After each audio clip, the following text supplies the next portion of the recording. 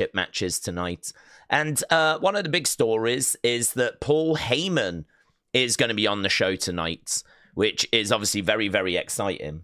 So if we jump over here, and let me just get the capture thing set up. So we want this. Hello, what's being advertised to me? Some new Jey Uso merch, which doesn't look that great, to be honest. Looks a bit dull.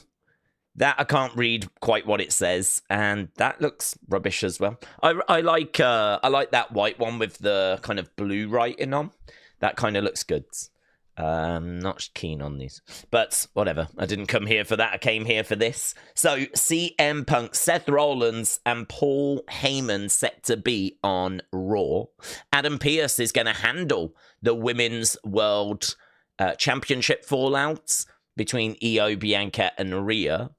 Probably just make a triple threat. Lyra defends the Intercontinental title against Bayley.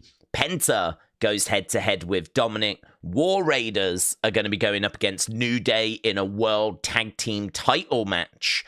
I did wonder, actually, if that was going to be at WrestleMania. Looks like we're getting it this week, unless there's going to be shenanigans. And then we've got El Grande Americano. He is going to be on the show. I don't know where Chad Gable fits into the show. I'm not sure what Chad Gable's going to be doing, because obviously we know he is around and interested in competing. He came out and said that he's no longer got an illness, so he can wrestle on this show. And then he was told, don't worry about it, we've already got Grande Americano wrestling. But I think it's a weird story, because I sort of feel like Chad wants to wrestle. He doesn't want to wrestle as Grande. He wants to be himself. So it's kind of an interesting story. I don't quite know what's going to happen there. Is he going to come out as Grande Americano but be upset about it? Is Grande Americano going to be a bit miffed?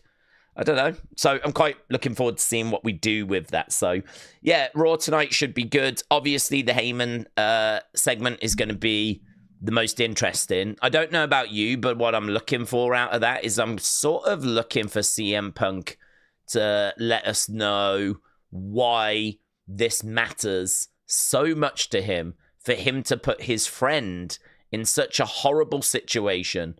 You know, he wants his friend to be by his side, and I'm sure Heyman wants that to some extent, but maybe not to the extent that's causing this kind of carnage, you know? Maybe not to the extent where it's this dramatic. And so I kind of need a little bit from Punk to just let me know maybe why this matters so much to him, you know? Maybe if he was to come out and say, look, Paul, I love you. You've done more for me than anyone else in my career. If I would not be getting this moment without you. Without Paul Heyman, there would be no CM Punk having this Mania main event. I know that, and you know that. The idea that I'm going to have that moment and you're going to be with someone else, this is the favor that I need. And I hope that you understand that. And I hope that even if this is causing you discomfort, I hope you can still understand why this is so important to me. It's so important to me, Paul, because I love you. Something like that. Because then I think the fans would be like, oh, God, yeah, okay, I get it. At the moment, I feel like we're having to maybe fill in a few of those blanks ourselves, and that's fine. I'm not massively down on the favor. I don't mind the favor being this, but because I can see that it's going to add layers to the actual match. But I am struggling with that aspect of why would he put Paul in that situation, and I'm also struggling with the aspect of what does being in his corner mean. Because I can't see him cheating on Roman. I can't see Heyman preventing Roman from getting the win. So I sort of feel like in Punk's mind, he wants something that would have been in the past. He wants something that would have been special back in the day. It would have been him and Paul. But he can't have that because Paul's not really with him. He's also with Roman. And he's not going to betray Roman. So it needs fleshing out. And we can do that tonight. So that's why, for me, that segment is going to be really, really interesting. really interesting. Okay, let's try and jump over to the chat and see where the conversation is. See a few members' chats coming in. Love this. Evening days, hope all is good, says Chaos Druids. Yeah, very good, thank you. I enjoyed yesterday's WrestleMania stream. I didn't realize, genuinely, and I'm not saying this like, oh, guys, I didn't even know. Like, I really didn't know that AEW were doing a stream as well. So it was a little quieter than usual, but then made total sense when I found out that AEW were streaming a pay-per-view at the exact same time. So, yeah, it's one of those, isn't it? It's a bit unfortunate. Had I have known that, would I have still done it? Probably. But AEW definitely getting some attention. I don't know if it was good or if it was bad. I don't know. I saw Tony Storm retained. I saw that. I don't know anything else. I don't need to. But, yeah, I enjoyed WrestleMania 6 watch along. We've seen it before, of course. But there were some fun moments in there. I really do like that mixed tag match with Dusty and Sapphire. Obviously, it's no chore to watch Hogan Warrior. The rest of it was fine. A few highlights in the odd match here and there. Pretty solid offering. Probably a lot of 6 and 7 scores. So a tick in the box for WrestleMania 6. We might revisit it in another 4 years. So yeah, that was kind of fun. So I enjoyed that yesterday. And now, you know, getting back into the serious stuff of the current product today. Right, Owen says, hello, Days. Hello, Owen. Hope you're doing well, my friend. Shout out to you. And Aaron. Hello, Aaron. Hope you're well. If we could pick anyone right now, who would we have as Randy's opponents? I really like that, Aaron. Who would we have as Randy's opponent now that Kevin is out? I think that it would be great to just go down the mystery road, to be honest. I think the idea of Nick Aldis or Adam Pearce saying, I'm trying to think, it's over on SmackDown, so it would be Nick Aldis. Just turning around and saying, right, we've got a opponent for you, but we've not quite got the paperwork signed. So we think we can get the deal done, but it'll be a mystery opponent for now because we may have to change courses. So, yes, Randy, the most important thing, you do have a match for WrestleMania, but it is against a mystery opponent. But we do have someone in line, like, that we're working on. Then, like, I mean, because there's really not much time to build a story. So you might as well go with the mystery angle. You are going to have to explain why we're doing that. And I would go with, we think we can get someone, but it's not quite done. So we need a bit of wiggle room. So I would probably go with something along those lines as to why it's got to be a mystery person. That kind of explains why it's a mystery person. There's no need for a build. You're going to have lots of people going, who is it? Who do we think it's going to be? And then really it's down to WWE to deliver a surprise, isn't it? It's down to WWE to deliver something that's worthy of WrestleMania. So I don't know if you don't pull the trigger earlier on Aleister Black. I think that would be really good if we were to do that, because I think Aleister Black at WrestleMania, the return of Aleister Black, I think that would be really fun. The only problem is you've been teasing Aleister Black for like the 25th. Of April, like that message has been quite clear. So it's a little bit tricky because you've been teasing one thing and then you're going to do another. But I just think you need something that's worthy of being at WrestleMania. You could go with a Carmelo Hayes or something like that, but without a build, that feels like a Raw level match or a SmackDown level match. It doesn't feel like a WrestleMania match without the build. So I think you've got to go with a surprise. So honestly, I mean, I would be looking at a legend. I mean, could you pull the trigger on a Goldberg and actually say to Goldberg, listen, you against Randy, would you like that to be your retirement match? Like, I know that you've got no time to prepare, But this is the situation we find ourselves in. An opportunity has opened up whereby you can actually have your final match at WrestleMania, and it'll be against Randy Orton, and, you know, your family will be there, and we can actually go down those roads. So I know there'll be a bit of backlash because not everyone really appreciates Goldberg, but I think if it was announced that this was for the final time, then maybe there'd be a bit more goodwill towards him.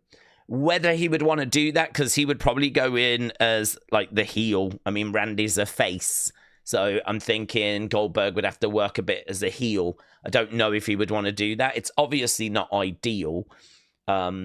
I don't know that I'd be really doing it if it wasn't his last match. I mean, I suppose you could. I know there's a bad feeling towards Goldberg, so I suppose you could do it if it's not his last match, but I think it works better if it is. I think there's more goodwill around if it is. It's a little bit like, oh man, I never liked him, but at least he's done now, so do you know what I mean? Fair play. He was great in WCW, and he had his moments in WWE, so, you know, fair play. Like, maybe that feeling would come through if it was his last match. So, you know, I'm looking at names like that. I mean, I don't mind Karrion because I really like Karrion Kross. So I don't mind Karrion, but I think if he was revealed to be a mystery person, it would be a bit of an underwhelming reveal because, sadly, as good as I think he is, he just doesn't get TV time. And so I think the general consensus out there is that Karrion is a bit of a background player. Karrion is, you know, someone we've not invested in. So I think it would be a bit of an underwhelming reveal if you went down the mystery angle. If you go down the mystery angle, it's got to be a Miro. It's got to be an Aleister Black. It's got to be a Goldberg. You know, it's got to be someone of that ilk. It's got to be a name. It's got to be a return. It's got to be something like that. Imagine if it was Big E. Jesus. You know, some like, you know, it's got to be WrestleMania worthy. So those would be a few names that I would be toying around with. I would also sit down to see kind of who else is available. What other legends are there out there? Who else could we go and get and bring back for one more match? You know, you've got a real opportunity here to do something. You've got a real opportunity to you know, do something special. Part of me even thinks, what about if, say, Oba Femi loses at Stand and Deliver, and you might have been thinking about bringing him up, or Trick Williams, you might have been thinking about bringing him up. How about you just do it at WrestleMania on night 2? So they lose night 1 in NXT, and then boom, main roster debut night 2, and you bring out like Trick Williams. And okay, a lot of the crowd are going to be like, who's this guy? I don't know this guy. But obviously, you have commentary putting him over. What an introduction. What a way to bring a talent up. Now, is Trick Williams worthy of that? Is Oba Femi worthy of that? Don't know. But for me, like, you need something pretty big. You can't just really shove, do you know what I mean, Akira Tozawa out there. So, yeah, I really like that. I'd be interested to know what people are thinking. Obviously, if this was a female, if Randy was Randina Orton, then of course you'd be like, AJ Lee. Just get AJ Lee. Just throw money at her. Just throw money in her direction, because this would be perfect for AJ Lee. Just, do you know what I mean? Mystery person, WrestleMania. We need a girl. We need a woman. You know, and again, you could look at like Nikki Bella as someone that you could always bring. There's actually quite a few women, legendary names. I mean, you could always go to Trish. You could always go to Lita. You know, you could always go to those names. But there's a few other names around that you could turn to as well. So I sort of feel like, oh, you know, Roxanne Perez is literally just been in Elimination Chamber. So you could always go Roxanne as well. I feel like actually it'd be easier if it was a female. But yeah, unfortunately it's Randy and not Randina. So, but yeah, a few names there. A few names. The Ring General said Berserker was a War Raider before War Raiders. That's true. He could be their spirit animal, couldn't he? He could be their spiritual guide. So, yeah, they're on the show tonight, actually, War Raiders. They're going to be taking on New Day defending the tag titles. So that'll be all right. I mean, both of those teams have got a little bit of character about them. The only thing I'd say about War Raiders is we go too long without seeing them. I sort of feel like we see New Day on a fairly regular basis, and they've still got their heat from when they turned on Big E. I feel like War Raiders are a little bit cold, but whenever we see them, they're pretty good in the ring. Obviously, they're the current champs as well. You might have forgotten that, but they are actually the current champs.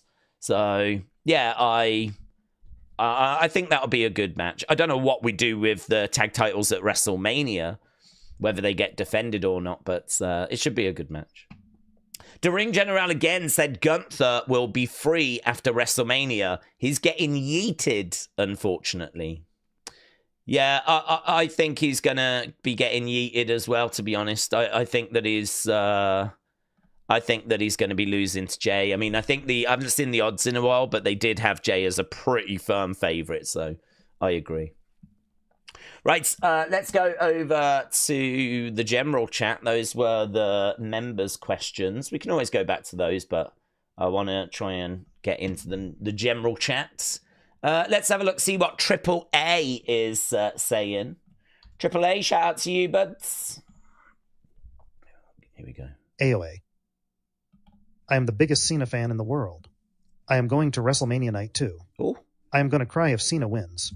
I want to see Jey win in Night 2 as well. I do not want Jey winning in Night 1.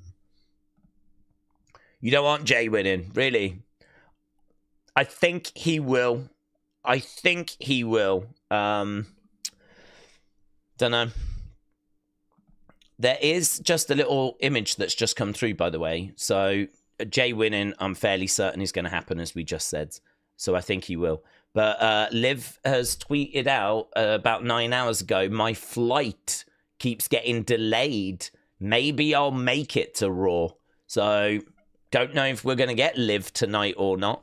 So she only just saw that. She sent that out a little while ago. So, yeah. Right, I'm the biggest Cena fan in the world. I'm going to have a great time, dudes. I'm going to cry if Cena wins.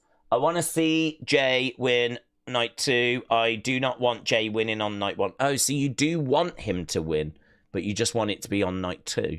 Got you.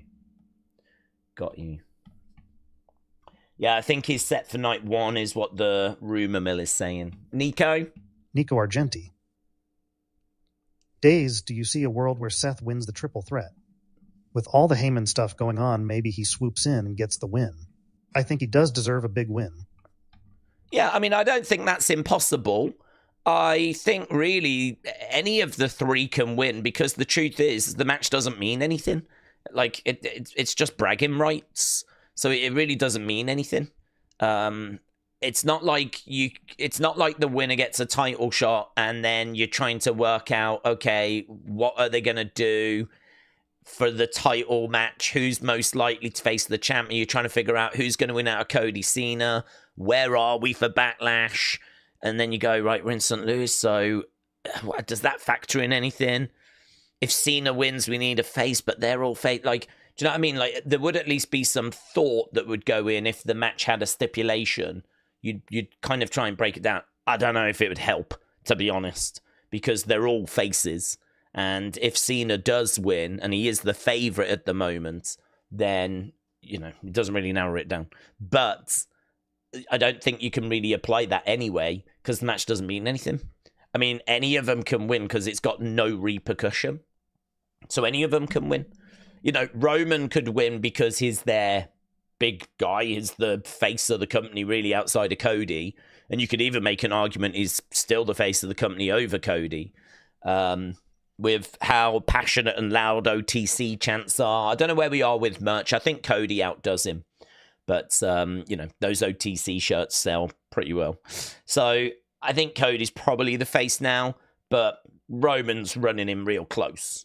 So they could go that way to protect the Golden Goose, because the Golden Goose has been protected quite a lot over the years, so that could continue. Or maybe they feel he's been protected enough, and he had his run, and all of that stuff, and so now we go a different direction, and so now we want to give Seth his moment, because, you know, Seth has carried the company at times by, carrying that secondary championship. He's a lot more present than Roman. He eats up a lot more TV time. He's been in quite a few feuds and done a lot of stuff, and he really deserves, at this moment. I mean, don't forget last year, he lost the main event of night 1. He lost the opening match of night 2, and then had to hobble his way to the ring for the main event of night 2, just so he could be the distraction, right? I mean, he was all over that WrestleMania, but from a results point of view, it wasn't brilliant for him. 2 losses and then hobbling his way to the ring to try and distract so Cody could win the title. So do they say thank you to Seth this year for everything? Here's a win in the main event of WrestleMania. We want you to know that we appreciate you. Plus, is Roman going to be around after WrestleMania? I don't think so. I think he'll go on his little break. So, does it make sense for Roman to get the win and then leave and go on a break? Or does it make sense to give it to Punk or Seth that can brag about it and use it as momentum in the next part of the story? I actually think it probably makes more sense for it to be Seth or Punk. So, yes, I think Seth has a massive opportunity.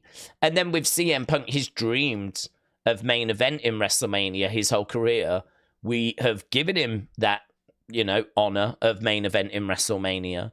He is obviously very grateful for it, but are we now going to have him lose that match? So I really think you can make arguments for all 3 guys. I don't know that in my mind there's necessarily a firm favorite. If I was to rank them in order, I would probably go Punk at 1 being most likely, then Seth, then Roman least likely. Because I just think after WrestleMania, with Roman not around, and with the success that he's had over recent years, I just sort of feel like maybe it's time to give some others a bit of a shine rather than, Roman getting the win here. I know Roman lost last year, but even so, I sort of feel like, CM Punk actually being in his first WrestleMania match since, Jesus, I don't even know. I mean, I think we're going back to the Undertaker match, are we? I think his last WrestleMania match may have been WrestleMania 29 against the Undertaker, which, if that's bonkers. That's bonkers. His first WrestleMania match since WrestleMania 29, when he faced the Undertaker. So, yeah, I mean, I could see them wanting to give him the victory. So, because of how much it means, and the fact that I think they're trying to build him to get him to the title, and I think we're definitely going to look to do Cena Punk this year. But I think equally we could be looking to do Seth Cena as well. I'll be surprised if we don't do Seth Cena, and I'll be surprised if we don't do Punk Cena this year. Hence why, with Roman going away after WrestleMania, in my mind, those 2 are probably amongst the more favourites than Roman. Yeah. I can't remember the odds on that one. Roman might be favourite, but again, I don't think it was very wide.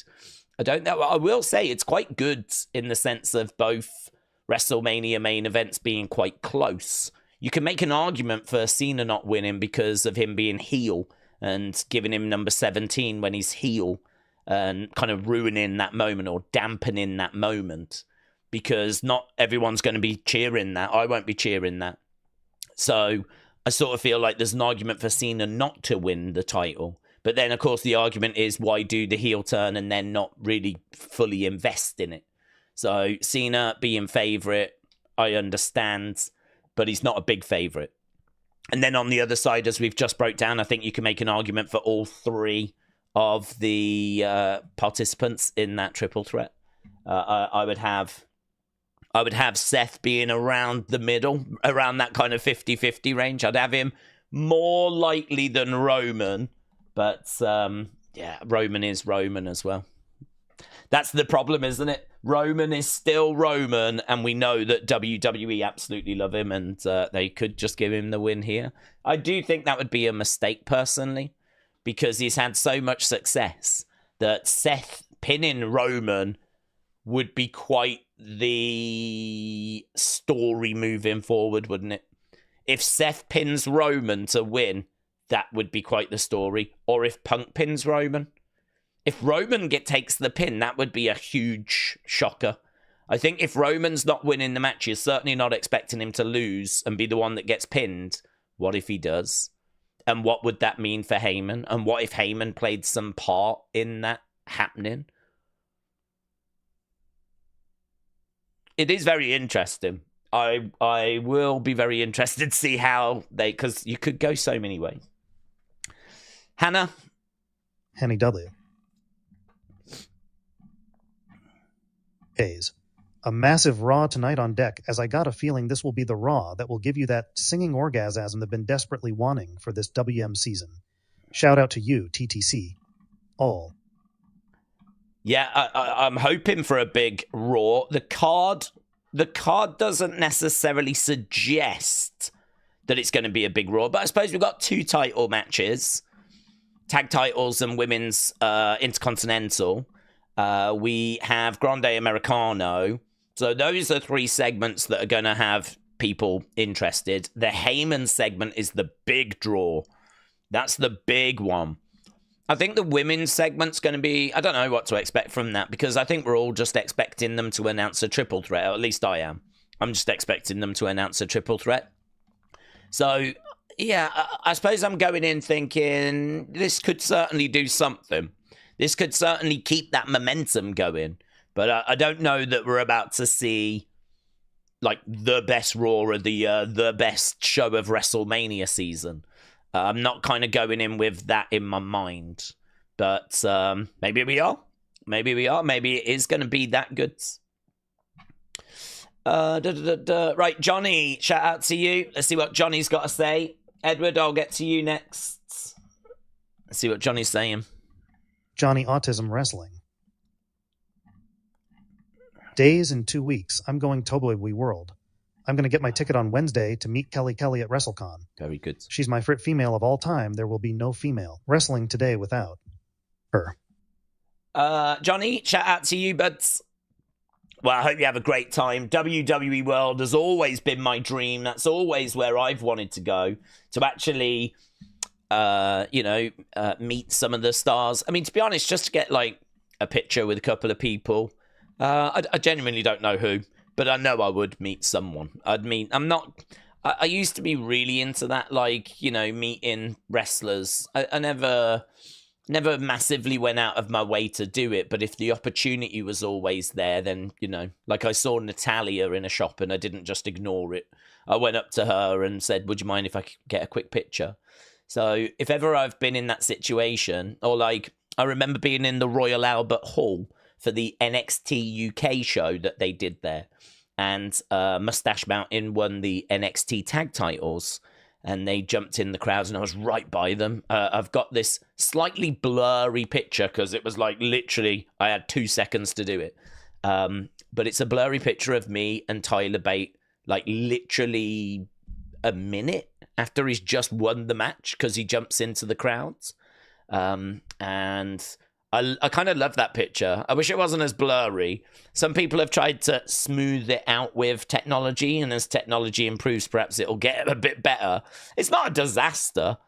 It's just not perfect, So, yeah, whenever an opportunity's kind of come along, I've always took it, but I've not necessarily seeked them out. But if you was going to WWE World, you'd want to meet wrestlers, wouldn't you? That's a big part of it. So I'd love to go there, have a look at the exhibitions. That's my main draw. I'd love to see all of the entrance staging, the sets. Like last year, they had the Firefly Funhouse and they had the puppets on display. How amazing to actually see those with your own eyes. And, they had a Hall of Fame exhibition with like ring war gear and actual artifacts from WrestleManias of the past. We were watching WrestleMania 6.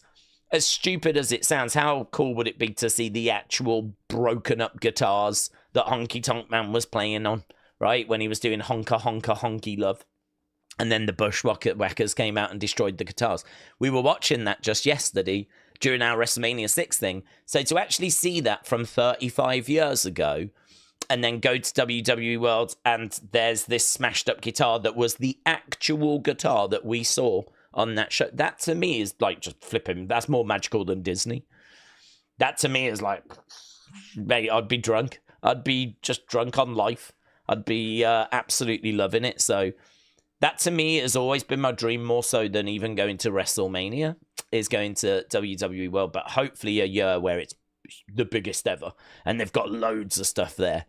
And I would absolutely love that. So just know when you go, I am jealous.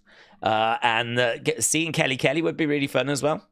So I hope you have the best time, dude. I hope you have the best time. And I can't see why you won't.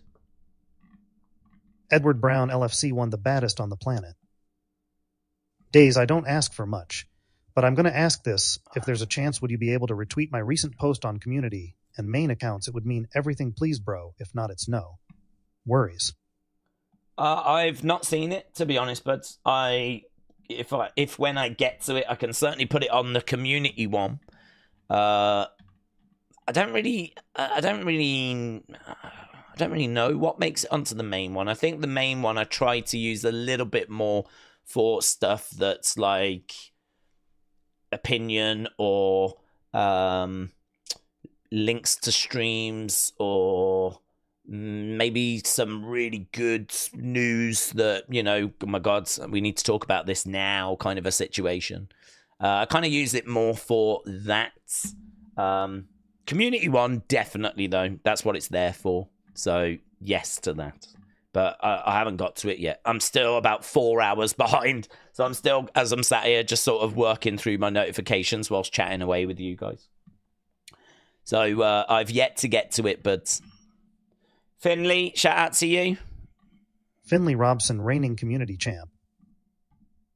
I saw an idea earlier that Jay should walk from backstage to the ring and bump into his family members on the way, and they can all give him a pep talk, including Roman, would make the moment special. Okay. I don't hate that. He's got a big family. The only thing I'm thinking is that's going to be a long walk. Jesus. It takes him 10, 15 minutes in an arena. If he's going to do that in a stadium, and then he's going to bump into the Anoa'i family. Do you know how many members there are? Jesus Christ. I mean, I think if he was to bump into his dad on the way and actually get a talk from his dads, love that. I don't think I need anything really more than that. I don't think I need him getting a pep talk from his dad and then from his brother and then from Roman and so on, you know. I think I'd probably, I like the idea of putting a little sprinkle of something in. But to be honest, I think a little pep talk from his dad, who we just never see, but a pep talk from Rikishi, that would be special, wouldn't it? That would be special. So I like that. Hasib Hassan. Days, if you were a betting man, what percentage would you put on us seeing Jericho in WWE in 2026? A final run potentially returning in the Rumble, as his contract's due to expire at the end of this year. I would give it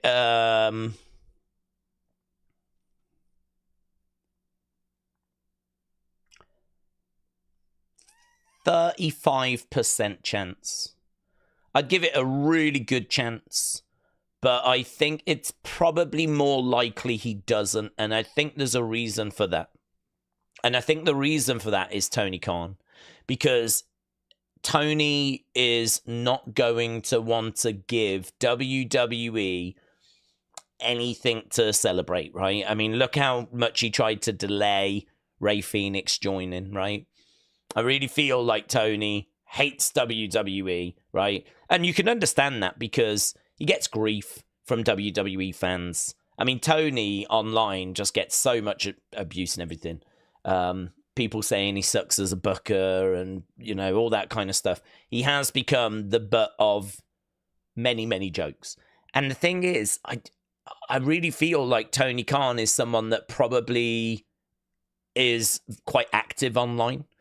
because, you know, he knows what the IWC is all about, and he's been on forums and he's been on notice boards and chat rooms, and, you know, I mean, he, I think, is someone that throughout his life has actually been quite an active online commentator when it's come to wrestling. Maybe not on X, but I think on like the Observer forums and stuff like that, I think he probably has been, maybe in some Reddit threads and stuff like that. So the point I'm making is that I think Tony has got an awareness as to how the IWC feels about him. I think he knows that he has become the butt of quite a few jokes, and I think that that has probably ramped up his anti-WWE rhetoric, right? So I feel that with Jericho having his contract coming up, I've got to think that Tony is going to say to him, look, we're seeing growth in AEW now, because I do feel like there's some green shoots there. I certainly look at their women's division and I'm like, yeah, that's a hell of a lot different than when I was watching. When I was watching, you know, we had Tony Storm still doing the old gimmick. We had Saraya. We had Penelope Fords. We had Julia Hart. I mean, I don't know if Julia Hart's got better, but when I was watching, she sucked, right? And Penelope Ford was nothing to write home about. And there was a lot of women that were honestly NXT level and beginner NXT level. Like, NXT level is, I can't even really say that. NXT level is Julia and Stephanie and Jordan Grace. I mean, I'm talking Evolve level, actually. I'm talking Evolve level when I was watching. But you have got to go back to early 2024. Like, I stopped watching at the beginning of 2024. So you're going back to 2023, really. Okay. So to see where that division is now, and to see the, you know, Mariah May, Tony Storm with the timeless character. Obviously, they've added Mercedes Moné, Sasha Banks, right? And whatever you feel about her, she's great in ring. So, you know, they've added her. I always liked Jamie Hayter. I would have said she was one that I really held up as like, okay, well, at least we got Jamie Hayter. So, you know, they've still got Jamie Hayter. And actually, the point I'm making is that I see their women's division and I'm very impressed. I think they've done some really good work there. So I'm seeing a green shoot there. I don't know about in the men's division, whatever, but obviously we know MJF is still MJF. However they use him is still MJF. And so, you know, I know they've got some talent there. Plus, also, there's some encouragement from the numbers where, you know, now they've gone on that streaming platform, they're getting some extra views than they were before. And so that's a massive green shoot. So it really feels like there's something there for them to move forward with. Obviously, they've, you know, recently last year got a new TV deal. So that's them good for the next few years. So will Tony turn around to Jericho and go, look, this is a really important time because we've just got a big TV deal. We're pushing and fighting now for that next TV deal. And we're seeing some green shoots. We've got this going on. We've got that going on. We've brought this person in. We've got that person coming in. I want to keep you around. I want to keep your experience around. I think we can do some stuff. I think I can give you some big matches. We're going to be running this stadium. We're going to be doing that. He can sell him the dream. But more importantly, he can give him some big contract. He can give him, you know, a nice bump in pay. And really, it's going to come down then to, does Jericho want to go back to the WWE and see out his career there, which I'm sure is going to be a big pull. I'm sure that's going to be a big tempter. Or, you know, can Tony sell him the dream of there is still work to be done here and I don't want to lose you? I would imagine Tony wouldn't want to lose him because he is a name. Everyone knows Jericho. And I don't know what his match quality is like, but there's always ways that you can use Jericho, even in an ambassador role. And so I've got to think that Tony will probably go all out to make sure that he keeps him. I've got to think that he won't want to lose a name like Jericho. And certainly you won't want to see WWE gain a name like Jericho because of, you know, how he feels about them. So I think there'll be a big contract offer. I think there'll be a big contract extension. It's just as to whether Jericho is going to accept or not. And the vibe I got from the interview the other day when I was listening to Jericho speak was that he was saying that he loves AEW and, you know, he's not necessarily looking to leave. It's just, you know, if the opportunity presented itself to go back to WWE, he would think about it. But he was quite relaxed about it. Like, it wasn't like, yeah, I need to go. My time's up here. It wasn't that. The question actually was, would you go back now that the person in charge has changed? And the point he was making was, well, that was never a barrier to me before. Like, I always would have considered going back. So, yeah, I'd consider going back now. But the bigger point he was making was that, no, I would have considered it before. And I'll consider it now. I mean, it's not, that was never an issue. That was the bigger point. But of course, what gets pulled out is Jericho's considering going back to WWE. So that gets pulled out and made the headline. But the bigger conversation wasn't that he didn't say like, oh, my time at AEW feels like it's coming to a close. I would consider going back. That's how it was sort of presented if you read the headlines, but that's not how it was said. So, yeah, I didn't get the vibe that he was necessarily looking about going back, but if a good offer was on the table, he would consider it, was the point that he was making. But, you know, Tony can always counter with a good offer of his own, can't he? And I think he would want to. I don't think he'd want to lose Jericho. Phoenix. With KO out, does Randy's punt kick still happen in his match? Or does it get held for a bigger building segment? With KO out, does Randy's punt kick still happen in the match, or does it get built for a bigger segment? That's a good question, isn't it? I think it would depend who it's against. I think he could do it out of frustration. I think he could do it. I think, like, you would probably need whoever he faces to be that heel role. I said that about Goldberg. If Goldberg's going to do that and it's going to be his retirement match, he's probably going to have to lean more heel. So I think that you've kind of teased it to the fans. And I think what this feud has kind of done is it's unlocked a side of Randy that maybe hadn't been unlocked. I think what they were trying to do with this feud is they were trying to get Randy back to like 09 Randy. Because he was saying, I'm hearing those voices again. Which was kind of suggesting that the voices had settled down. That he wasn't hearing them. But after what Kevin did, he's hearing those voices again. So if what Kevin did has actually changed Randy and has actually evolved his character, I don't think you put that back in the bottle now and wait for a, further down the road. I think you show that he's changed and that this is a new Randy. And I think you do that on WrestleMania stage. So I think you do still do the punt. I think you do still do the punt because I understand what you're saying about do you just save it for a bigger moment. But I think it's not so much about Kevin. It's more about Randy, and it's more about the fact that he is now hearing those voices again, and it's about his character evolving. We don't need Randy for that. We just need to show that Randy will now go back to that move, and he will do it. And actually, him doing it on someone that maybe doesn't really deserve it would work as well, wouldn't it? It would show that, oh my God, he's snapped. I mean, he's gone. He is just a loose cannon now. And I kind of hope that they don't just put that in the bottle because Kevin's not around. I think it's more to do with Randy. So I would say, yes, we do still do the punt. But I love that question. It's a real thinker.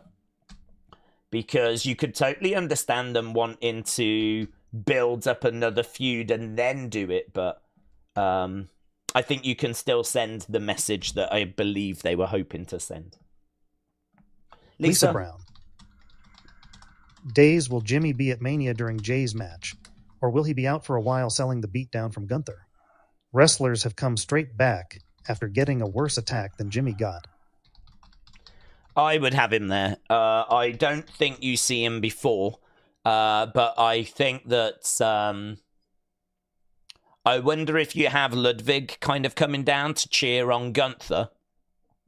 And I wonder if, like, Ludwig's around, and I don't know if Ludwig gets involved, trips Jey over, something like that. I mean, you want to put as many barriers in front of Jey as possible. Really, the Jey moment is the Kofi Mania moment. I know they're very different, but they're also similar. They're different because of the fact that Kofi doing it was like one of the first black men to, win the WWE Championship. And, we know what that meant. And there's video clips of MVP in tears as he was watching it. So I'm not comparing it in that regard, but I'm comparing it in the regard of this is a top title, a world title. It's someone that's never won it before, and it's someone that's going to have to overcome a flipping mountain. I mean, Kofi had to try and overcome Daniel Bryan, arguably the best in-ring wrestler of this generation. And so for him to go into that match as the underdog, right? I think we all knew he would win, but the underdog with a mountain to climb, trying to win his first world championship in WWE, that is the same situation as what Jey faces. Jey is going into WrestleMania as the underdog, but we all know he's going to win. He's trying to overcome a mountain, Gunther, one of the best in ring. You can see the similarities to Kofi Mania if you take away the race aspect, right? So I sort of look at it and think, well, why not have Ludwig come down? Why not have him tripping over Jey during the match? You don't want to go like crazy far. You don't want to have loads of people coming down and, loads of bonkers stuff. But I think you could get away with having Ludwig to try and help Gunther, right, as his friend. And of course, that really gives you the reason then to have Jimmy come back. Jimmy coming back, bang, super kick, cheering on his brother. I mean, I think it would be really lovely for Jimmy to play a part in helping Jey. He's not helping him win as in, oh my God, if it wasn't for Jimmy, Gunther wouldn't have lost. It's kind of like if it wasn't for Jimmy, Jey wouldn't have had a level playing field. Like, Gunther is kind of cheating in a way by having Ludwig assisting, whether he meant for it or not.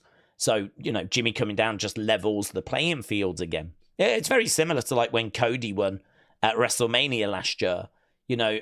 Obviously he had a lot of help from Jey and Cena and Undertaker, but that was only to neutralize the Solo interference and the Rock interference and the Jimmy interference. Like, they weren't there to give Cody an advantage. They were just there to level the playing fields. And I think you could get away with doing the same with Jimmy and Ludwig. So I'd probably look at something along those lines. I think something like that makes sense. I think Gunther should try and pull every trick in the book to try and cheat and find a way of keeping his title.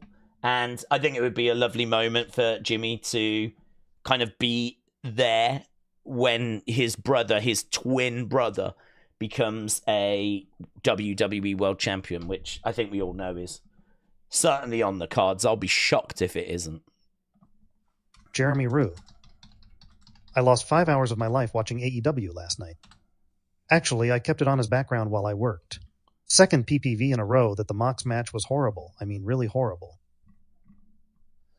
Jeremy, shout out to you. I you know me. I can't comment. I don't watch it. I didn't see it. I didn't even know it was on. I didn't know the card. The only thing I do know is that whenever there is a Dynamite, a Collision, a AEW pay-per-view, when I go through my list, which I've spoke about before, of big accounts on X that I use for Unseen, I have to just keep flipping, scrolling past all this AEW stuff to actually find the WWE stuff that I need for Unseen. So I know that there was obviously a big show. I know some of the results because I saw, the graphic saying "and still" or whatever it was. I saw that Tony Storm had retained. But to be honest with you, I was just trying to get past that so I could find the bits I needed for Unseen. So, yeah, sorry to hear it didn't go very well. But yeah, Bora. Days, I've been thinking about who Randy Orton's opponent can be at WrestleMania, Okay. and a big name that's not scheduled to be at Mania is Sami Zayn. Okay. Do you think they can plug Sami in there with Orton? They can. I would say it's tricky because they're both faces, so one of them's going to have to turn heel, and you've got little to no time to do it. I mean, we've got this Friday. I mean, we're not expecting to see Randy today. So you've got this Friday, and then the Friday after that is the go home. It's literally the day before WrestleMania.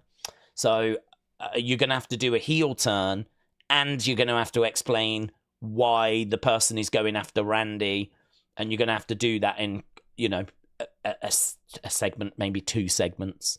You're going to have to really pull the stops out. So can it be done? Yeah, I mean, yeah, of course. If you're determined, if that is the direction you want to go, then I would say open up SmackDown on Friday with Randy, bring out Sami, have Sami talking to Randy, saying how he's so confused, all this kind of stuff. His feelings are mixed up about Kevin. He hates him, but he never wants to see someone going through what they're going through. And, kind of ask Randy, how are you feeling about it? Randy can say, well, I'm just frustrated. I'm obviously not at WrestleMania. I don't give a damn about Kevin Owens. Something along those lines. He deserves everything he gets. And, find a way of finishing it off like Sami, start worrying about you. Randy walks away, bang! Nails him from behind with the microphone. Sami starts beating down on Randy. We don't get an explanation as to why. Later in the show, we check in, Kathy Kelly or whoever checks in with Sami. Sami can then say backstage, I see everything Kevin was saying.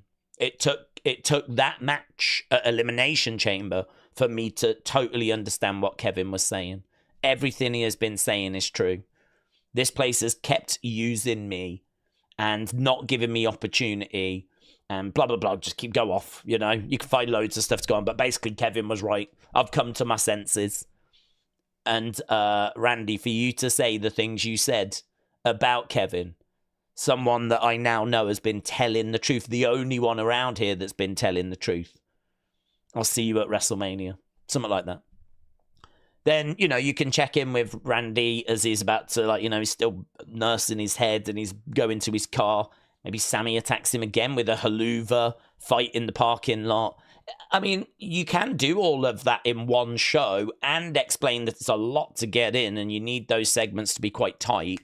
And then you do, you add to it a bit more on the go home and you can get there. I don't know how people will feel about it because it's not really had much time to marinate. It hasn't had much time to really bed in. But, I mean, yeah, you can do it. I don't know if you should do it, but you can do it. But, yeah, I don't know. I don't know what other options are on the table. As I said, I would imagine Triple H is probably sat there. If I was Triple H, I'd want to sit down and go, right, what's our options? Show me everyone that's not on the card, that's on the roster. Show me everyone that's about to return that we could use. Obviously, we got Miro, but we don't know the contract situation there. We got Aleister Black, but he's been teased for the 25th, but that's not a problem. We got this NXT talent. And honestly, I'd just sit there with all these names in front of me and I would try and figure out what's the one that's going to excite the fans the most. Of all the options I've got in front of me, which is the one that I really think the fans are going to enjoy the most. And to be honest, I wouldn't so much worry about the build, which is why for me, I would go mystery opponent. I would go mystery opponent because I don't have to worry about the build. I've got so many other things I need to think about.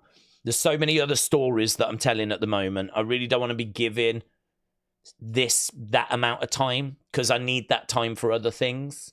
So this is what I would do. I would go mystery opponent. We'll do a segment. We'll announce that there's going to be a mystery opponent for Randy. Randy, you're not going to miss out on Mania. And then it's down to me to figure out when this person walks out at Mania, is the crowd going to love it? Are they going to react big? Is it going to go down well?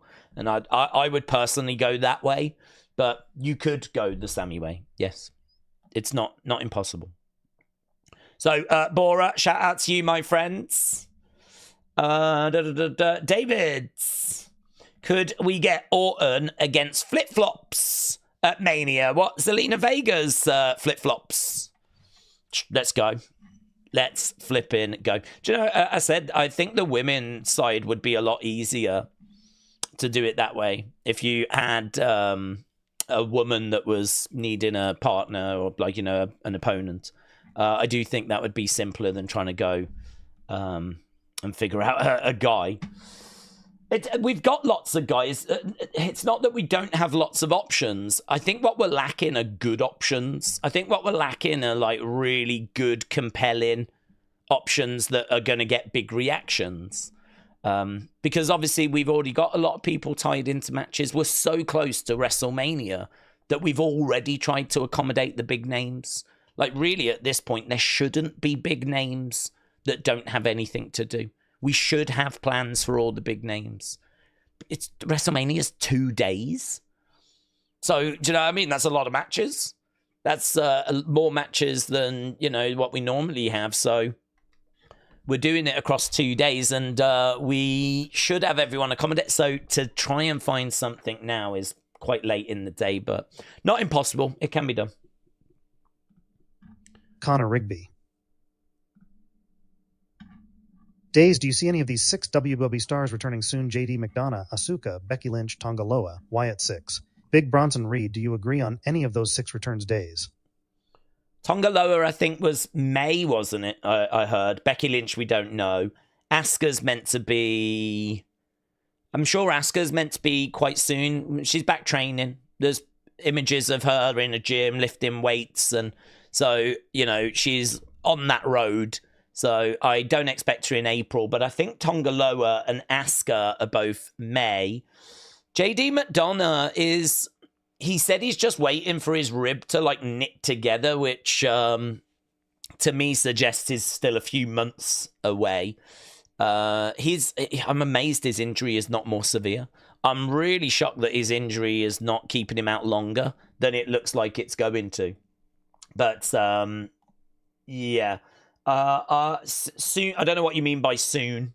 But like some point in May, I would be expecting Asuka. I would be expecting Tonga Loa. Probably sometime in July, maybe end of June. I'd be thinking JD McDonough, maybe July. Becky Lynch, we just don't know. Becky Lynch, there's no news. Wyatt Six, yeah, I'm expecting them soon. I don't know if it's at Mania or after Mania, but if we get after Mania and we even do the week after Mania and we still haven't had them, I just don't know. I don't know. I will have no answers for you. I mean, to me, I can understand that they haven't been available until March, that's when we heard Bo was medically cleared. So forget everything up to March, right? You never saw him in the end of December. You didn't see him January. You didn't see him February. Forget it, right? I know some people have said, can't we have done them without Bo? Forget it. We didn't, right? So Bo medically cleared in March. Then they went on the European tour. So I can understand Triple H. And I think fans, I don't know if fans kind of think this way, but like I try to put myself in these people's shoes, and I think that really helps with trying to see different perspectives. So if I put myself in Triple H's shoes and we're about to embark on a big European tour, and I've already got really that mapped out because I know what my house shows are going to be. I mean, don't forget, they're not just doing Raw and SmackDown. They're doing live event shows in different places. Really, that European tour, I've got it mapped out. I know what I'm doing for those shows, before those shows, because there isn't loads of like wiggle room, because we're taking these people with us. So these are the talents I'm working with. These are the talents I've got to use for Raw, SmackDown, and the live events.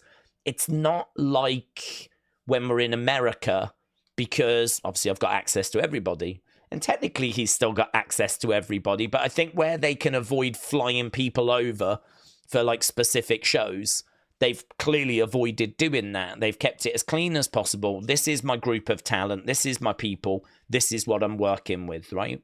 And the Wyatt Six were not on that tour.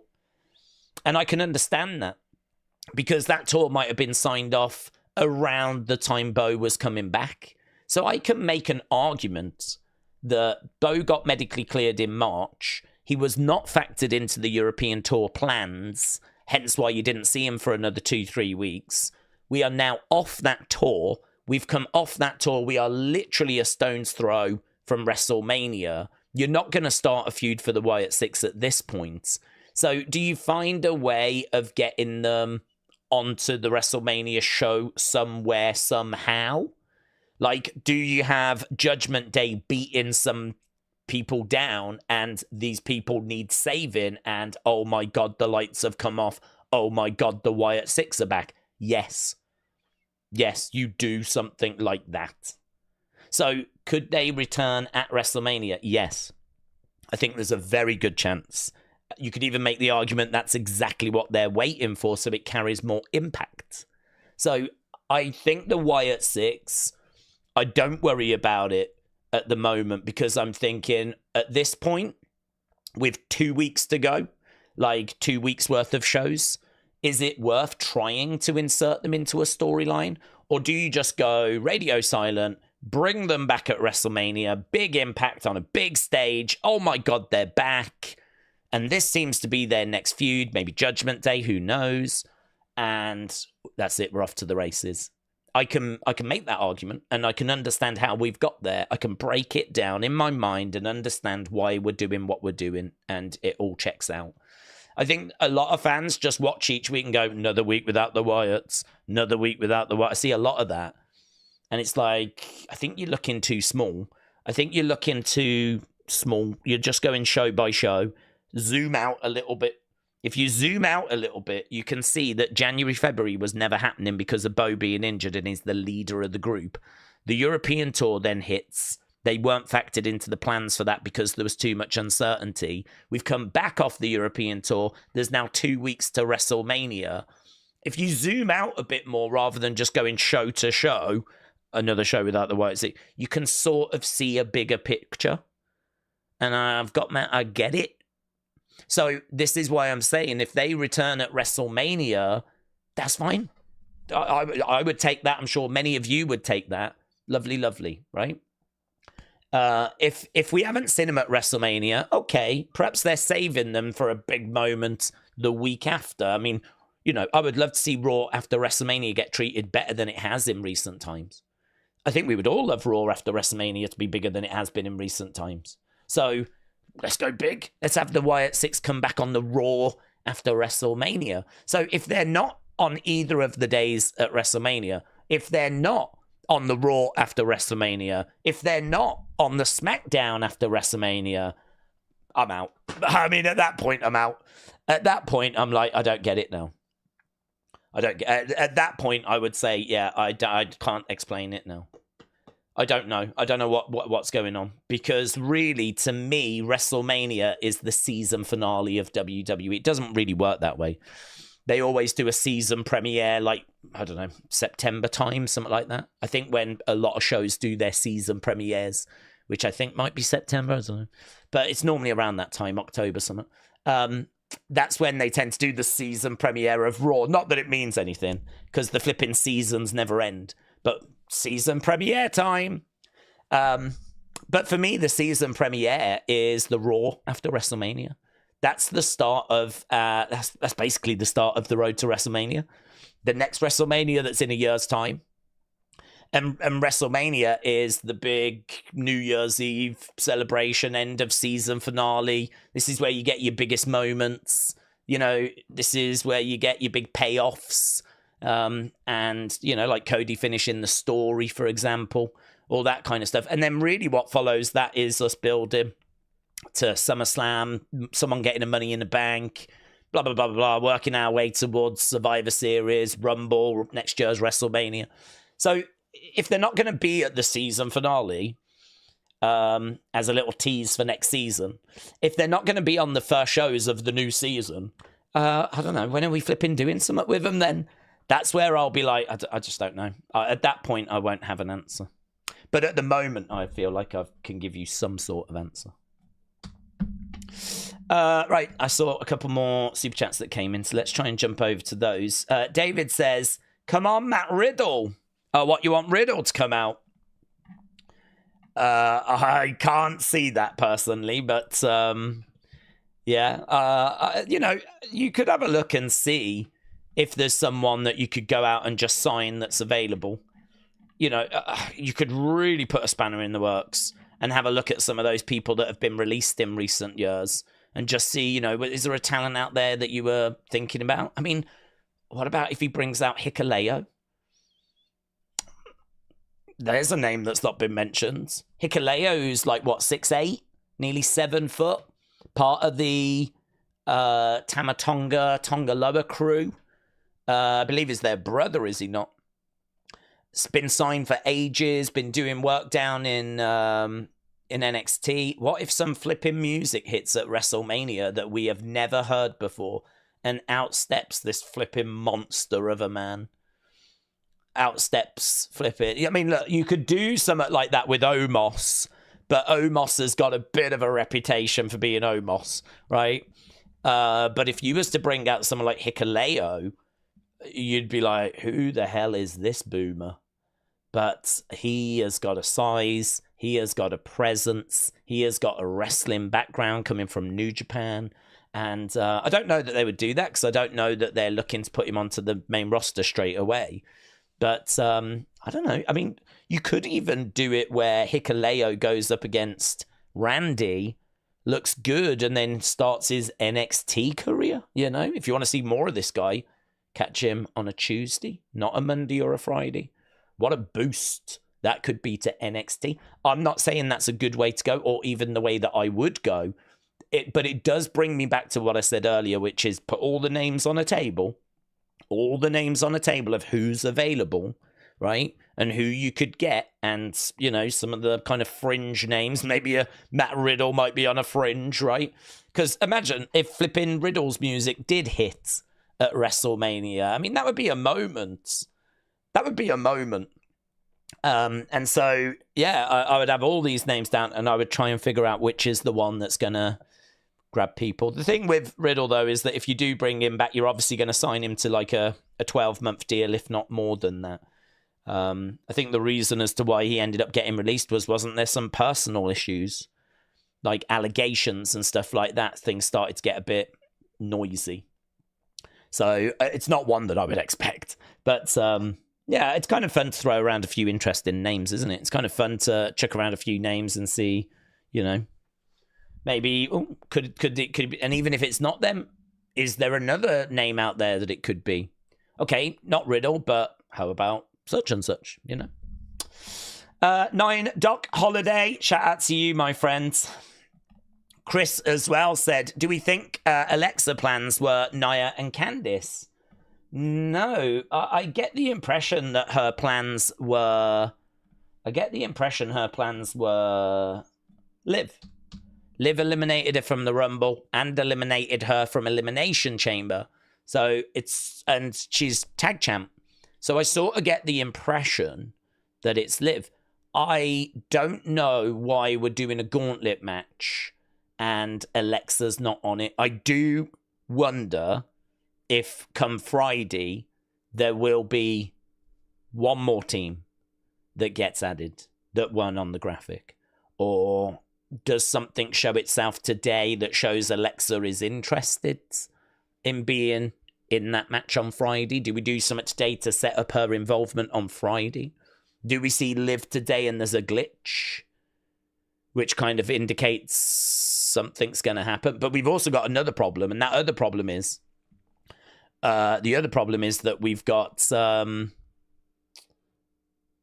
potentially no Liv, because she tweeted out saying that she is struggling to get her flight. Could you imagine that? Could you imagine if they do have some sort of plan in place, which is, yeah, we'll show Liv and we'll have a little glitch and whatever, and flipping her flight's delayed and she can't make the show. It's funny, isn't it? Because I do think these things happen maybe more than people would know. And I think that it does cause a lot of disruption. And people just don't know about these things happening. They don't get reported. We might not know that Liv was meant to be on this show, but she wasn't unless she tweeted out about it. So you never quite know what creative are battling. But I do feel like they have probably more on their plates than we give them credit for. 9 Dot Holiday, shout out to you. Boom. Here we go. 9 Docs Holiday 4. I asked the Lord, I said, Lord, can you show me the hottest man alive? Oh, yeah. Then, all of a sudden, I am here. Well, hello there, days. 9 Dot Holiday, there we go. I can only imagine the good Lord sent you to where James Chadwick resides.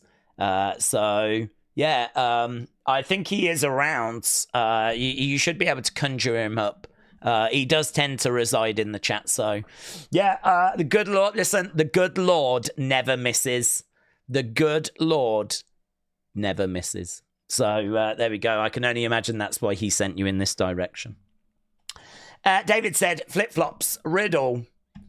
Well, I don't see it. I don't see Riddle. I mean, he's not under any contract. There was a little bit of heat in the kitchen with those kind of allegations that came out from his was it a former partner that made allegations? But basically he finds himself outside of WWE and there's no word about him returning. Whether they would use this as an opportunity now to revisit, I doubt, to be honest. I don't really see the two things being connected. Plus also, Riddle and Randy were obviously in a tag team together. So there would be a reason as to why Riddle could be off with Randy. You know, you never cared about me. I got released while she was away. You act like nothing's happened. But first of all, you'd have to bring Riddle back. I don't see it happening. You haven't got loads of time to build that story. You could do it, but it would be very, very rushed. And to be honest, I just think there's more likely options. You know, chances of Riddle being that person, 5%. Really small. I think that there's other options that are going to be, you know, up in the 50% range, maybe even 60% range. So I'd be leaning towards no. But David continues, how about a shocker and we do Orton Batista? Oh, but that's really good. But Batista is, I don't think, going to be match ready. The other issue is that he said that he doesn't want to spoil his fairy book ending because I think in his mind, his final match with Triple H was what he was looking for. It is interesting, though, because Randy is also Evolution, and they've obviously got that big history together. So, you know, this would also, I don't think, massively take away from his fairy book ending. I think it would only add, actually. So if he was match ready, if he was, you know, been working, because again, he's got literally 2 weeks to get himself into, you know, get rid of the ring rust. I just don't think that's going to be time. It's not going to be enough time for them to like put a match together, something that's going to be WrestleMania worthy, you know. That's hard as well, isn't it? You know, to find Randy an opponent of someone that's already wrestling or has been training, like Goldberg's training at the moment, which is why Goldberg is an option, but I think it unlikely. But you need someone that's already back in training and is, you know, in ring shape. And really someone that's available now to have conversations about, let's work on a match. This is WrestleMania, and I am not putting on a Jimmy and Jay match, right? We're gonna cook. We're gonna put on something that is WrestleMania worthy. So it's probably more likely to be someone that's currently active, but it's a great shout. I do like the Batista shout, but again, I'd file it down in the low percentages. Evan said, it's going to be funny when it turns out to be Travis Scott. Well, listen, we know he's got his finishing move of the killer slap, which, you know, is devastating. So that slap, I mean, he could slap Randy Orton around. The punt versus the slap is a dream match, to be honest. So yeah, I wouldn't be too down on that. I mean, I'm joking. I would. It would suck. But yeah, I don't see it happening either. He is meant to be at WrestleMania, though. We should be seeing Travis Scott there, which I don't think will be a big surprise. A.B. Jobson. This was in response to Booker T's past comments about Swerve's marketability and treatment in WWE. There was some back and forth, wasn't there? I didn't quite get my head around it. Oh, that's interesting. Johnny Autism Wrestling. Days, you know they can Randy Orton could do an open challenge on WrestleMania night. Yeah. Joe Hendry could accept it, or Rusev, or Malachi Black. Joe Hendry. I mean, we spoke about Aleister Black. We spoke about Rusev or Miro. We haven't spoke about Joe Hendry. Joe Hendry is really interesting because he got a big reaction at the Royal Rumble. Bigger than I was expecting, to be honest. I knew that he would get a good reaction because, I mean, you know, I see how over he is on X and all of that. But I wasn't expecting it to be the scale that it was at the Royal Rumble. That genuinely took me by surprise. And I even wonder if it took WWE by surprise. So I think that Joe, you know, being in that spot is amazing for the TNA. It's amazing for him. I think WWE would probably be interested in picking him up when he's available. That's, I mean, that momentum, I don't know that it's slowed. It doesn't seem to. He's been kind of riding that wave for a little while now. I think his fan base are probably going to stay loyal and passionate, probably all throughout, right? He's probably a lot of people's ride or die, but I think certainly it's going to stay going. This momentum will keep going because he's reaching for something all the time. So, for example, he was trying to become TNA champion. So there's no reason to jump off the bandwagon because the guy's trying to become TNA champion. And so, you know, come on, guys, support me. We can do this, blah, blah, blah, as he tries to reach for that goal. And he achieved it. Now he's trying to, you know, get a match with John Cena. He's trying to get used on WWE. He's trying to take TNA to new heights. Come on, guys, get behind me. I can do this. And he, you know, rocks up in the Rumble. A lot of people thought, myself included, he was going to be in Glasgow, right? And he was going to be Jey Uso's mystery partner. I thought they would do that. Makes sense. You know, we were in Spain. We used Axiom. Like Joe Hendry, I know he's not their talent, but they've got a relationship with TNA. They used him at the Royal Rumble. It's weird to say, yeah, we'll use you in the Rumble, but we won't use you on Raw. Like, that's a bit backwards in my mind. So I think that his fan base that support him are going to keep sticking with him because he's always on this next mission. And eventually I could see him coming to NXT. Then it's going to be about, guys, can we get the NXT championship? Can we get to the main roster? When you get to the main roster, it's a little different because, okay, you can reach for a mid-card title, you can reach for opportunity and whatever.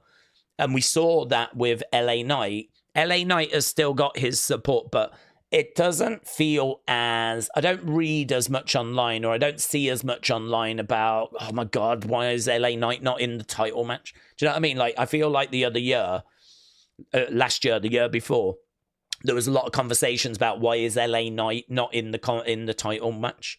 Like, why has he not been used higher up the card? I don't actually see that now. I've seen a lot of people saying, why is Drew not in a better match? But I've not really seen anything about LA Knight and about LA Knight deserving better, or, oh my God, they're going to take the title off LA Knight, Jacob's going to win. I'm not really seeing that. That seems to have just dampened, softened a little bit, right? I mean, it's probably natural. The thing with the main roster is there are so many amazing big superstars like Jay, like Roman, like Punk. It can be hard to kind of get that momentum and keep that momentum because, well, the next hot thing comes along, you know?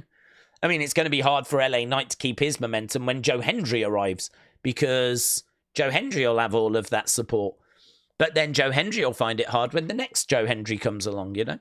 So in regards to Joe Hendry, I think that's a really interesting one because I still feel like he's got red hot support. I feel like it would be well received by wrestling fans because I think there's seemingly a real affection for TNA that I think has probably come out of the fact that AEW now exists. to be perfectly honest, brutally honest. I mean, I remember when I first started doing YouTube, TNA had a bad rep, right? They had done a lot of stupid stuff, and you know that kind of anti-AEW kind of movement, right? There's lots of people that throw shade at AEW. That was what TNA went through. Really, TNA were WWE's closest rival, and so the WWE fans were throwing shade at TNA. And it's really funny to see how the years have gone by, and I do credit the arrival of AEW more than anything else. I credit TNA dropping off to the point where it's just not a threat, right? And it's not challenging Raw, it's not challenging SmackDown. So I credit that drop off. And, you know, Impact is clearly, you know, no issue for Raw, SmackDown. So I don't think it's deemed as like, oh my God, it's going to take over WWE. But in the early days, you know, it was like a new company had popped up. What's this? Is this the next WCW? So WWE fans threw shade at TNA, and TNA shot itself in the foot on many occasions. But, and honestly, going all the way back to 2016, I was listening to podcasts and reading things that people were saying about, you know, TNA sucks and all this kind of stuff. But I think AEW coming along in 2019 has meant now that TNA is the little bro. I think that's how it's seen now. TNA is kind of seen as WWE's little bro. And it's like, yeah, hang with us. Come and hang with us. Come and hang with us. Come and hang with the little bro NXT. Come over and play. TNA, do you hate AEW as well? I bet you do, don't you? We hate them. God, they suck, don't they? So like that's the relationship now. So it is kind of fun to see how that's evolved. But yeah, I mean, it would be huge for one of their talents to be on the WrestleMania card. But with Joe Hendry's popularity, I actually wouldn't rule it out. And he does tick boxes in regards to, is he a current wrestler? Is he, you know, able to put on a decent match? Would it be a big talking point? Would it strengthen the relationship with TNA? Like, would there be a reaction? I mean, there was a reaction when he came out at the Rumble. So, yes, there would be a reaction if he came out at WrestleMania. So, that is very interesting, Johnny. I actually had not considered Joe Hendry. Yeah. Days, do we see any of the following entering the WWE Hall of Fame? Luther Reigns, Tatanka, AJ Styles, Bo Dallas. Yeah, I mean, I it's difficult when it comes to Hall of Fame because I think the bar is quite low. I don't think the bar is that high. I think you know the parameters. It comes down to, if you're a mid-carder, have you won lots of championships? If you haven't won lots of championships, then what's your longevity? That's what it would be to me. And I think you can sort it out for yourself from there. So was you around for like 6, 7, 8 years, ideally 10 years? Was you used on a regular basis? If you was just sat in catering, it's not going to fly. But if you was around for a long period of time and used on a regular basis, well, then to me, that's Kamala, you know? Kamala, who had a good career outside of WWE, but also, you know, worked a lot of shows for WWE, was around for a period of time, but was in the wrestling business for a long time and in good companies, not just like working the indies, but in major companies as well. And for me, you know, was used in some big matches. And so even though does not have lots of championships, still made an impact and had longevity. So for me, Kamala goes in, right? And so I think with like just pulling, I can't remember the names that you mentioned, but pulling out, say, a Bo Dallas, we don't know because he's still going in his career. I think if Uncle Howdy works out, then yes. I think the fact that he didn't do a great deal in his first run would probably be a no to me. He doesn't have loads of championships and he doesn't have the longevity. But Uncle Howdy is now obviously adding to that longevity, so it really depends where we go from here. I think if we weren't to see Bo again, I would probably say no. Because does he have the championships? No. Does he have the longevity? I'd probably say no. I mean, you're dealing with an enhancement talent on the main roster. And even though he was in the B team and he was in Social Outcasts and he had a little run when he was doing the Bo Leave thing, I don't think there's like a great period of time there. I don't think there's a great impact there. I don't think, if you're going to be an enhancement talent, you need to be on the scale of a Brooklyn Brawler. And Brawler, I would put him. Because I think Brawler goes in on longevity.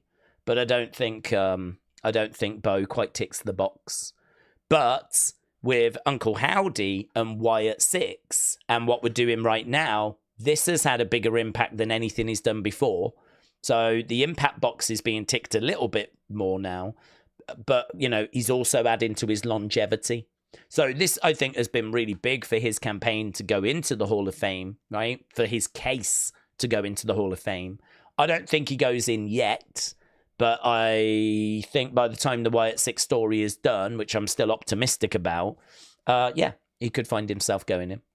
Obviously, we have no idea if the Wyatt Six will go in. I mean, it's way too early for that conversation. But I think that we could see him go in eventually.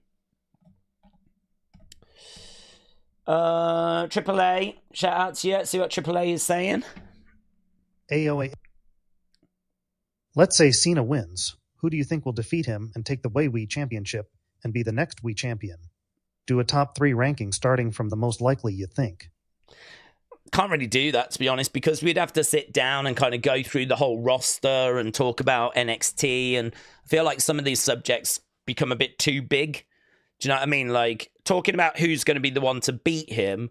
Well, I mean, obviously the options on the table are going to be someone new that you want to put over, like a Bron Breakker, an Obafemi, or a Trick Williams. So you could go down the new to the main event scene kind of line.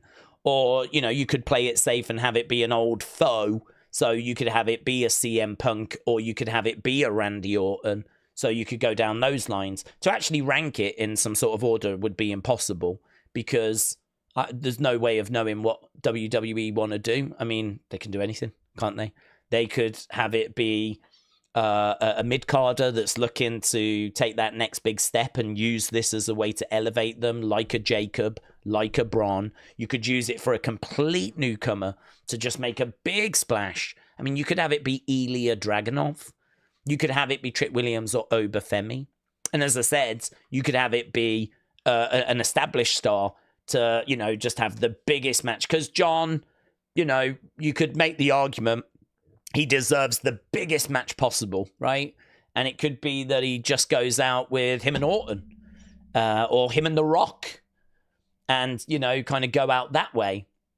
I mean, maybe The Rock abuses Cena, and maybe it's a case that Cena stands up for himself, and it builds towards The Rock versus John Cena, championship on the line, and maybe, it ends that way. Cena loses, goes off and retires. The Rock is the champion, carries the belt for a very short period of time. I mean, if he wins it in December, he's probably only got to defend it twice. I mean, he'll probably get away with once. Defend it at the Rumble, right? I reckon if The Rock was to win it in December, and I'm not saying this is happening. But what I am saying is if The Rock won it in December, he could defend it at the Royal Rumble event against someone. At Elimination Chamber, he can then have a sit-down interview where he talks to the winner of the Rumble in preparation for their WrestleMania match. And you know who I'm going to say is going to win the Rumble. Roman Reigns. So you do Rock winning the title in December. You go to the Rumble.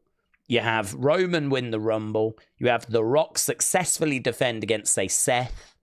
Then you go to Elimination Chamber. You do a sit-down interview, face-to-face thing between Rock and Roman to really build the heat. And then, boom, WrestleMania 42, you do Rock versus Roman Reigns. Rock goes in as champion. Roman trying to get his championship back. You could absolutely do that. I can't give you any reason why you can't do that other than is Rock available to appear a few times. I mean, he doesn't even need to appear that much. He just needs to appear a few times. He needs to be at the Rumble. He needs to be at Elimination Chamber. He needs to do the odd Raw. But to be honest, if his schedule won't allow much more than that, tough. You just got to deal with it, right? You're going to get Rock versus Roman at WrestleMania. I'm sorry the build isn't better, but Rock's a busy man. So, you know, I'm sure he could cut promos on social media, but, you know, you could absolutely go that way. So I don't think they do that. But they could do that. Or they could absolutely go down the road of it being Orton, being Punk, being Ober, being Trick, being... Do you know what I mean? I don't know that there's a top three. I don't know that any name's off the table. I don't even know if he walks in as a face or a heel at the moment. Because he could turn during the match. I mean, I think when he leaves as a face. Really, even if he's a heel and stays heel, I can't see any way that he doesn't, at the end of the match, get up to his feet, look around, and, like, you know, applaud the fan. I can't see a way that even if he's a heel, in that moment, he just rolls out the ring and walks to the back. Can't see it. Even as a heel, the fans are going to acknowledge that moment of, that was it. And the fans will applaud. They ain't going to boo him out the building at the end of that final match, are they? So, whatever happens, he's leaving as a face. You might as well turn him face before the match, but maybe it'll be one of those where he turns during the match. But yeah, lots of different directions to go. Brandon said, I would do Femi versus Randy. Let's use Randy to get Femi over. Okay, I'm down for that. I don't mind that. I like Obafemi. I think he's a great talent, and he would be one of those where I don't know that there would be crazy kind of reaction when his music hit, but honestly, as he's walking down and people see the kind of size of him and, like, you know, the intensity of him, I think people would know that they're seeing someone special. And obviously NXT fans would be aware as well that of who he is. So I don't mind that at all. I don't mind us going down the Obafemi road. Milo said, happy 5 months to me. I wake every day with Unseen. Much love. Well, Milo, I really do appreciate that. I appreciate everyone that supports Unseen. I would love to get some extra content onto the channel. I'm really debating whether to just do some quick videos where it's like, you know, some of the conversations that we've just had where I think we've had some really good chat. I love the 2 hours we do. It's why I do it, right? I love the chat, and it helps because in my mind, I never thought about Joe Hendry. So now that's in there, you know? And, you know, even like Matt Riddle's like, I don't think it'll happen, but, well, you know, it kind of expands my thinking and it kind of colors in a few things. And I learn a lot from our conversations. It makes me think a lot as well. And I kind of try to tie in the rumors that I've heard about and the theories that you lot bring and the things that you've heard that I might not have heard. I really enjoy it, the 2 hours that we spend together, which is why we do it. But obviously on the channel as well, Unseen is very important because really outside of the streams, it's this and Unseen, isn't it, largely? So I am trying to think about, like, realistically, the amount of time I have, what else can I contribute? I feel like I do want to put more out there. I don't know if, like, those kind of opinion pieces sit on this channel. They probably sit on the opinion channel better. I definitely feel like I stop myself sometimes because I don't want to be putting out things that are just like low quality, you know? I don't want to be putting out things for the sake of, but like there's a lot of work that goes into unseen. I mean, hours of work. So I don't want to just hit record and talk and put a video out, but maybe I should start doing something on the opinions channel along those lines. I feel like there is more that can be put out there, you know? So, yeah, I really appreciate the support with Unseen. I appreciate everyone that joins us for the watch-alongs, and hopefully it scratches some sort of itch. And I think we certainly do get stuck into a good wrestling conversation. So, Milo, your support is appreciated, my friend. Okay, Lee Ann Pruitt. Let's see what Lee Ann Pruitt is bringing to the table. Well, how much time we got? 22 minutes. Flies. Lee Ann Pruitt. Do you see any of these will be Randy versus at Manny Uncle Howdy Joe Hendry Edge Speed? At Mania. I was like, who's Manny? At Mania, Uncle Howdy, Joe Hendry Edge Speed. God, could you imagine if it was Speed? That'd be really disappointing. I really hope they don't go down that road. But again, do you know what I was just saying about expanding your thinking? It never even crossed my mind we would go celebrity.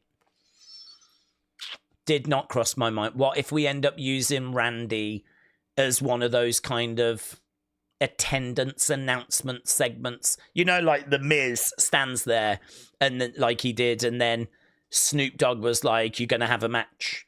And then they bring out Shane McMahon, you know? What if it's Shane? Do you know what I mean? Like, oh my God.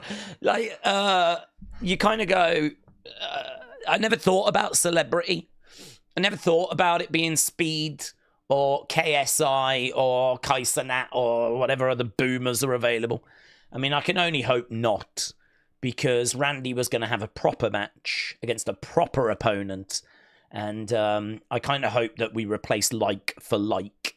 So it would be a shame if we now sort of demote him to just really not so much a match, more moments, you know? It would more be moments, wouldn't it? It'd be more him hitting an RKO out of nowhere on Speed and creating a viral moment, right? But, you know, WWE, they flipping can't... They can't help themselves from going down those roads sometimes. So I'm going to hope not. Let's just hope no one from WWE is watching the stream and you've given them ideas. So Uncle Howdy I don't see, because I think there is a reason to do that feud. And I think there's a lot of history there. And I think you've got to dig into that. I don't even know how I would feel about it, to be honest, because part of me would be excited that Howdy is going to have a match and that we're doing something. But then part of me would be like, well, we've not built this at all. And there is so much history for us to dig into, with the fact that Randy was the biggest foe that Bray had. He was the biggest thorn in Bray's side, that I would be a little bit disappointed that we were rushing it when we probably could just do something else instead. So, yeah, the Howdy one would be a no for me.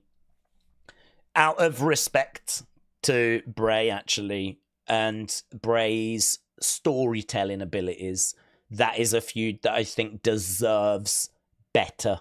It deserves time. It deserves a proper, you know, the story to be told. Bray was never about just the end, you know, match. Bray was actually more about the build than he was the match that kind of came at the end of it.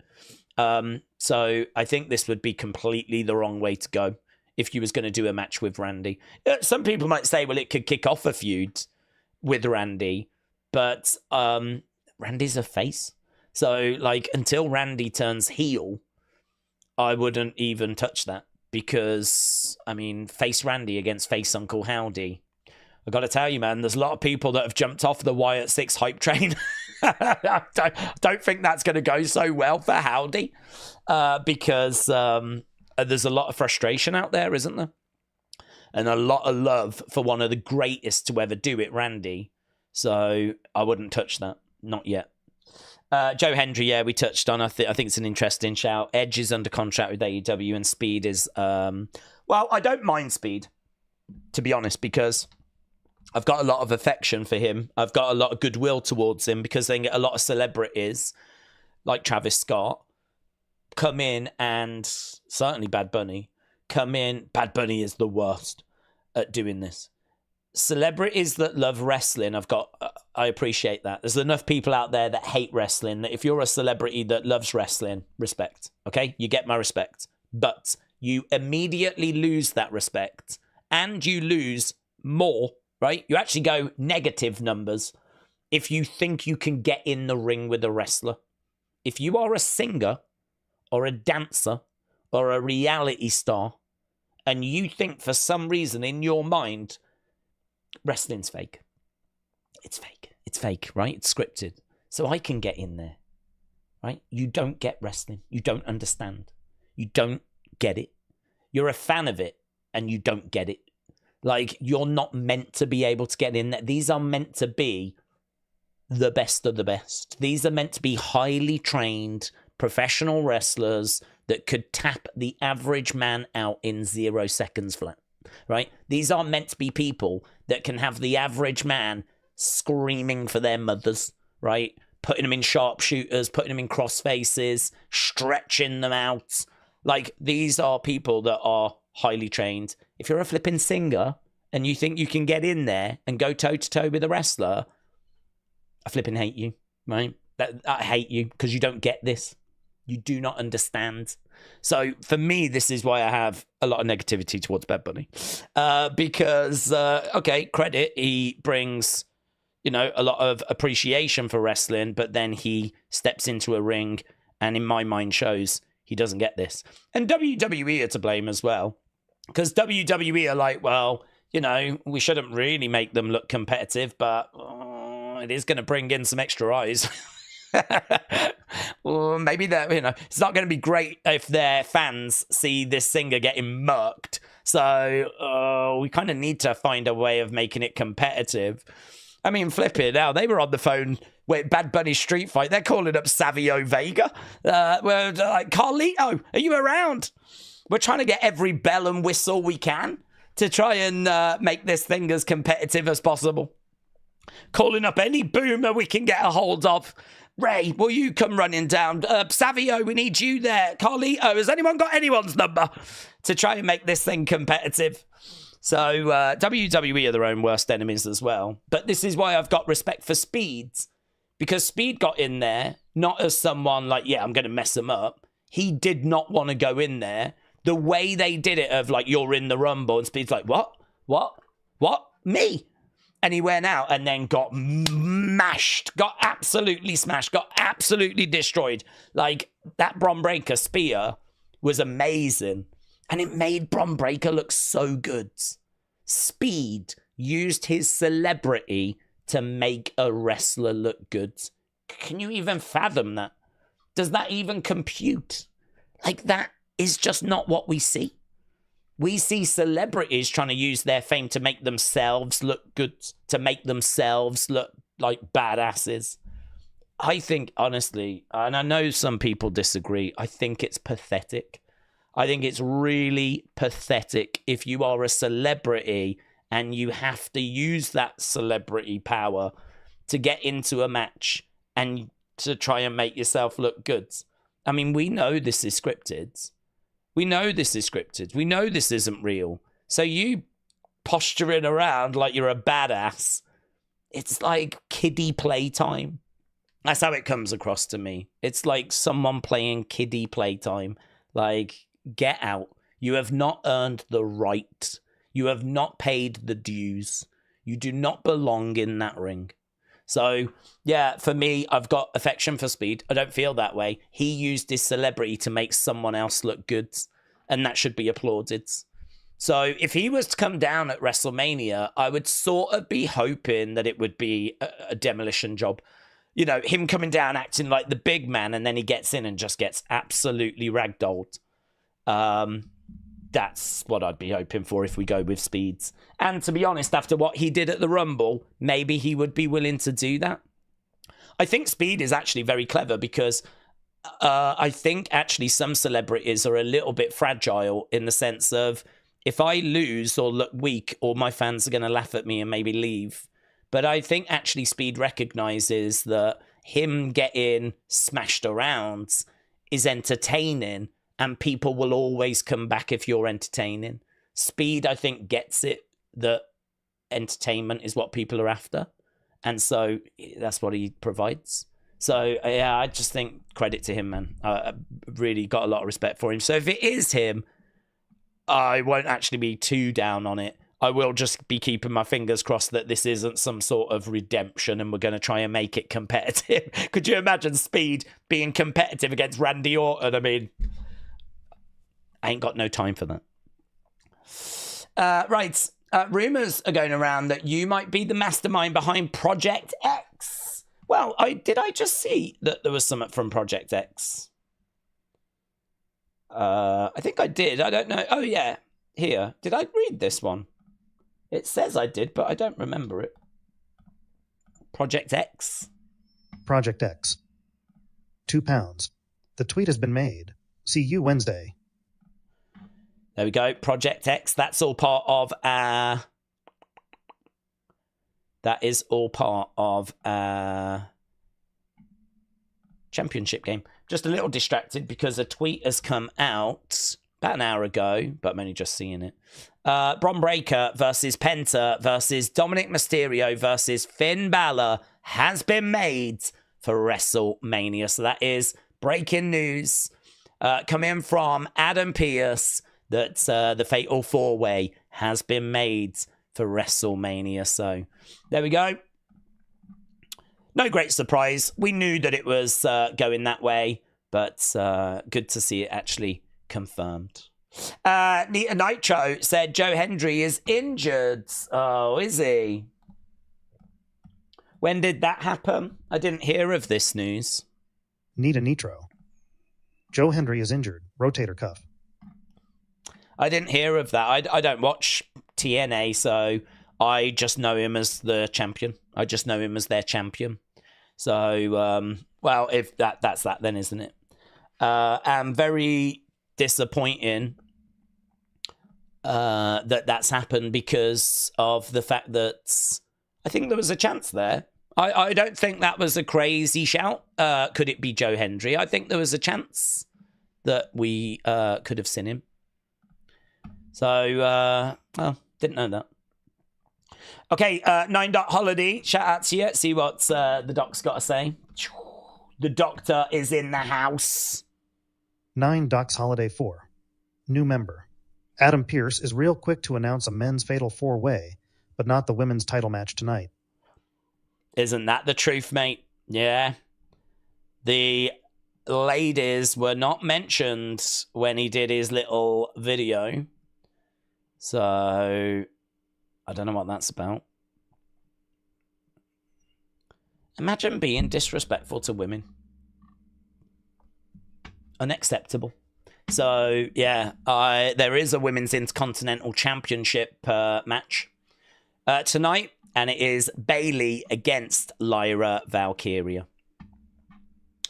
Right. NetForce Technologies. See what NetForce is saying. NetForce Technologies, LLC. A Wrestling Days, what do you think of Aleister Black and Karrion Kross forming a faction? Something dark, perhaps. I don't mind it. I think they would be battling, to be honest. I think they would be battling for both being leader. I sort of feel like it'd be an interesting tag team, but some sort of faction with some other people. I suppose you could do it. We sort of had Damien and Finn, but I sort of feel like Finn was ahead of Damien, and Damien kind of rose up and then broke away. I don't think they were kind of level when Damien was first joining. Yeah, I don't know. They're kind of both very similar in my mind. We haven't really got going with Karrion, and Alistair's about to come in with quite a bit of hype. So I feel like they're quite similar. I feel like they're both in a very similar place. They both need investing in. They're both great talents. I think they'd make really good opponents. You could put them in a tag team, which would be a sick tag team. In a faction, though, who would the leader of that be? I don't see Alistair following someone, do you? I don't see Alistair following the words of Karrion Kross. And equally, I don't see Karrion following Alistair. So that's the only sticking point, really, is I think they're both a bit too similar. Days Mania 41 needs to be renamed to Multimania 41 with how many multi-person matches there is. We could call it WrestleMania 2000 Part 2. That had flipping nothing but multi-person matches. I agree there is a lot of multi-person matches here, and I think it is a real shame because it doesn't really feel like we're doing it to improve the quality of the match. It feels like we're doing it to just get as many people on the card as possible, and that's not something that Triple H has really looked to have done in the past. I sort of feel like if you're going to go down this road, just put the Battle Royal on and just get a load of boomers on that way.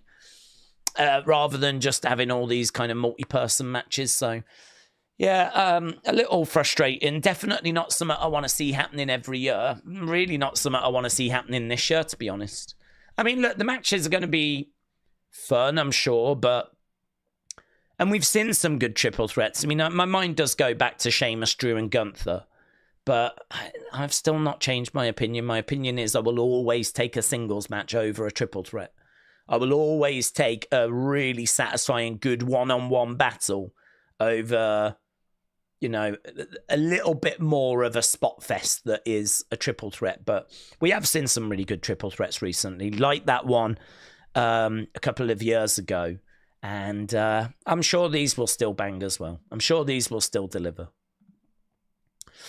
So James, yeah, I agree. Lots of multi-person matches as we kind of have a little look around. I think it would help Priest out. He needs something hot to get into. It depends how this Drew match goes, says Nita Nitro. Yeah, he did manage to like build himself. He did manage to get to a point where he was. He did manage to get to a point where he had, you know, got to that world title. But people still feel a little bit cold towards him. People were not crazy about this being the match for Drew. 9 Doc's Holiday 4. Wonder if Aleister Black would be interested in Wyatt Six work. Back when Wyndham passed away, House of Black on AEW paid homage. Maybe. I don't really see how he fits. I mean, he could be an opponent. I certainly don't think we need to add another person in. I mean, Wyatt Six are, 6 people. That's too many anyway, in my mind. You can't feature everyone. You can't get promo time for everyone. I mean, trying to actually dig into everyone's characters, flesh them out, explore the relationships when you're dealing with 6 people is like, good luck trying to get all that into a segment. And you won't, is the answer. You won't. So you're going to have to treat them like we treat Judgment Day, which is you're going to have to keep going back to them throughout the show to flesh out the relationships. And we just have not seen WWE putting in that kind of commitment to the Wyatt Six. So it sort of feels like that's not on the cards. And if that's not on the cards, that is a big barrier. You've got a big bloated group that have got probably too many people in. I mean, there ain't many factions we've had that have had 6 members. Yeah, you can name factions. You can certainly name like NWO, whatever. But one of the criticisms of NWO was that it got too big. So you can find factions that way, but the criticism has always been there's a certain point where, and I think for me it's 4. Once you start going over 4, I think it starts becoming a problem. But 6 with Alexa, I mean, the truth is, the White Six haven't worked so far. We haven't dug into their characters. We can't blame the number of people for that because they just haven't been on TV. But it is a concern when Alexa comes in, if she's a permanent member. Like, how are we going to do? We're going to need, like, Firefly Funhouse type things. We're going to need vignettes. We're going to need to revisit them a few times in a show. We might even need QR codes and content outside of the shows to really dig into backstories and flesh out characters and get to the good stuff that people are looking for. I mean, To be honest, it would be easier if it was less. So, you know, we could spend more time doing that for each character. I certainly don't think we need to be adding, like, any more. But maybe as an opponent, we could maybe go down that road. So I'm guessing you probably mean that way. King Yeti said, who are the Wyatt Six? Well, I mean, I would understand if you've forgotten of their existence. But equally, I would understand if you was asking that question from a character point of view, because, I mean, they debuted in, what was it, June last year? We're now sat here in April, and I still don't know what Dexter Loomis's problem is. I still don't know what he means by his family abandoned him, because we've not explored that. And we can, and I'm sure we will, but yeah, this is the point, is that, you know, if you really want rich characters that have got good backstories and you want to know how those characters interact, well, you need to give it all time, don't you? And we know that that's very difficult. Certainly at the moment, they can't get on TV at all. We can't even get a glitch. We can't even get a glitch. Bronny FN. Days if Roman isn't taking a break and is sticking around after Mania. I think him winning the match becomes likely, but I don't see that happening. He'll probably take a break. Yeah, I don't think he'll be sticking around after, and I agree with you. I think that's the bit in my mind that makes me go, might not be him. He might not get the win, because I feel like whoever gets the win can use that at Backlash. They can use that as we go into, I don't know, Night of Champions, Money in the Bank. Like, we've got a period following WrestleMania where whoever gets the win can use it.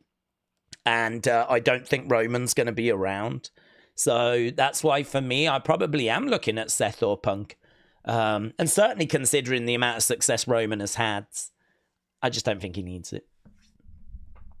Roblox. Let's see what Roblox has got to say.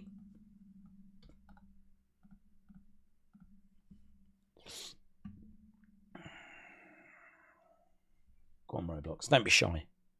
Roblox Clown. John Cena retiring as heel makes sense. When he came into WWE, he was heel. In the middle of his career, he was not heel. And at the end of his career is heel.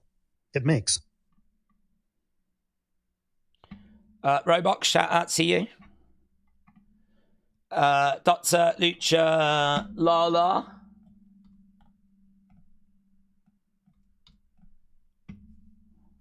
Lucha Lala. Maybe SmackDown would have been a bit better if they actually used the Wyatts. Maybe. I can understand, though, there being uncertainty about when Bo was going to be free. Maybe not quite knowing when he was going to be medically cleared. So I can understand it being a case that there was enough uncertainty where he was not factored into, like, plans. I can understand that. But yeah, I don't think you'll have too many complaints of people saying that it wouldn't have been better if we'd have had them. Okay. No. Okay, we are just starting the show, and we are seeing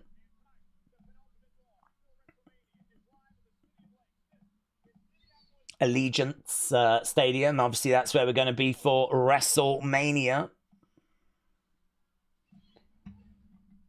Yeah. Okay, so we are just looking in Minneapolis at the moment, and here is Gunther, big smile on his face. He'll be discussing that brutal beatdown.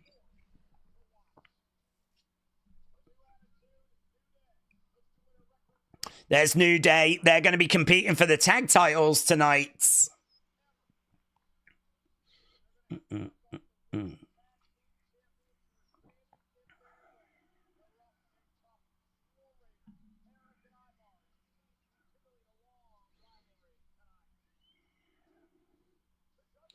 There's Judgment Day.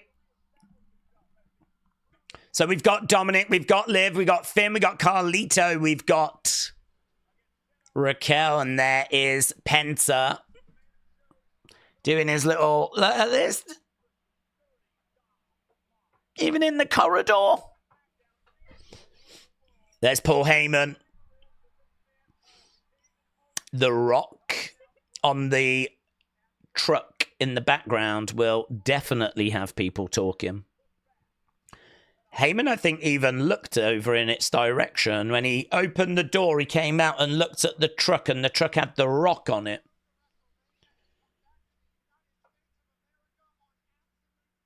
Is Heyman the third man? What if they put Heyman with Cena?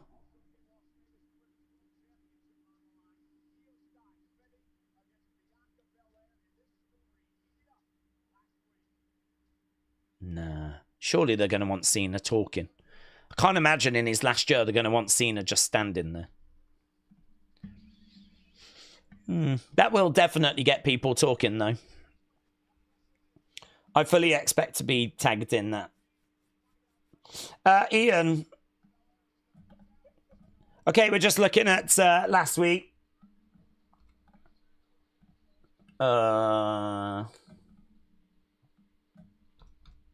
See what Ian's got to say. Important question. Will we actually see the end of Raw, or will it be cut off like SmackDown? How does that happen, stupid? Was it cut off? I don't know, because like in America it was cut off. Was it cut off on USA Network? I mean, on Netflix it ended with CM Punk standing there. There was a little moment that happened after where Punk just went over and gave Paul Heyman a hug whilst Heyman looked devastated. But to be honest, I think that was just a little ad lib. I think that was just a little moment that was kind of like in the moment, you know. I don't know that was something that they were like, oh, we need this to be on the show.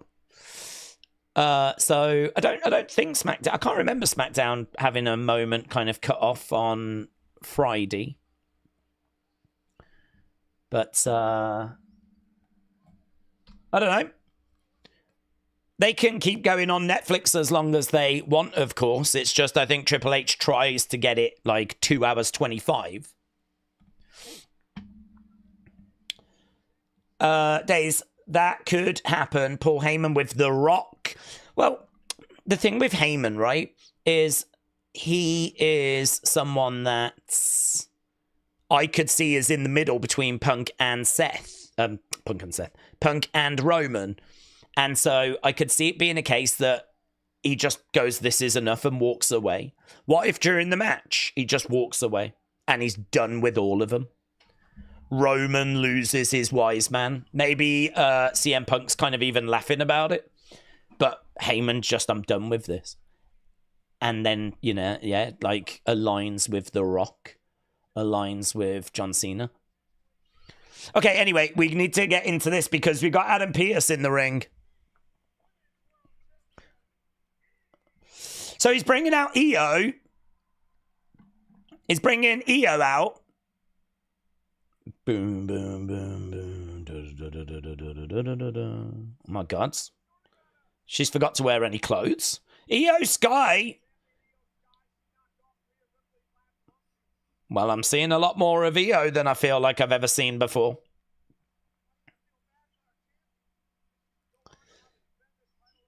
I mean, I don't think this thing can afford to get into a brawl because I don't know that how's that top staying up?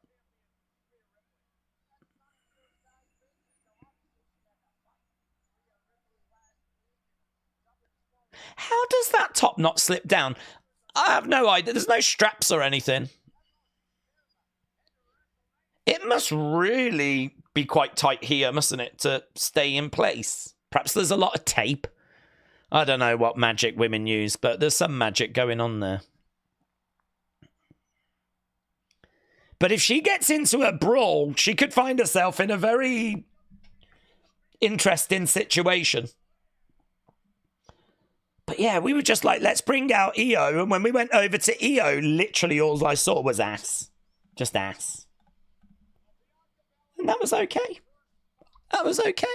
I was not down on it. I mean, I would have been. Right, here's Bianca. Someone phoned an ambulance for William Hensey. Yes. And the police. Watch me shine now. Watch me shine now. I never needed you at all. EST on her top. What's she wearing? She is in black. EST on her, what's it say? Bel Air. EST, girl. In her hair. Here's Rippers. I'm sure she'll be wearing lots of clothes. No doubt. We've had very little on EO, very little on Bianca. And, well, actually, more than I was expecting. She's wearing some shorts. Here is Rhea Ripley. Honestly, I feel like EO has shown the most out of all of them, and I'm very surprised at that. I want my mommy sign, says that's fan in the crowds. Suzanne said, I can't see this, but it seems like no one wants to wear any clothing. Well, I would say Rhea is pretty normal. Actually, wearing more than her usual ring gear. EO was the big surprise. And I'm still not quite over it.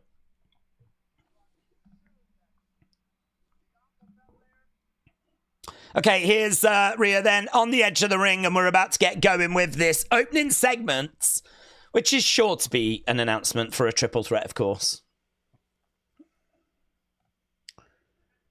Yeah, an intense look there by EO as she stares over at Rhea Ripley. Rhea Ripley gets in the ring. I mean, they are three amazing talents, aren't they? So, please, can we do a double single match setup? I don't need another three-way set, LS Dub. That is true, actually. LS Dub does have a lot of three-ways. I could understand you not needing another one, but I was wrong to make you the referee. Yeah, we knew that at the time.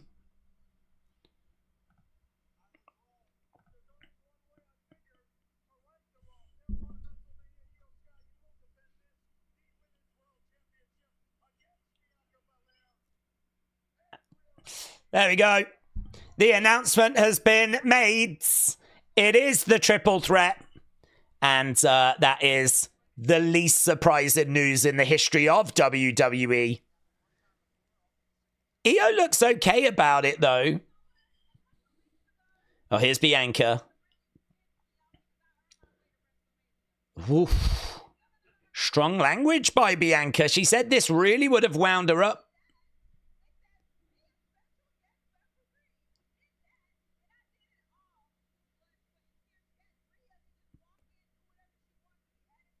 It's a good point. It's a good point.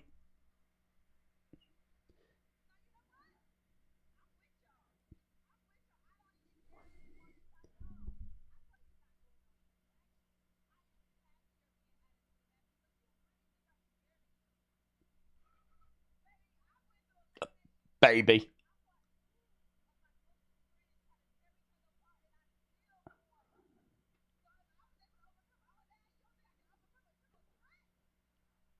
Oh, loud Rhea chants. That's interesting. Bianca talking, but the crowd are chanting for Rhea. Bianca is not going to appreciate that. Okay.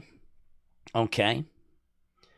It's clear who the crowd are supporting, though, out of these two, but EO's got her supporters as well.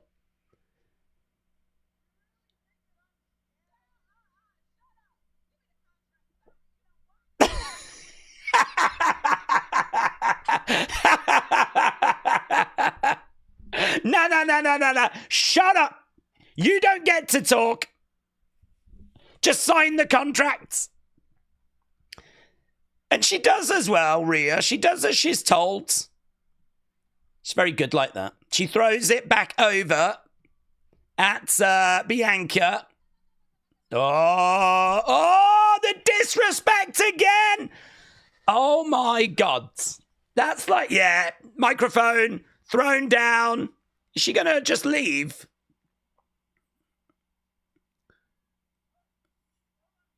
All's I needs.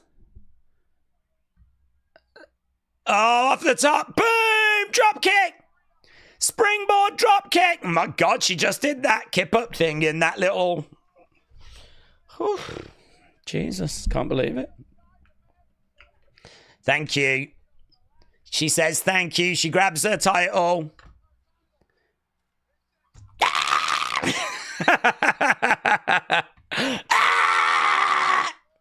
I'm here for that. I'm here for that. Actually, out of these two, EO is way more fun. You got Bianca being all, girl. Rhea Ripley being like, I'm Rhea Ripley. I'm going to... But then you just got EO like, and that is way more my energy. Well, there we go. I mean, a short-ish opening segment, and I'm here for that. I'm here for that. Switching gears. I love EO said rare breeds. Okay, so we are just having a look back last week, and obviously the announcement has been made that we are going to be seeing a fatal four-way for the Intercontinental Championship. That's what we're looking at now. The match has been made for the Women's Championship.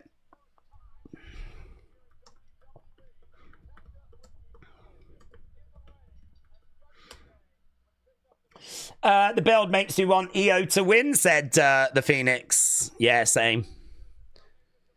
The disrespect to EO.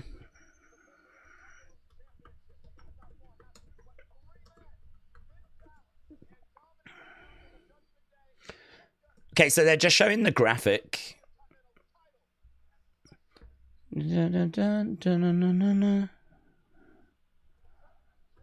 Okay, we are backstage. Look at all these soft chicken nuggets. Do they sell those on WWE Shop? Here's Finn.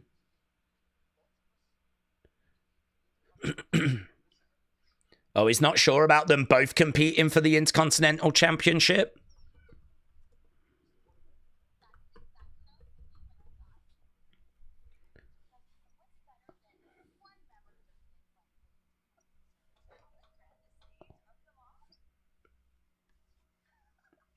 Okay, so two members of Judgment Day are going to be in that match.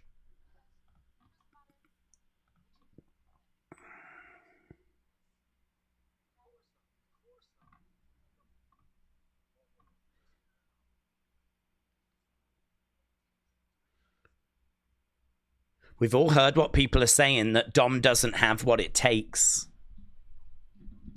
That you don't have that killer instinct. That you're a loser. But you get to prove them wrong.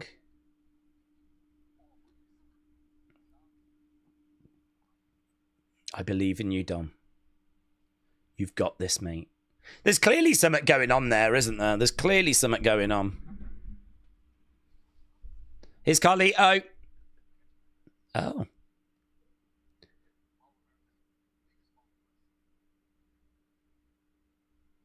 Mall of America, biggest mall in the US. I went there today, says Carlito. Oh my God, I hope he had a good time. I hope he had a good time. Okay, coming up next, Women's Intercontinental Championship match. Bayley versus Lyra. Need a Nitro. What's better than one member? Two members? Well, I mean, if you think so, Finn. Just me who has a dirty mind. I don't think anyone thought that way. Not a single person in this chat thought that.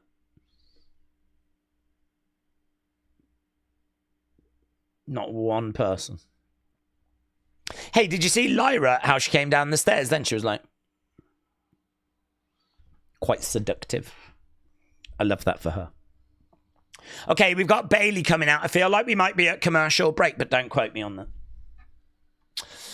Will Liv and Raquel get involved in the IC title match, said Dr. Lucha Lala. Well, we're going to find out together. I think there is a chance, yes. Unfortunately, we could be looking at Liv and Raquel against Bayley and Lyra at WrestleMania. Oh, hello, look, she's talking to a fan that's dressed as John Cena. And Bayley was just doing that to the fan. She was like, yeah, you John Cena fan. She was just like that. That'll be on social media. Right. LS Dub. Let's see what LS Dub is saying.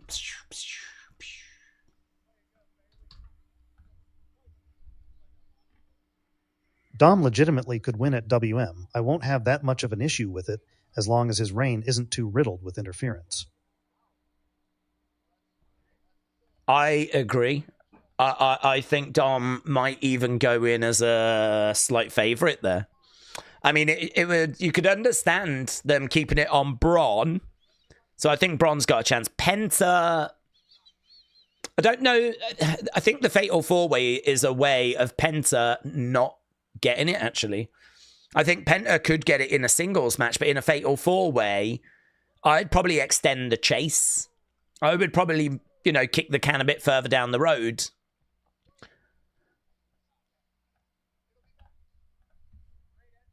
So, yeah, I think Dom has actually got a really good chance there. Scottish Nightmare. The Scottish Nightmare. Now, Bayley has a match. Where the hell was she during the Europe tour? Yeah, she, I don't believe, was really used on it.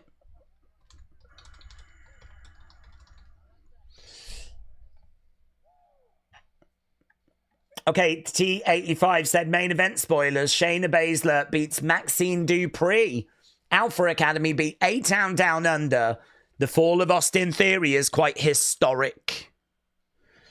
Sieb said, do you think we'll get the Demon at Mania? I don't think we will. I don't think we will. It would be fun if he said, look, I'm going to go all out to try and make sure Judgment Day get that title. I've got an old friend that I can call on. If he was to say something like that, that would be really cool. But there's been no indication or anything at the moment. Brando 292. Days, have you noticed that the Mania stage has begun construction early? Yes. Do you think we could be in for a WrestleMania 33 type stage? I don't know, to be honest, because we know that they cut back on the staging last year, and they kind of, rumor was they saved some money on it. And there was a bit of disappointment about that, but it did not affect views, and it did not affect the show, and WrestleMania 40 is still regarded as one of the great WrestleManias. From a business point of view, it's difficult, isn't it, to make an argument now that they should go back to big, expensive stages. I know from a fan point of view, I get it. From a fan point of view, it's like, no, that makes WrestleMania. We want the big stage back. I hear you. I understand. But if you actually work in that company and you've got to sit down in a meeting with someone and make the argument of bringing them back, that's a hard argument, isn't it? Because if I'm the finance guy and I'm looking at WrestleMania 40 breaking records, and I'm looking at the amount of money WrestleMania 40 made, and you're asking me to spend more on staging when I clearly don't need to, that's a hard conversation to have. So I really don't know, is the answer. I would not be shocked if it was kind of low-key again. Because we know, I mean, look at the ticket prices. At its core, this company is about making money. It's a money-making machine. Selling merch, different shirts every flipping week to try and get as much money through the door. I don't know that they need the extravagant stages. To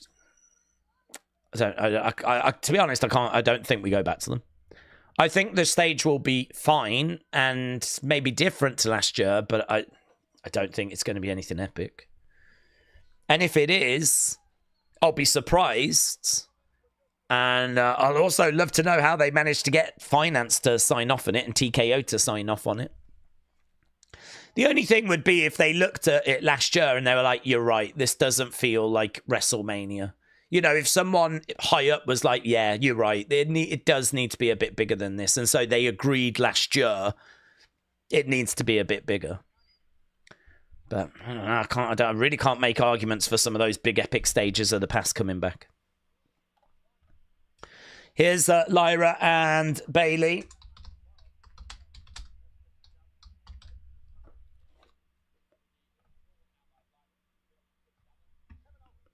Oh, yeah.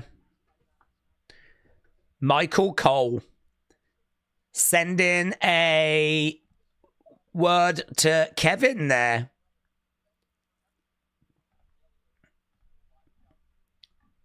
Which, again, is just something else that would maybe add to the...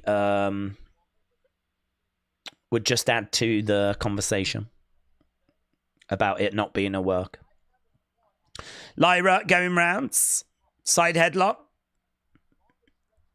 Let's go, Bayley. Let's go, Lyra. Let's go, Bayley. Let's go, Lyra. Roll up there by Bayley. Bayley back up on her feet. All I've got is people tagging me in EO's ass. I'm just looking at my notifications and there's literally just people sending me pictures of EO's ass.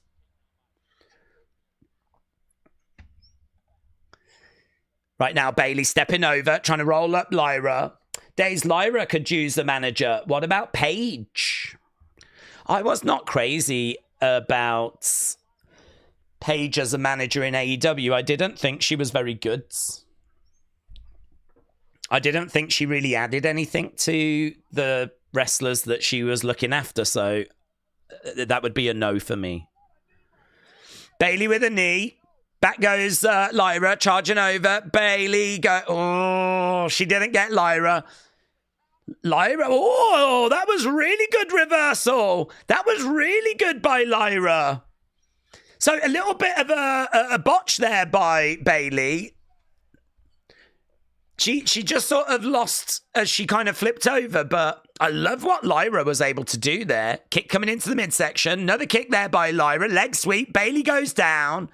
Drop kick by Lyra.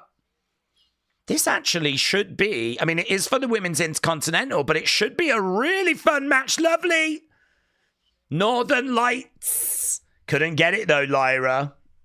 She went for that Northern Lights. No joy right now. She grabs Bayley. Bayley has got Lyra over in the corner. Lyra goes up, lands on her feet. Cartwheel.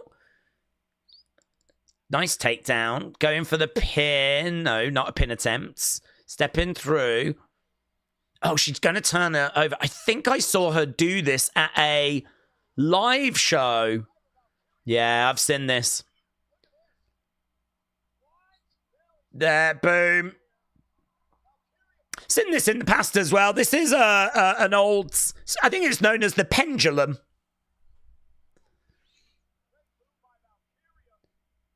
Again, 1, 2, nice pin there by Lyra. Very innovative pins. Yeah, very good. This is the match I've been waiting to see, said Alex. Well, I think so far it's living up to expectation, to be honest with you. I think it's really, really good.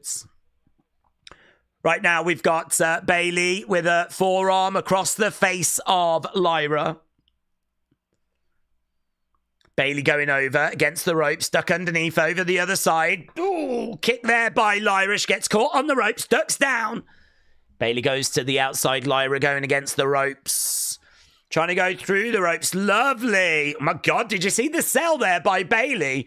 There was a brief moment where she was like a fish out of water.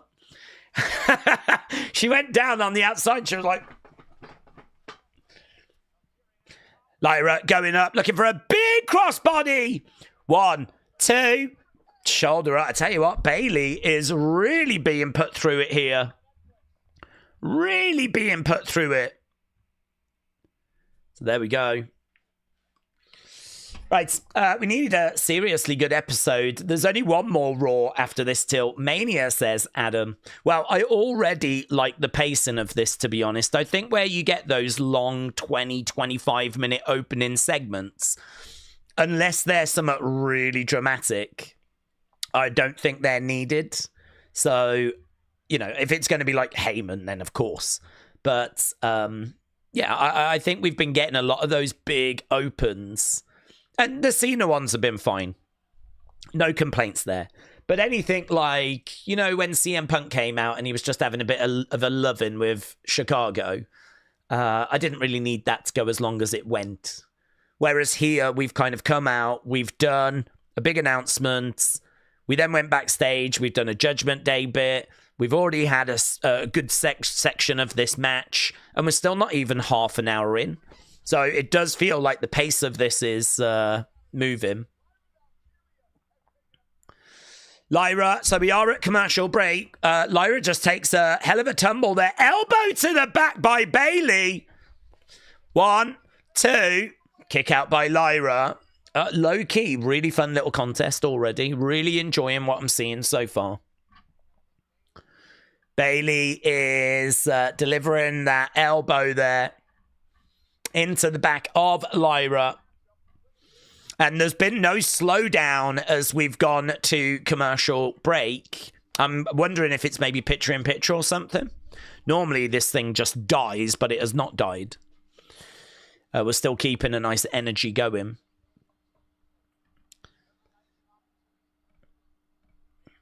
Nice knee coming into the midsection as Lyra goes down. Bayley is in control. Blow coming into the back. There's a dueling chance here. Lyra's got her supporters. Bayley with a crossbody to the back there of Lyra. Larry said, Days, I wish they had Sheamus in the IC title so he could finally win it. Oh, he'll get it eventually. He'll get it eventually. Shockwave said, has anyone noticed the back of Lyra's shorts make you look at her bum? That's filthy. Shockwave, you're a perv. I don't even notice women's bodies. I don't even notice if they're women or not, to be honest. You could have told me that this was... Well, I don't want to say two guys because that sounds offensive. Oh my God. I was trying to show women respect. And even when I tried to show women respect, it still turns out bad. It still comes out wrong. I was trying to be nice. Oh my God. Now scrap that. Look at her ass. Amazing. See, I can't, if I try to be nice and I try to be like, oh, I don't even notice. It just comes off wrong. I just need to lean into it, don't I? I'm just going to do that now. Yeah, you're right. Great ass. I'm talking about the ref. Lyra goes to the outsides. Bayley on the outsides. Bayley looking to run rounds. No, through the ropes. God, she used to deliver that with better impact, to be honest. I don't really love how that looks in 2025. Bayley in the ring, though, going against the ropes. Through the ropes, suicide dive!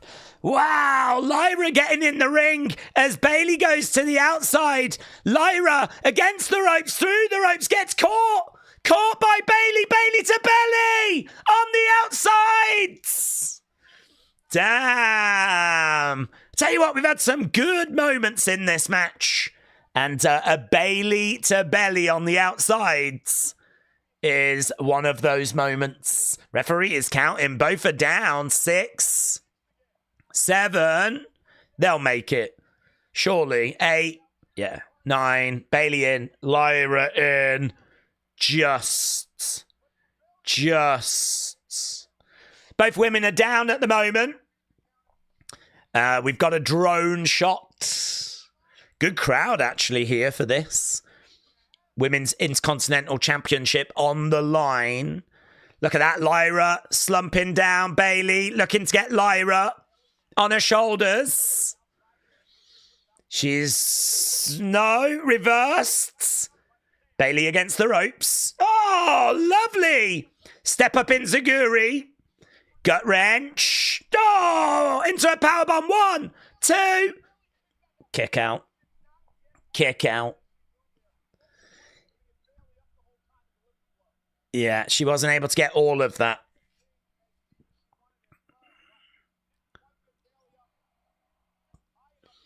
She's still trying to get her up on her shoulders. Elbows coming in. Knee to the midsection is nice there by Lyra. I really like this match, you know. I feel like I'm watching a real contest here. Bayley going against the ropes. Knee to the side of the head. Lyra goes down. Bayley with the pin. 2. Kick out by Lyra. I think what I like about it is that Lyra had lost before to Bayley. And so it just adds like an element of like she needs revenge. Right now we have got Bayley down. We've got Lyra down. Bayley going over.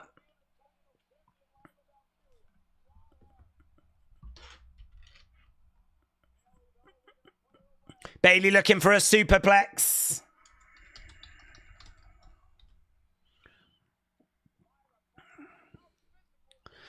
Looking for a powerbomb.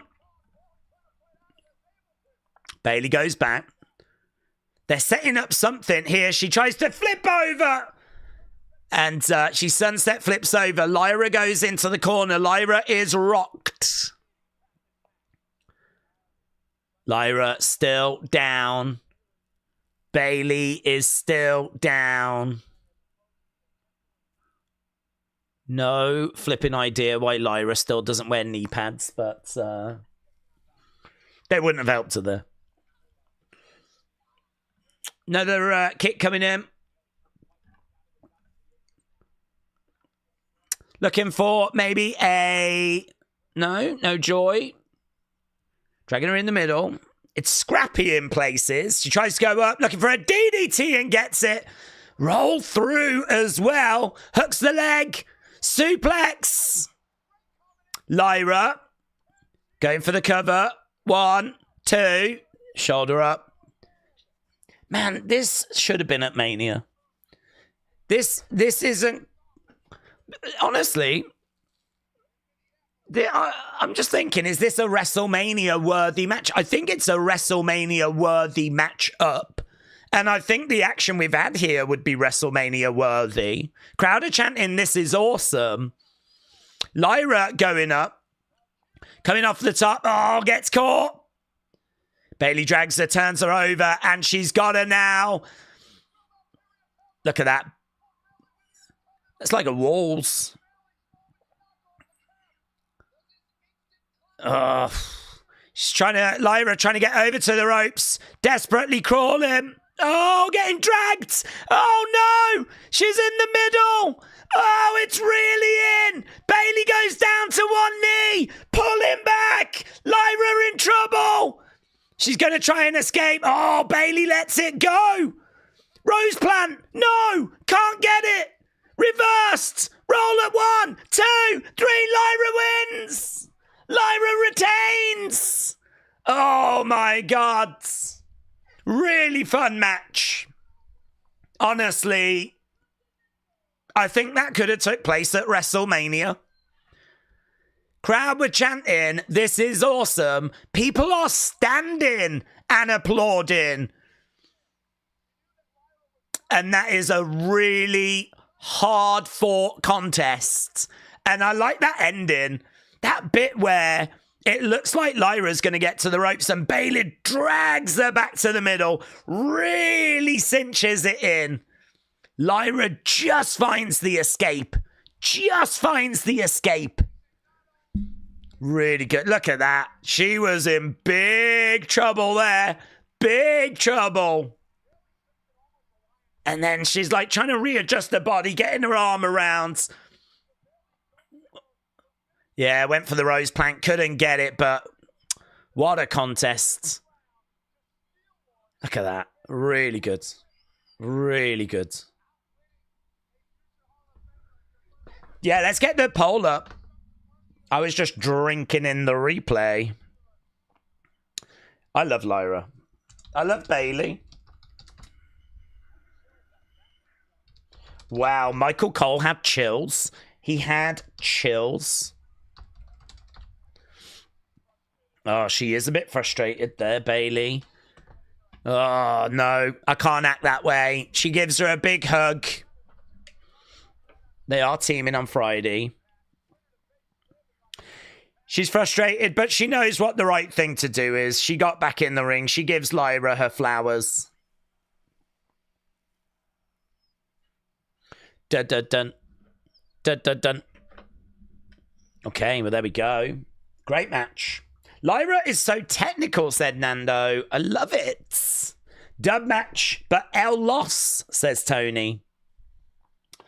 Aseeb said, Daisy said Cena open because you think Netflix would want the big stuff kicking it off the show because that's what people are tuning in for. What's the reason for Punk, Heyman, Seth closing? What, are they closing tonight, are they? I don't know. I don't know. I mean, I suppose they've just got quite a bit of big stuff, but yeah, don't know.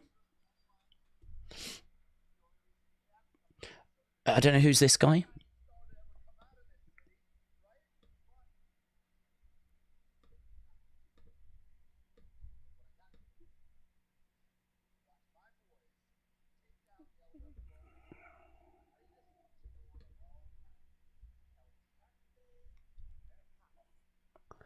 Did he say you'll see my boys?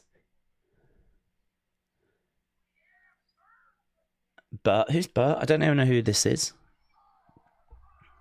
Oh, everyone's ripping their shirts off.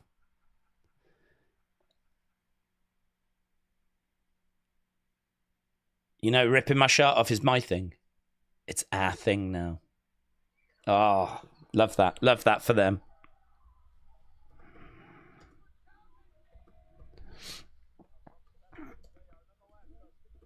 Hello. Oh, yeah, I forgot about that. Tomorrow, we're going to see Dark State in order.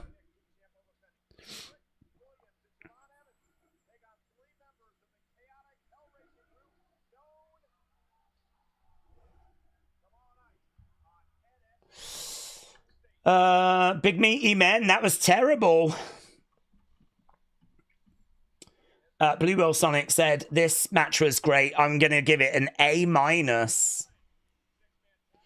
LS Dub said, that was the best thing the women's IC title has seen. Lyra is tremendous. That was credible, and it was paced brilliantly. Crowd really brought into what they were selling by the end of it. That's a success. Let's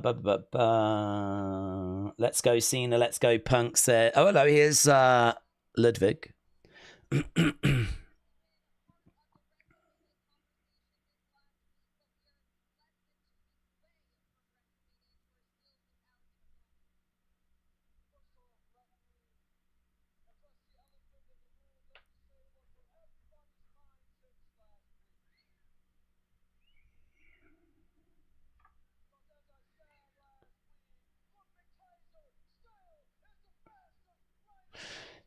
So he said, what I said last week is Ludwig Kaiser is still the fastest rising star.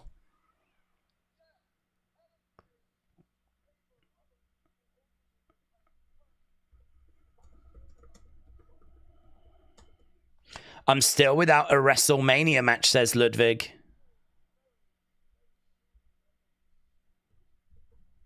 Very soon there'll be serious consequences.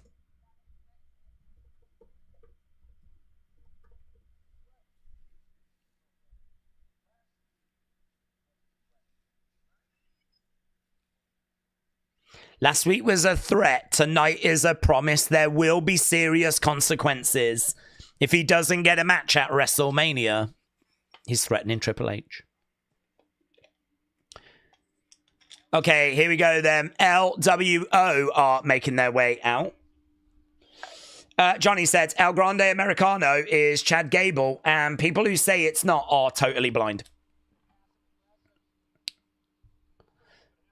Tony said, I downloaded that card collecting game on my phone. I don't know what I'm doing, but it's fun.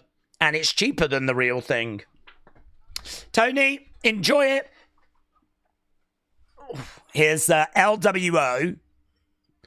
6-man tag match coming up. Okay.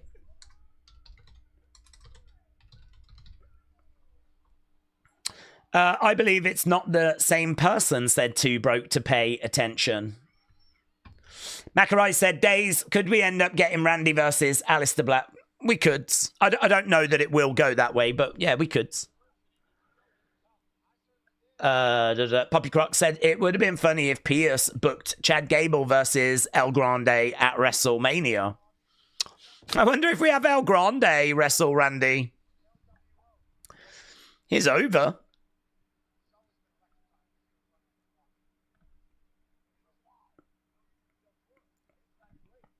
Okay, so 6-person tag. We've got LWO in the ring. El Grande versus Ray at Mania. Forget the tag titles. I want Bayley and Lyra at Mania, said Wrestle Night. It was really good. The man from Time Forgotten said WWE needs to bring back The Fiend.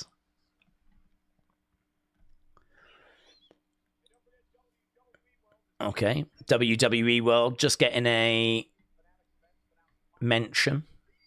Bum, bum, bum.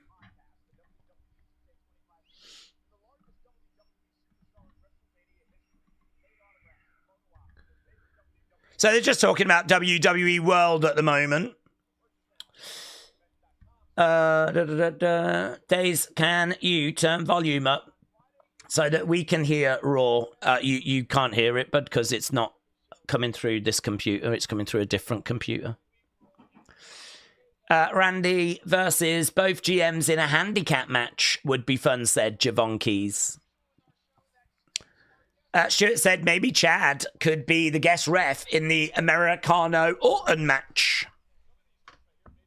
Hannah said, Days, thoughts on what the stage will look like? Well, yes, I think there will be some Las Vegas sort of theming to it, but we were talking earlier about are they going to go as big as stages previous? And even though Las Vegas would certainly give you plenty of opportunity to do very exciting things. I mean, if you think about when they had that kind of cinema entranceway, when they were in Hollywood, you know, you could make it like a casino. I'm just not convinced they're going to spend that sort of money.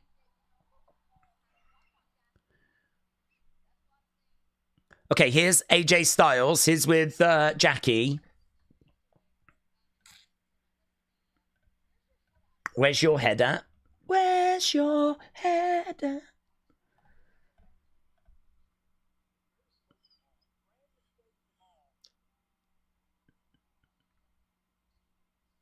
You can't beat experience. Here's Carrion.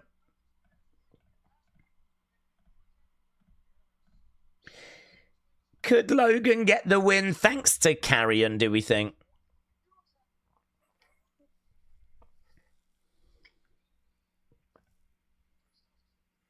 We need the AJ that's going to get the job done.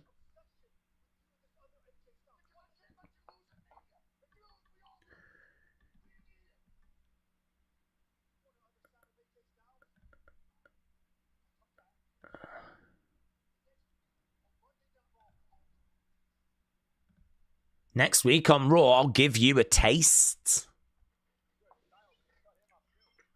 All right. Well, Karrion Kross is going to get a match next week, so that's an interesting development. Next week on Raw, I'll give you a taste, says AJ Styles. Okay, we got the LWO in the ring. The Rock is not from Miami. He is from California. Vince is innocent, said Walrads. We don't know that. We don't know what's happening there. I mean, that case is still ongoing. Taker 1990. See what Taker 1990's got to say.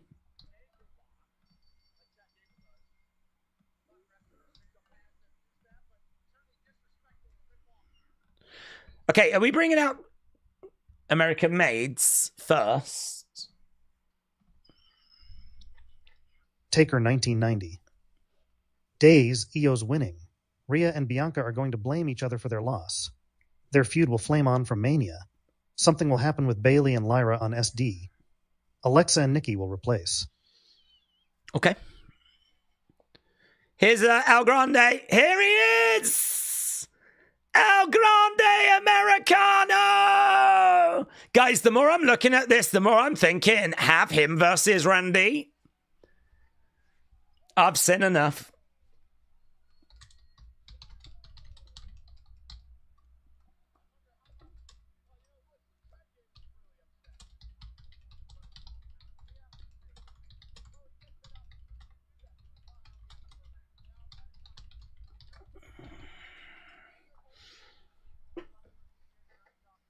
Number one El Grande Americano fan sign. Yeah, he's got that Fandango kind of support going, you know. That sort of grassroots. I'm on board with this guy. If they give El Grande some sort of hand gesture thing, you know, like we had with Fandango in, I'm seeing the people doing it, man. I'm seeing the people doing it. He got a nice little pop when he came out then. So El Grande Americano is teaming with American Maids. And this really is a match made in heaven, you know.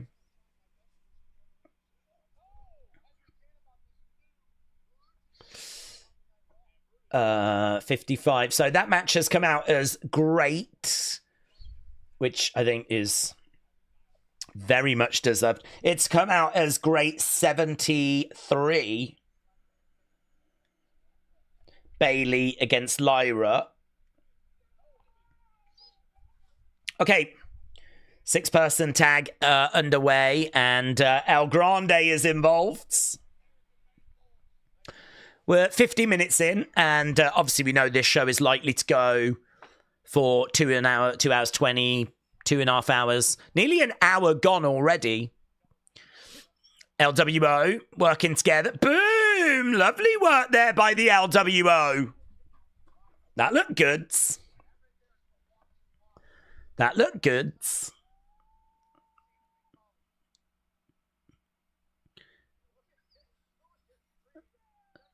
Back up. Looking to charge over.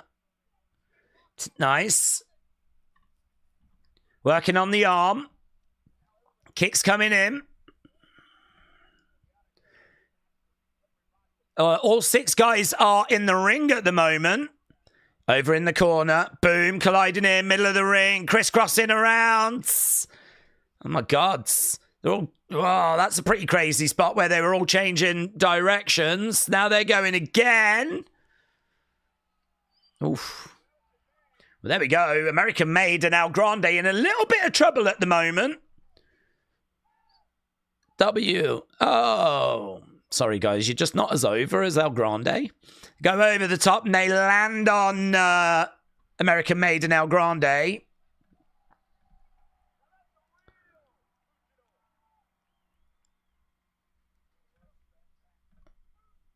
Referee counting away.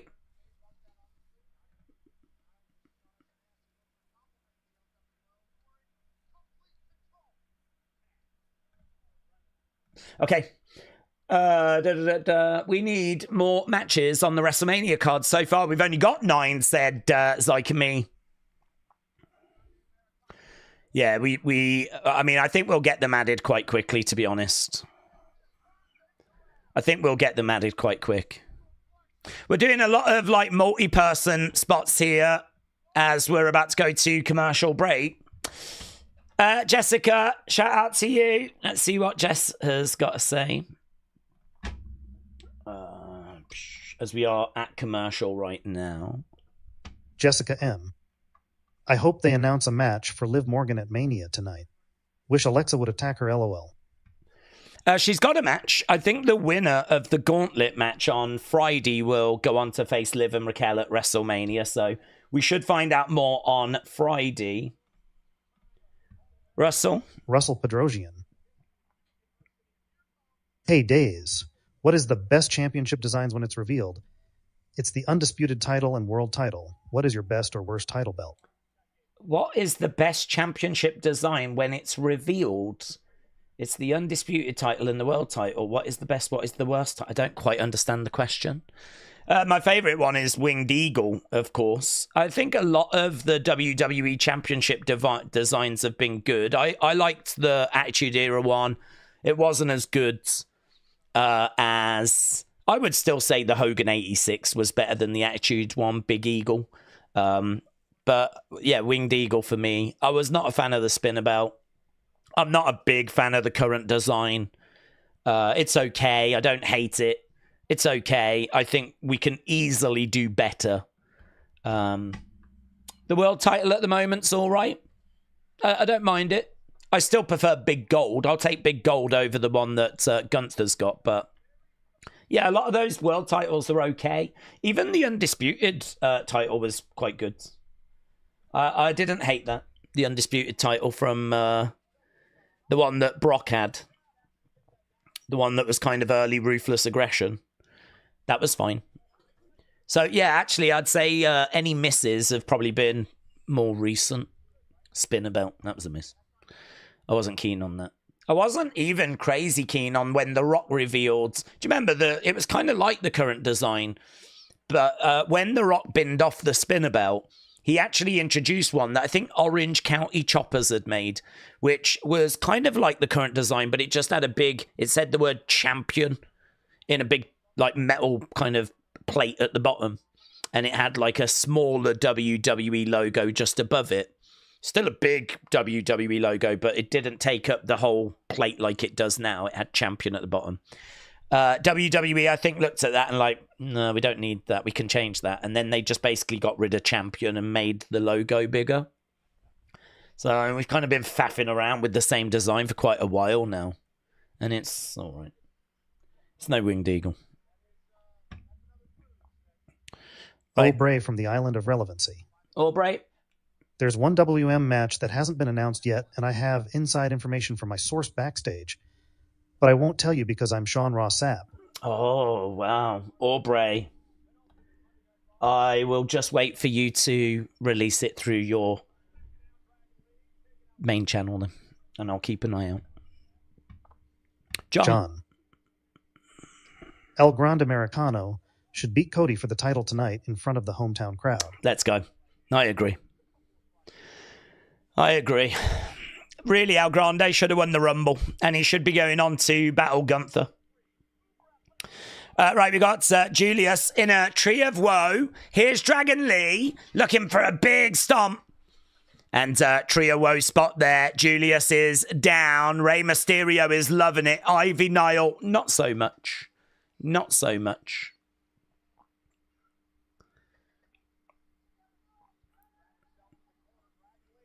Tag being made. Crossbody. Clothesline. Shot coming in. Trying to take over. Into the corner. Duck underneath. Over against the ropes. Del Toro. Yeah, I mean, he's really buzzing all around. Del Toro charging in. There's Brutus. Big kick coming in. Grabs Brutus. Looking for a suplex. No! Ooh! Like a twisting net breaker. Going over. Throwing his shirt in the crowd. He's all kinds of fired up. He's going up. He's perched. Oof. Going over the other side. Through the ropes. I wondered where he was going then. There is no one in the ring right now. Big boot coming in as El Grande comes over, jumps over the top. Clothesline, misses, reversal, round the back. El Grande rolling him up. 1, 2, kick out. El Grande goes down. Oh, big shot coming in. El Grande down to one knee. Here's Dragon Lee. You can't put El Grande away. No. Ah! Oh, was that a reversal? Oh my God, I don't know what it was, but it was messy.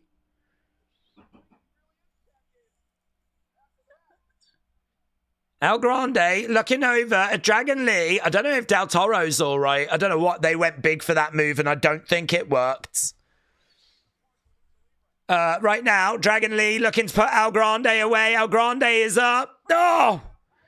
Power bombed. Oh, my God! Shooting star by Julius. That was... Mate, why is no one reacting to that? Why are the crowd just like... mate, that was huge. That was out of nowhere. We just cut and he was already mid-air. Look at the crowd. They're just like... This is awesome. This is awesome, champ, but I ain't seeing many people reacting. Back in the day when something was awesome, like, you felt it. Now you just got boomers sitting there going, this is awesome. I'm having such a lovely time. This is awesome. Back in the day, so it was awesome. People were on their feet. Oh, what has just been handed? He's just put something under his mask. He's going to do that flying headbutt, isn't he? And he's got something under the mask. Rey Mysterio's like, you've got something, man. You've got... Oh, headbutt! Rey goes down! Oh, my God. He's got something metal in his mask. He's so good.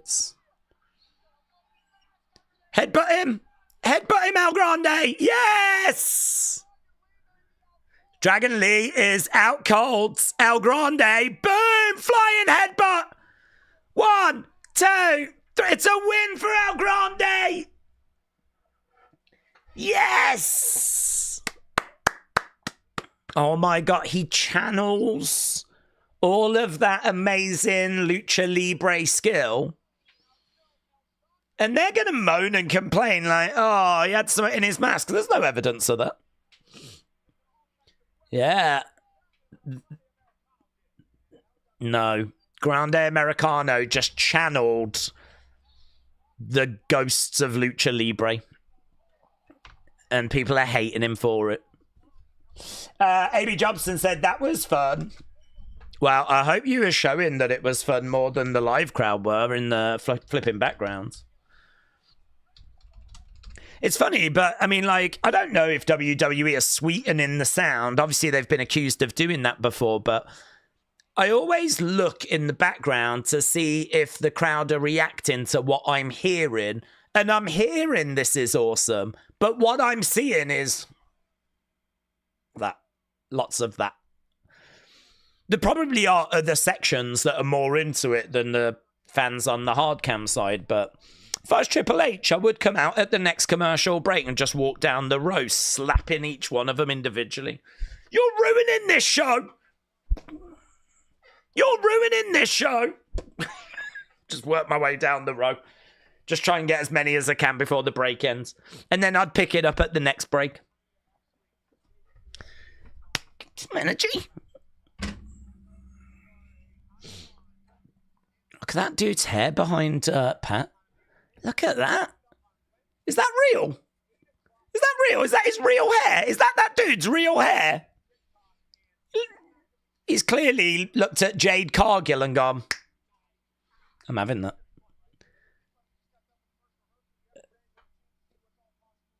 Do you think he does all this at home?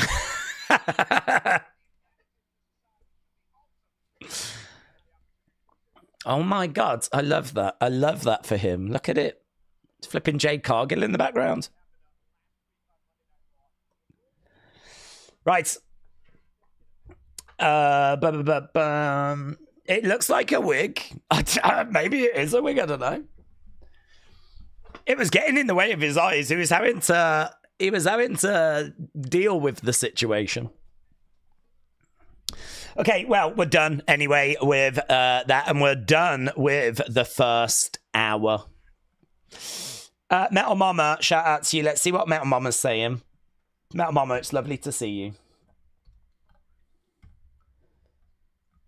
Let's go.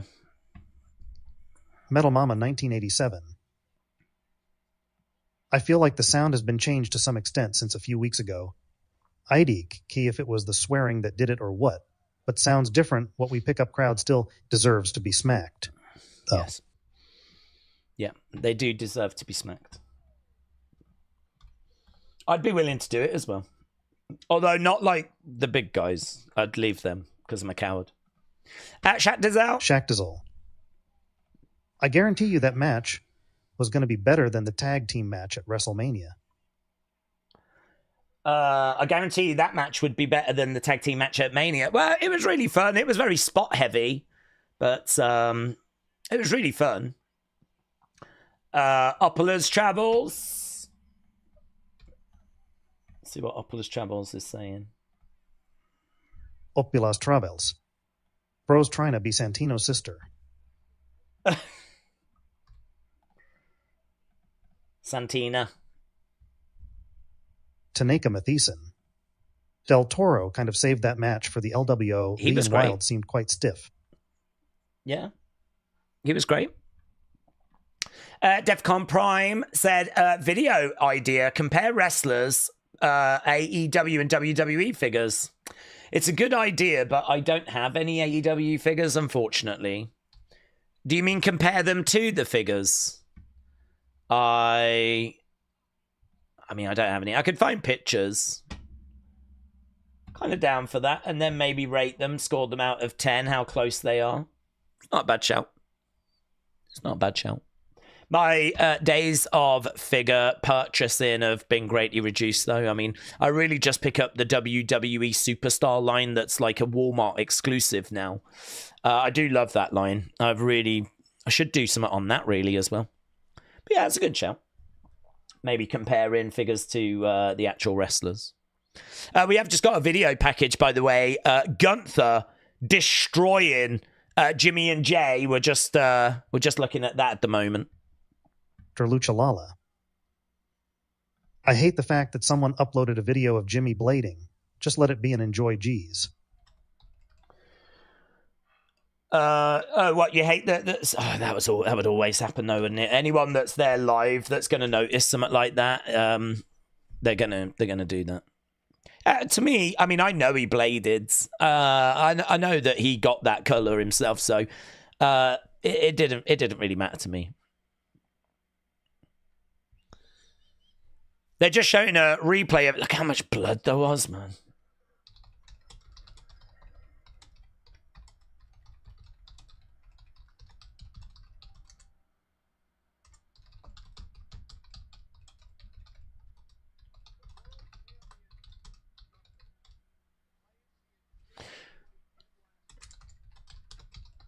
So after the break, we've got Gunther.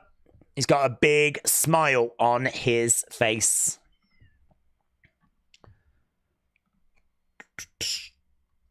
Okay, Rob M.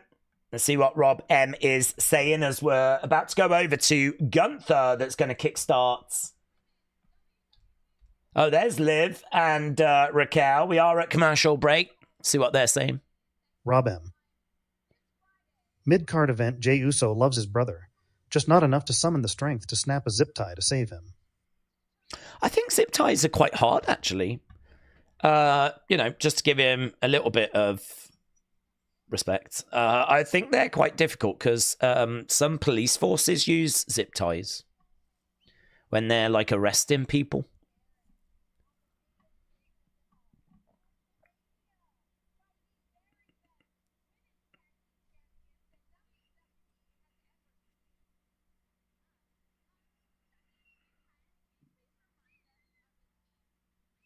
Can you remind us of the teams? 6 teams. Kaden and Katana. Yeah. Natalia and Maxine. Not as great as us. Shayna and Zoe, not as great as us. I'm seeing a theme here. Secret Hervis, great. Not as great as us. Yeah. Yeah. Me, Chin, and B-Fab. Great, it's not as great as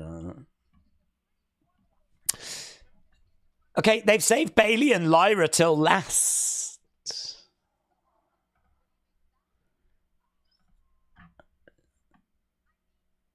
Great. Not as great as us. But there we go. Great, but not as great as us. That is very much the theme of that promo. Right, Big Migs Gaming said, oh my god, Kairi Sane looks freaking amazing. Those gains. Yeah, there is an image doing the rounds of her working in the gym. She's looking pretty good.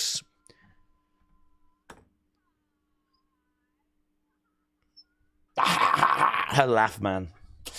King Yeti! Once again, King Yeti just being a flipping god. I don't know who, I didn't see who got them, but this is the person that you should be thanking if you are one of those people. King Yeti 1NM0. Gifted 20 Wrestling Days memberships. Crazy. King Yeti, thank you so much for the support, my friends. I feel like the whole members side has really grown as a result of that support. I mean, we weren't doing like the championship game and stuff like that, so really I'd say the championship game and any other additions that we bring in, it's people like Dormouse, it's people like King Yeti. I mean, there's so many people that have donated Wrestling Days memberships that have really added to that side of things.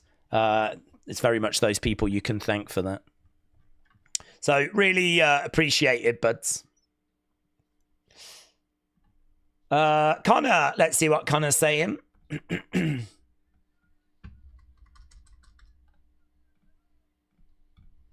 Connor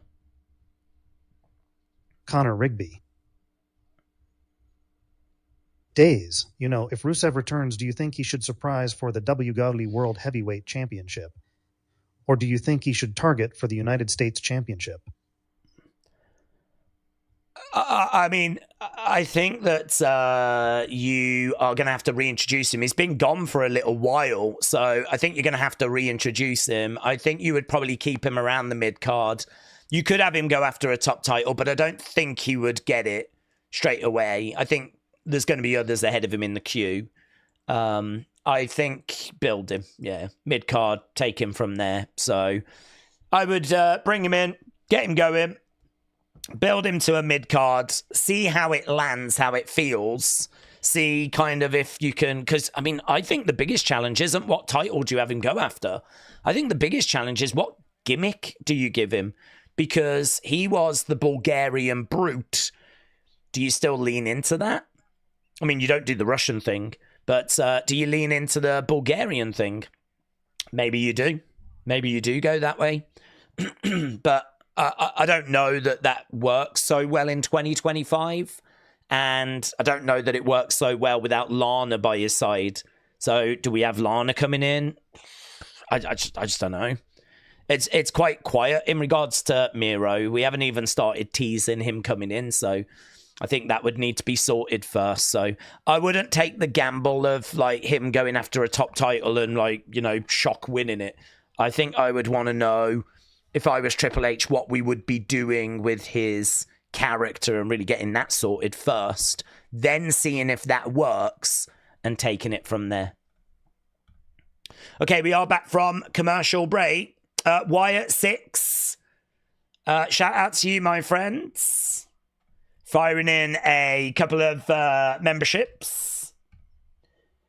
Wyatt 6, American Nightmare Crew. Wyatt 6, American Nightmare Crow. Gifted 1 Wrestling Days memberships. Appreciate it, my friend. Here's Gunther. Gunther. Hasib. Let's see what Hasib's saying. Hasib Hassan. Days, would you agree last week what Gunther did is the best thing he's done in his WWE career so far? No. No, I don't think that's the best thing he's done. I mean, you could make an argument that it is. You could make an argument for it being a key moment on his main roster career, but I've seen some incredible matches out of Gunther. Some really true. I mean, I feel like his first match in NXT UK with Ilya Dragunov may not have got the views, but I think that really put him on the map. And also, like, his takeover match with Tyler Bate, his match with Tommaso Ciampa, I feel like there was some matches down in NXT that really gave him the push that he got on the main. Without those, I don't know that he gets pushed the way he got pushed on the main roster. So those kind of led to what we got on the main roster. And then on the main roster, we've seen some great matches when he was Intercontinental champion. Maybe not so much since he's been world champion, but when he was Intercontinental champion, we got some great matches. So I would say maybe away from matches, like segment-wise, it was probably the best thing I've seen him do. But if I was to like run down the best Gunther, moments and matches, I would want to be celebrating some of those 5-star matches. Because for me, that's what he's all about. He brings that. Gunther has come out and he grabs the microphone. Let's see what he's about to say. We want Jay is the chant. I think they'll get him. I think they'll get Jay. Gunther in the ring. R-Truth has ruined Tommaso Ciampa, says Cameron. Who Dat Saint J said, I hope this segment is as good as Raw tonight. Has been pretty basic. Okay, here we go then. Gunther is interrupted. Interrupted by Jey Uso. Me Us. They won't-ish. Oh, that last match came out as good. 96.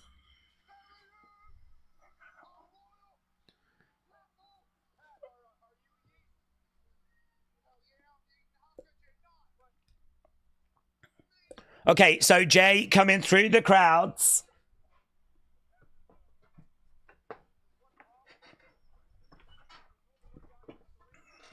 Gunther is laughing his head off at the moment as Jay is making his way down the ring.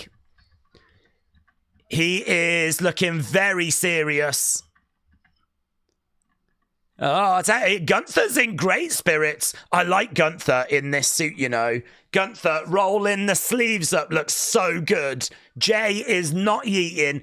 He is very focused. And Gunther is rolling those sleeves up. I think Gunther knows that this could really go very quickly into a brawl. Jay, very focused, look, in black. No yeeting, no smiling, no joy. All the joy, all the smiles, the laughter is coming from Gunther.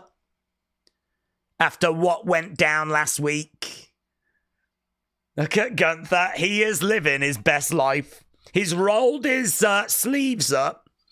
And Jay is just circling around the ring. Like a shark, really. Waiting to strike. Staring up at Gunther. And this is going to be a big segment. Big segment. Look at him, still laughing his head off. Sign in the crowd said Gunther is better than Yeet. Make no mistake about it, though. Jay very much with the support of this crowd. This is going to be very interesting. Not seen Jey like this for a long time. Not seen Gunther like this ever. Gunther standing, laughing. Did Jey just say, put up the microphone? I think he might have just told him to hold the microphone up so that Jey can knock it out of his hand. Gunther still laughs. He doesn't care. What you got, Jey? What you got? Glasses removed. Glasses thrown. It's very compelling. I can't wait to see what he's about to say. I don't know if he says anything. He might just go at Gunther. It's a very compelling segment. I don't think his first word's going to be yeet. Unless he says it and then just launches at Gunther. Crowd with Jey. Here we go. Here we go. We're still going. Gunther. What, Jey? What? You have a mother? Oh. You got a mom?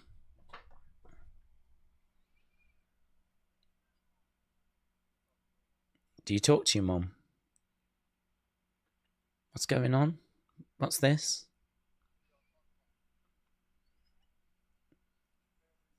Family stuff. I wasn't expecting this. How does she ask about how the wife is and the grandson?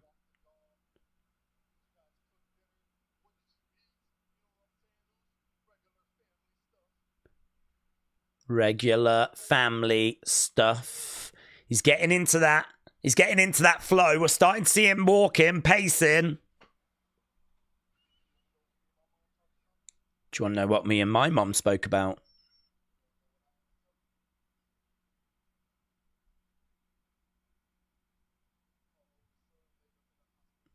Right. I thought it would probably be the tariffs, but no. It was actually about Jimmy.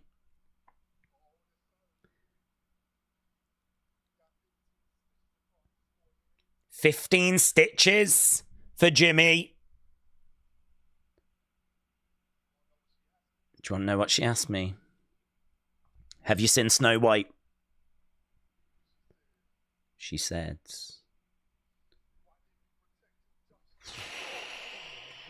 Why didn't you protect him, Joshua? And that's not even his name. That poor woman. That's not even his name. His name's Jey. Oh, my God. Jey responded, "Who's Joshua?" You had me. But it wasn't enough.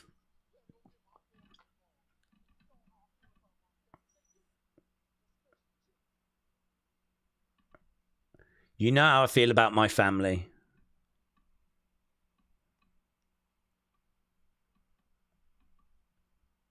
I don't think Gunther cares. I mean, I'm just reading the room. I think Gunther's standing there going, well, doesn't it suck for your mom?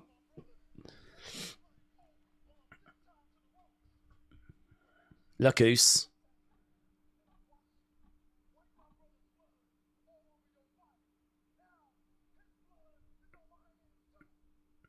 His blood is on my hands too.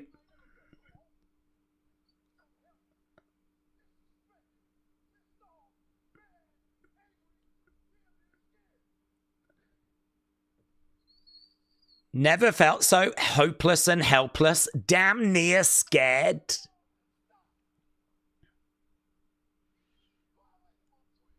You violated my twin. Oh, I don't remember seeing that.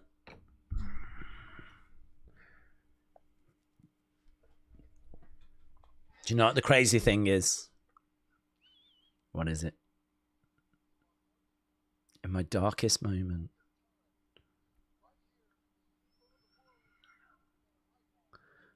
A light bulb went off. Oh, that is something. What? What did you realise? I realised we don't need straws at all. That's what I realised. We could just drink straight out the cup.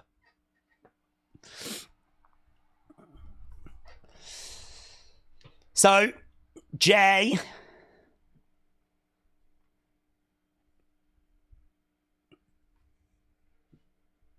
is ready for Gunther.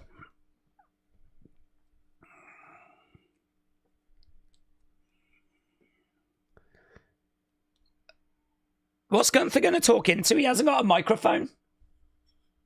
I was waiting for Gunther to talk there, but he ain't got a microphone. Hug and kiss your family before WrestleMania.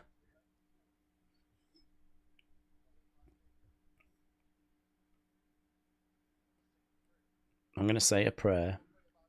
I'm going to pray about you and me.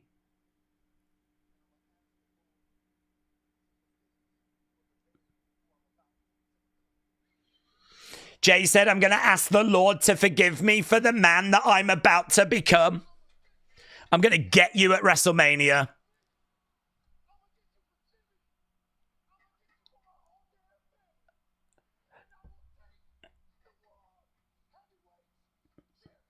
Oh, mate, I love that fire.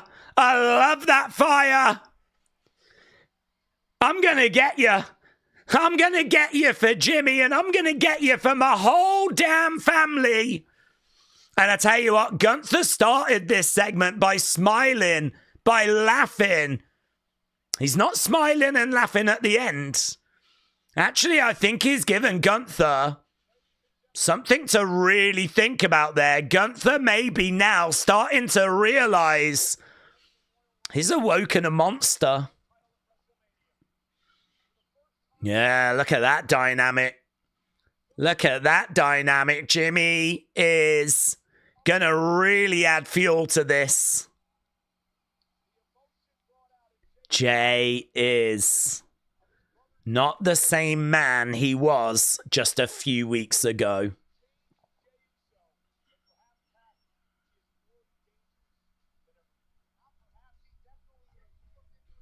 More dangerous than ever before. Well, that was quick, said Dirty Hippo. Listen, the best things usually are.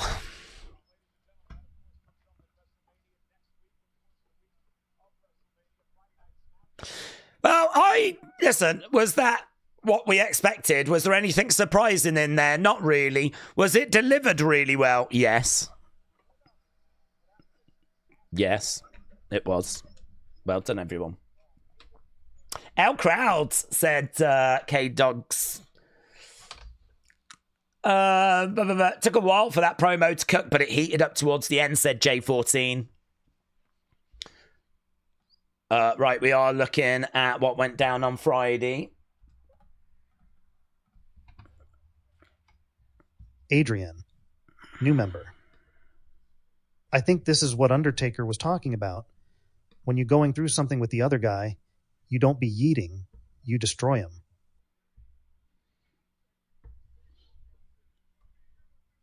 Mm-hmm.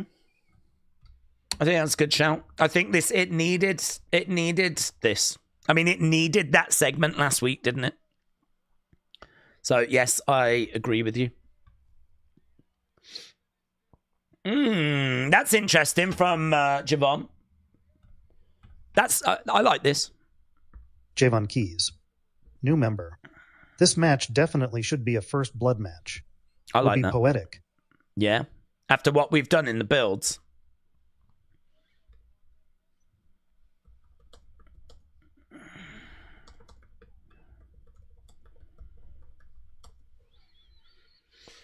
Okay. Gunther is a proper heel. Almost has real life heat with fans too, said Cameron. LS dub. Let's see what the dub is saying. Yellow. Member. That segment was an ambitious big swing. It had drawbacks. But overall, Jey as the courageous, focused Gunther Hunter is the exact type of stakes this feud has been begging for.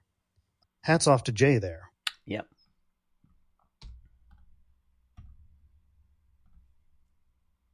And WWE. Days. That was a good promo from Mr. Uso, but not as good as Marina Shafir's You Don't Know promo. LOL. You don't know me. Yeah, I love that. Love that.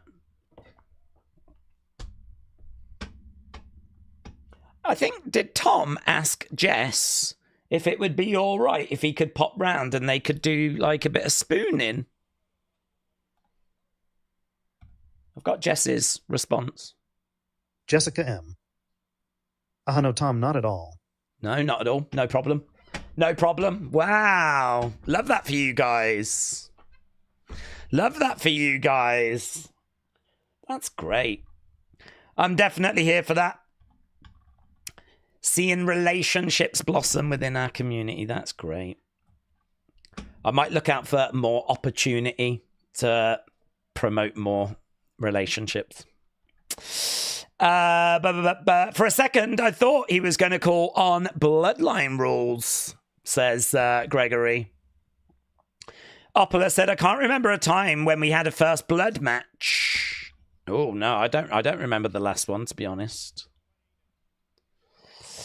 You don't know me. You don't know me. Shaq Diesel said, I called it.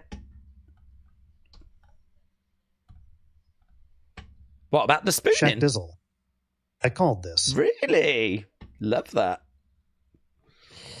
Let's see what Eric's got to say. New Day make... Are we at commercial break? I don't even know where I am.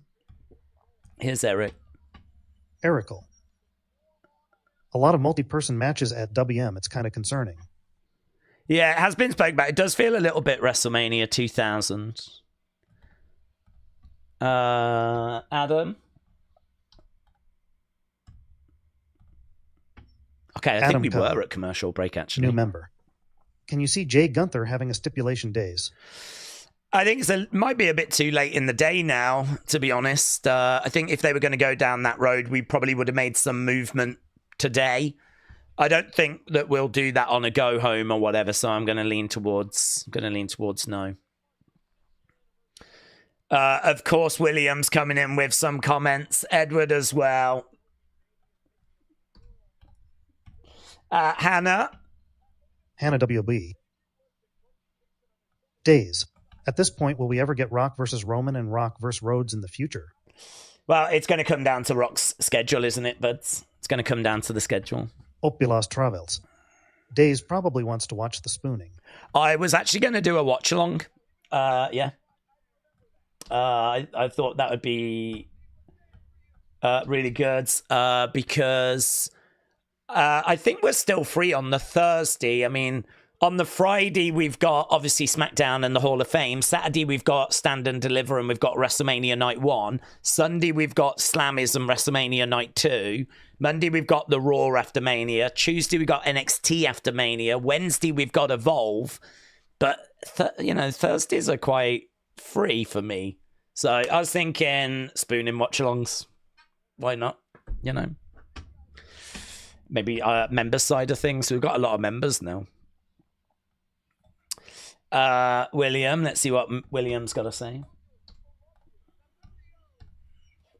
Here's the War Raiders. William Hensey. Member. Days, Edward said if you don't make him a mod, he is going to sexually assault me in the bathroom again. Don't do it, I liked it. William, I wish there was something I can do, but my hands are tied. So, I hope he's gentler than he was last time. Love you guys. We will be streaming and doing a watch along for that as well. That's the Thursday after WrestleMania. Liam Costa Costa. Hey, Days, my friend. I think that made Jey look weak there. Really? There shouldn't have been any talking. Jey should have just come out and attacked him, in my opinion. Okay. I respect that.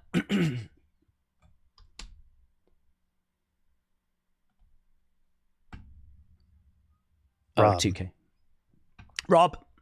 I'm calling it now. Jay is going to have Gunther bleeding like a stuck pig at WM, and sadly probably get the win.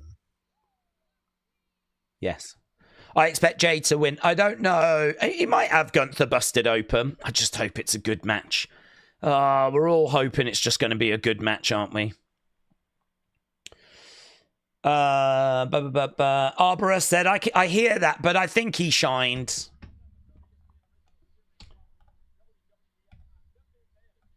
Lisa, shout out to you. Appreciate the support. What do we see happening with this match? I think we just get the champs retaining, to be honest. I don't think we get new champs here, but let's ask the question, shall we? Oh, here's Rhea.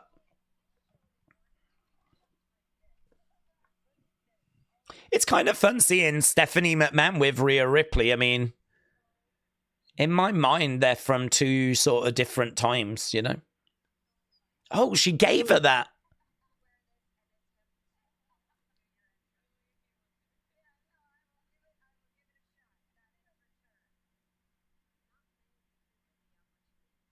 Oh, it says Stephanie McMahon on the back. Oh, that'll be good for role play night, won't it, eh? In the Triple H household.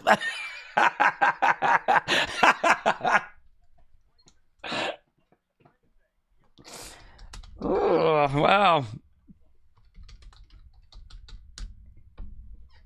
I bet Steph's been called mommy before. Okay, here's Maxine and Natalia. Let's go in the deep end. It's WrestleMania season. Oh, Maxine is so excited. Natalia, not so much. Okay, here's Ray.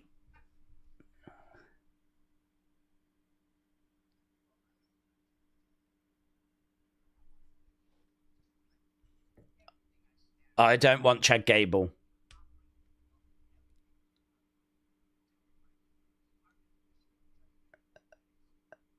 He wants El Grande. The guy that's mocking Lucha Libre. What, you mean making Lucha Libre great again? Make Lucha Libre great again. El Grande needs those hats now. Yeah. Yeah. Do it. WrestleMania. Rey Mysterio. El Grande. WrestleMania. At WrestleMania! Yes! Oh my God! At WrestleMania! Official! It's official! Oh my God! We're doing El Grande at WrestleMania? Oh my God! Isn't WWE the best? Aren't they the best? Yes! Oh God, I need some El Grande Americano merch.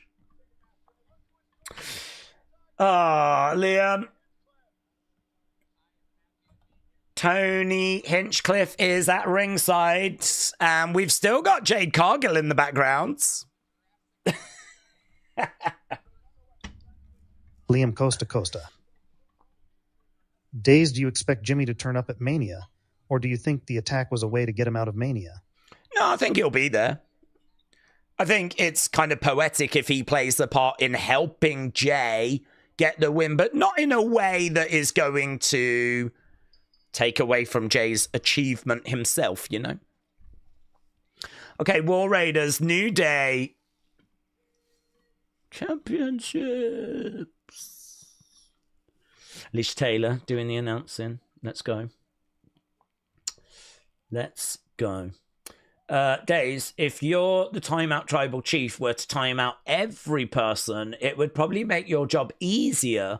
You could just waffle for hours without being interrupted. That is the dream. That is the dream. I mean, not that being offensive, you guys do sort of get in the way.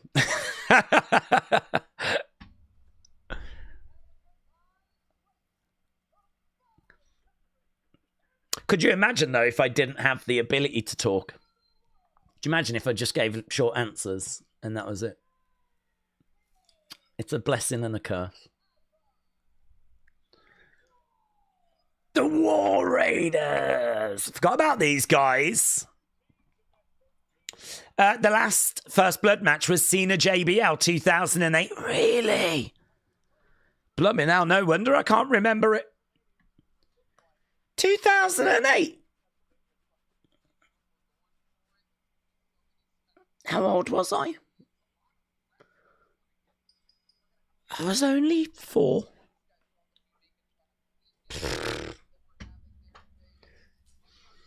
No wonder I don't remember.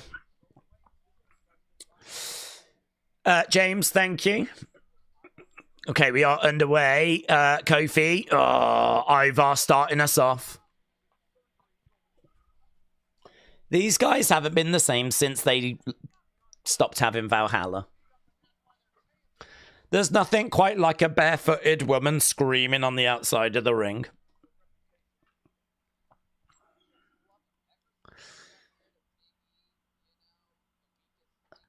Tony Hinchcliffe says that he loves the New Day and they've really got better since they got rid of Big E.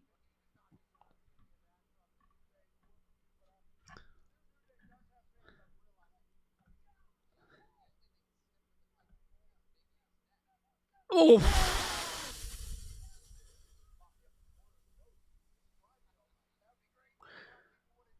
The only thing stiffer than Michael Cole is Big E's neck. Have we signed this off with Big E?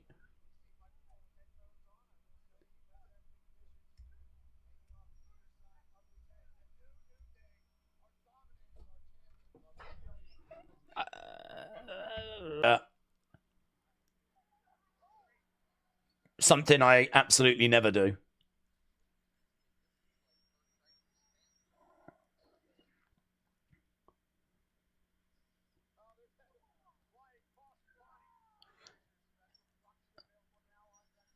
He's not very enthusiastic, is he, Tony Hinchcliffe, with his commentary? He's very dry.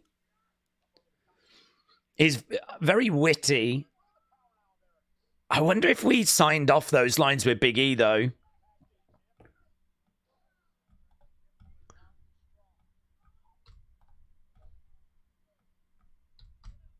I'm just listening now. War Raiders. King Yeti 1 and M0. When cats play with boxes, are they playing with themselves? Oh.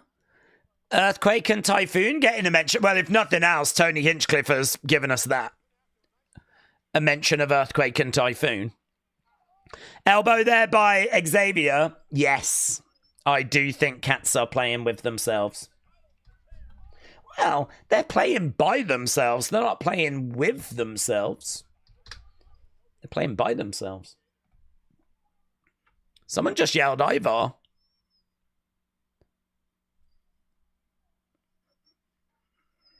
Ivar charging in. Boom! Collides into Xavier.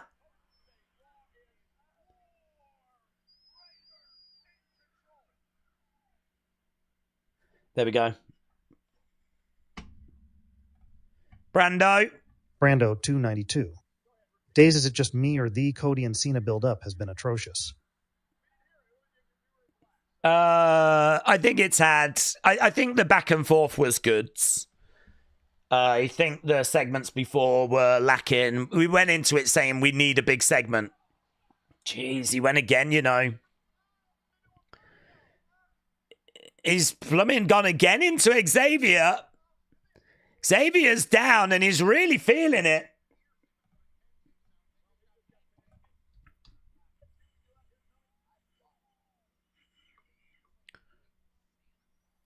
He's like a big Santa Claus. He's talking about Ivar. That's nice. He looks a bit like Santa Claus. Do you know, if you're bad, you get Cole, and if you're really bad, you get Michael Cole, said Tony Hinchcliffe. Oh, mates! Ivar just trying to collide in the corner. New Day move out the way. He bounced off that bottom rope, shot backwards. Are we at commercial break? Some of the best stuff's happening during commercial. Yeah, we are, you know. Love that there's no slowdown here during commercial break. So Xavier is in the ring. Ivar still feeling the effects of slingshotting backwards there. New Day are in. They're grabbing the legs of Ivar. Might as well end the poll. Are we going to get new champs? You lot have said no, but very close. You're kind of saying no, but you're sort of whispering it. You're like, no, I don't think so. Right now we've got Ivar down there working on the legs. Stuart said all the build up to WrestleMania has been lackluster, really. Days, that's a kick in the teeth for WWE talent that a bad fake Lucha Starbucks is going to take a spot at Mania. He is WWE talent, though. Going back against the ropes, drop kick to the back there by Xavier.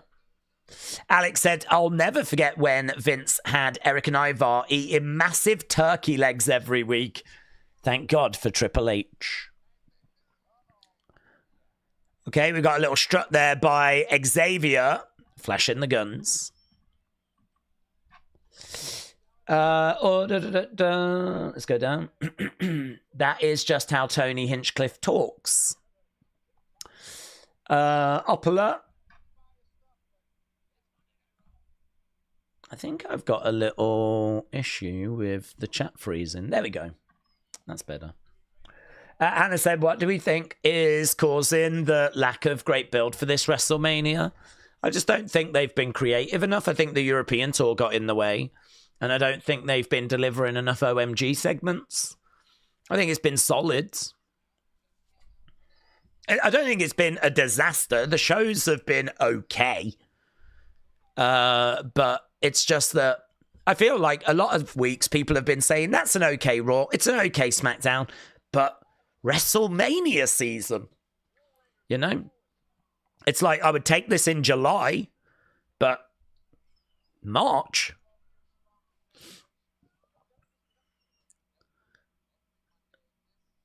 Going up like, boom, massive. Uranagi there by Eric. Xavier, oh, he gets planted as well. New Day just getting chucked around. Power, got him up. Bang! This might do it, you know. 1, 2. No, Xavier makes the save. So Xavier with the save. He goes to the outside. He grabs a chair, but that's not going to help. In the ring. Yeah, referee a little bit distracted. Oh, ring the bell. DQ. Just saw... well, you did use it. You did use it. You can't say you didn't use it. You did use it. Yeah, shouldn't have done it. It's your own fault. I've got no sympathy. Ivar uses a chair and then cries about it. Oh, I didn't mean to. He made me. No, you're responsible for your own actions. Oh, but he made me do it. He was the one that brought it in.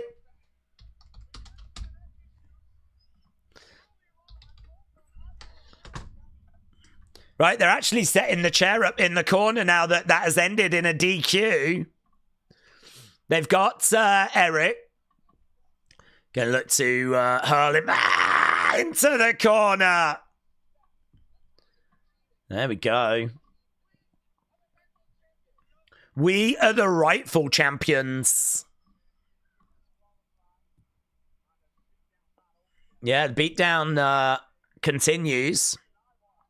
Ivar into the timekeeper's area.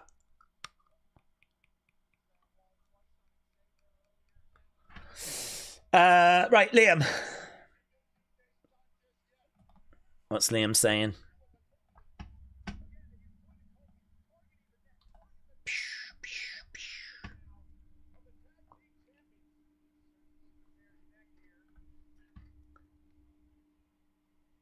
Liam Costa Costa. Days, is it me, or do we not see Green Shirt Guy anymore? Do you think he's finally run out of money from buying all those front row tickets for years? We still get him, but yeah, it's just PLEs, isn't it? He doesn't really show up on Raws. They're below him. Raws are below him.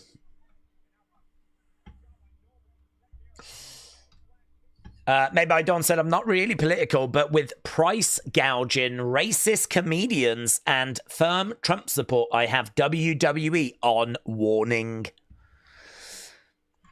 Well, I could understand some of those comments potentially getting a bit of backlash. And to be honest, they don't even need to do it. The ticket sales have been okay. We were looking at them the other day. Ticket sales are all right for that roast of WrestleMania.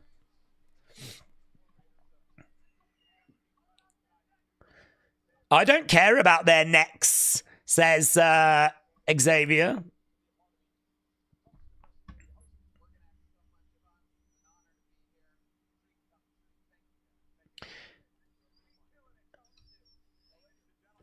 A dream come true to be here, says Tony. So there we go, Tony. Just jumping in for that tag title match. I wonder why that match. We're going to get this bleep again at Mania. Why is Triple H filling Mania up with matches that we've seen recently on TV, said Brian. WWE needs to go back to Europe to get everyone hyped, said Sergio. There's a substitute green shirt guy tonight. There is. Jade Cargill guy. I'm here for that. The guy that's wearing the wig is dressed like Dante from DMC.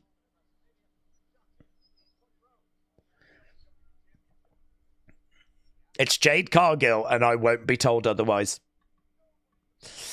We're having a look at Cody. Days, WWE's coming to Australia in September. What PLE do you think we could get? Tanika, what do we tend to get at that time of year? Did you say September? What did we have in September last year? I think that was just a bit before Bad Blood, was it not? Did we have a clash? No, I think that was earlier, wasn't it? I think that was earlier. I don't think it was Bad Blood. What was it in September of last year? I'll have a look. We're just having a look at a Cody Rhodes promo.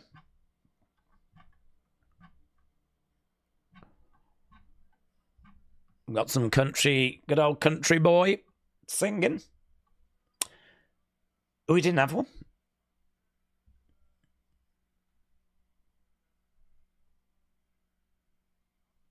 So, yeah, we're not going to have one. Yeah, apparently there was only No Mercy in September last year. We did two. We did SummerSlam and Bash in Berlin in August. So perhaps we're going to do Bash in Perth.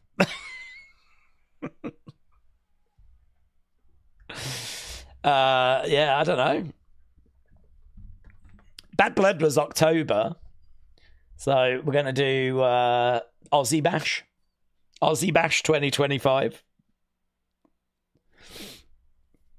You might end up with another Superstar Spectacular, whatever they were flipping called.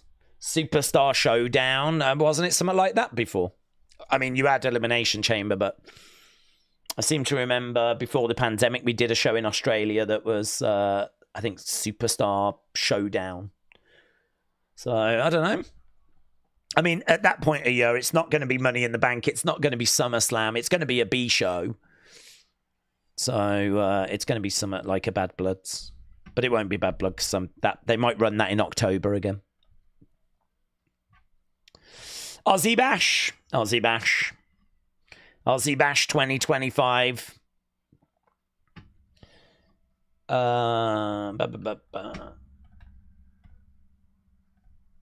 Leicester Mac. Days. Will we see a first time ever when you co-stream with your partner Thomas Toy travels for the WrestleMania stream, as it takes two to tango? That would be very fun. Aloha. Hannah, you talk so much about Tommy Toy Travels. I really am starting to wonder if you're not Tommy Toy Travels. What if it turns out Hannah WWE is actually Tommy Toy Travels' burner account? Or what if it turns out Hannah WWE is actually Tommy Toy Travels' partner? Tommy never gets mentioned anywhere else, but it's only Hannah that brings Tommy up. As the kids say, noticing. Hashtag noticing. Opala.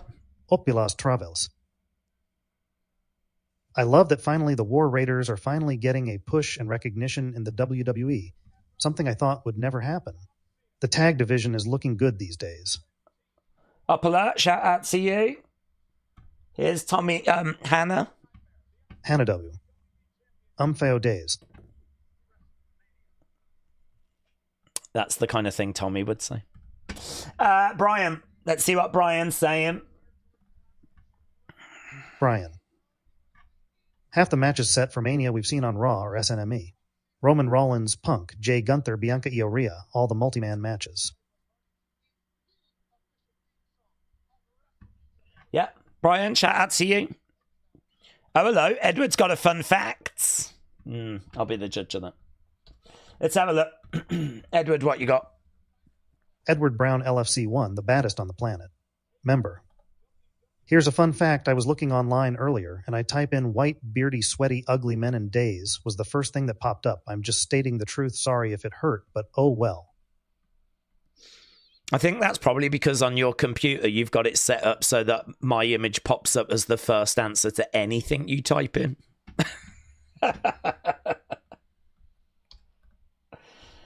Dr. Luchalala. Dr. Lala. Member. At least someone cares about TTT since his girlfriend doesn't. Ain't that the truth? Ain't that the truth? Jess. What's Jess saying? Jessica. How the hell do you have Cena's last Mania not be centered around all he's done for the company? Because we turned him heel. We did that instead. I wonder if they will still show like video kind of packages throughout the show of like Cena through all the previous WrestleManias. I don't know. If he was a babyface, I'm sure we would do something like that.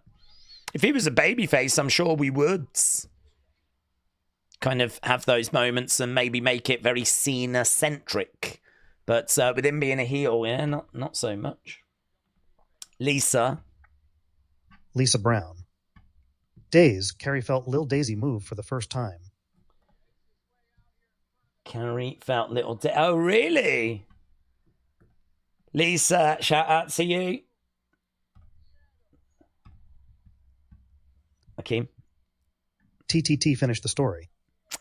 He does need to finish his story. Right, Penta has got into the ring.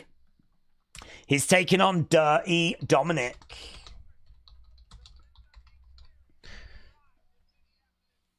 Let's go. This could be all right. This could be fun. I'm down for this. I once saw a young picture of wrestling days. Sorry, Days. Younger you look like a heel. Well, as you get older, you do become a lot more likable, approachable. Do you know what I mean? And I've just kind of really grown into the baby face that you all know and love. But it is true. Maybe there were some heel tendencies when I was younger, you know. We all go through it. Opala's got a really good question for Edwards.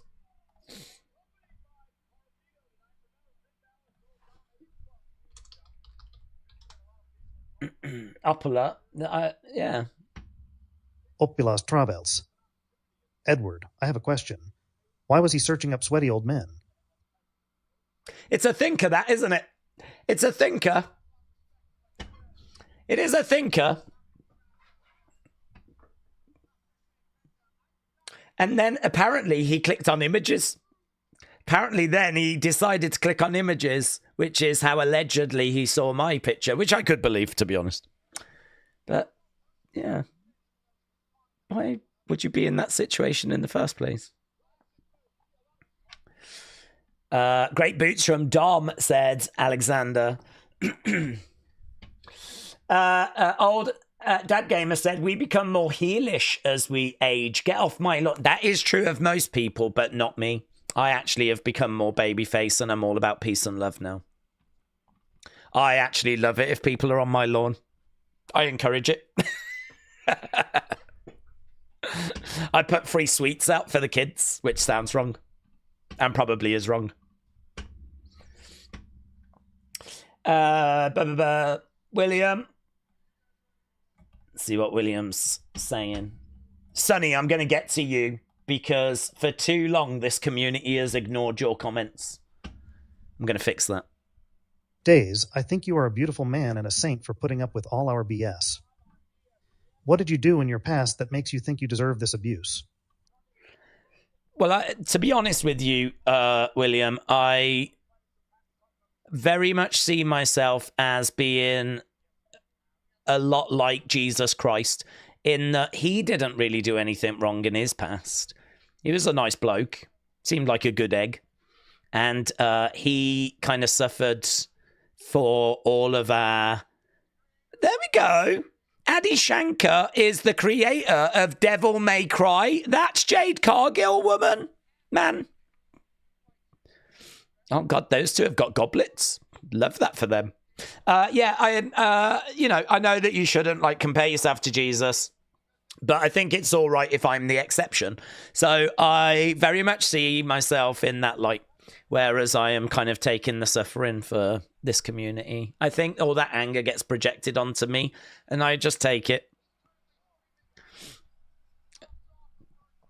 as just like this really beautiful, pure being. In many ways, I'm a lot like E.T.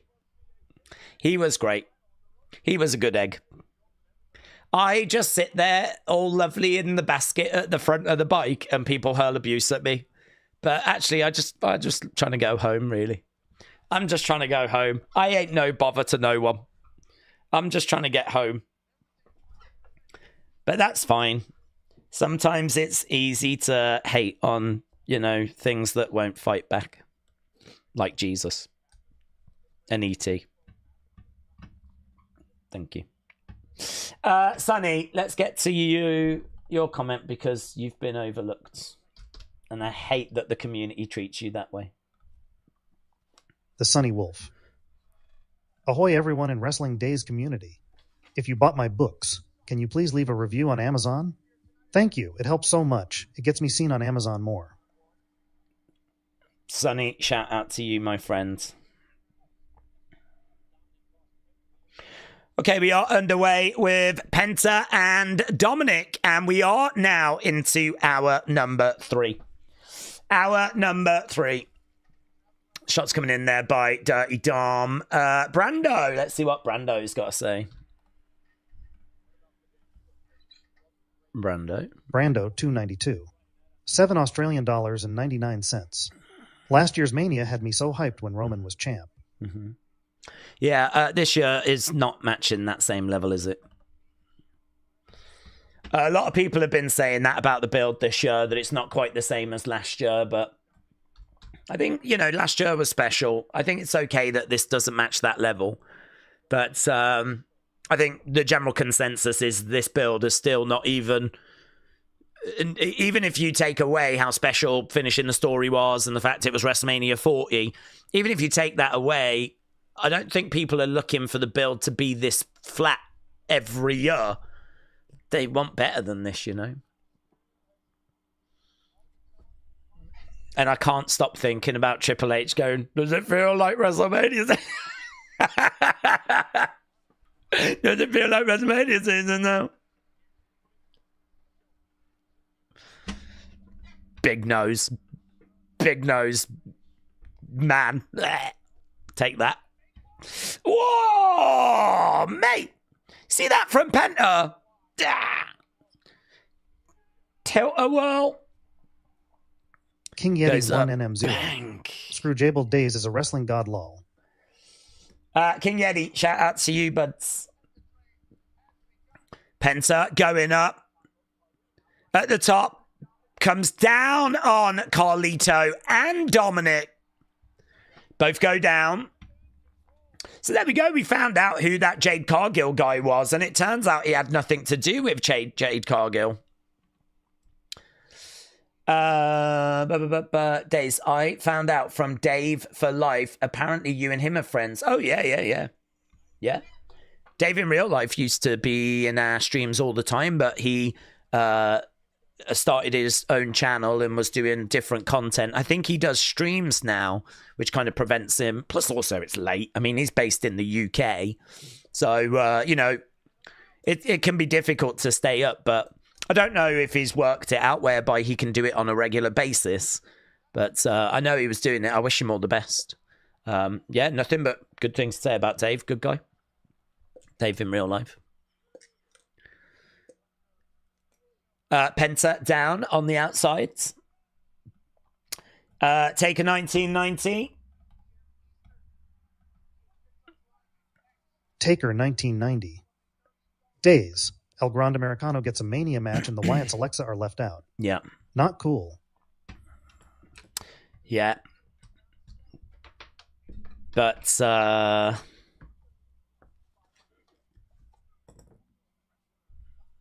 I don't really have anything to add. I was going to say one of them can find their way onto TV and the others can't. But, you know, that's a bit harsh. We know that Bo's been injured. And, you know, Chad's been healthy. And to be honest, I think they've just tried to find a creative way of getting Chad onto WrestleMania. And I don't think that's something that we should frown on. We believe that El Grande is Chad Gable. That's the big secret. So I think we can all agree Chad kind of, you know, is a good guy. Well, not really, but he deserves to be at WrestleMania. So I'm all right with it. So yeah, I'm okay with that. Maybe if the Wyatts had stayed healthy, injury-free, I've no doubt they would be at WrestleMania. And do you know what? They can still get tickets. It's not sold out. So they can still be there. You know? They'd have a great time. They'd have a great time. They could go to WWE World. They could go to the roaster. Imagine, front row, you've just got the flipping Wyatt 6 sat there. Can you take your mask off? Rowan! Can't see. Don't worry about it. It's my bad. I don't need to see. I'm all right here. I can hear. That's the most important thing. Yeah, no, they could have a great time. They could go to the after show party in the club. Do you know what I mean? WrestleMania After Dark. Oh my God, mate. Suplex there by Dom. Days, I'm not going to lie. I do have a picture of you that you don't want out there. Trust me, I would expose how much of a boomer that you are. I think people know. I think people know. I don't think anyone's looking at me thinking that I'm not a boomer. And if they are, they need their eyes tested. Hannah W. Days, how are you this funny? If only you were to show that personality in the outside public world, as the women may be all over you. Women love humor, LOL. No. God damn, why have I got to be so cute and introverted? You're right. But it's also, hang on, whoa, how do you know I'm not killing it out there with the ladies? How are you to assume that I am not out there just dripping in punani? I think the fact I've used that word probably says that I'm not. But I am actually. Yeah. Lady killer. I'm so cute. I am so cute and popular, you wouldn't believe it. But I just like to put up this facade that I'm not, you know. Alexa Bliss, what's this? What's this? What's going on? What's this? Alexa Bliss Gamer 0809. Boo days. Boo! Drop kick there by Dom. Going against the ropes. 619. Dirty Dom going up. Going up. Perched. No, knees up and ooh, kick out. I think the reason Alexa Bliss Game is upset is I said the Wyatts could get tickets, and I didn't say Alexa could get tickets. She can go as well. Listen, they could get a box, and she could go. She could be at the clubs. I know that she'll need to get back home early because she likes to watch the Disney Channel, right? And I think that stops at like 11 o'clock at night. But so she probably won't go to the clubs. But she could go to the actual WrestleMania. She could do stand and deliver. So Alexa Bliss Gamer, I don't want no heat. I don't want no beef. I'm sorry. I should have said that she could have been a part of that. I don't think she'd go to the roast, though, to be honest. I think I actually get the impression that if she went to that, I think she would be offended. I really get the impression she gets offended really easily. Penta picks up the win.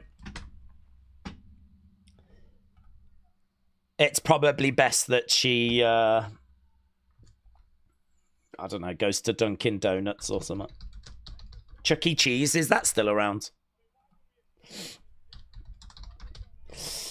That was great, said Alex. Well, it was a fun little match, and it's a victory for Penta.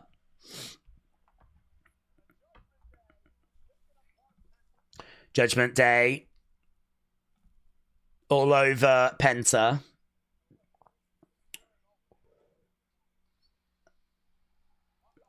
Alexa Bliss Gamer says, "You're right, Days. Thank you for your honesty, and you are a great YouTuber and really handsome." Thank you. Alexa Bliss Gamer, thank you. Here's Bron Breakker. Bron Breakker, look at him. Boom, mates! Did you see that? Jesus! Kind of came like this. Mate, at what point is he actually going to cut someone in half?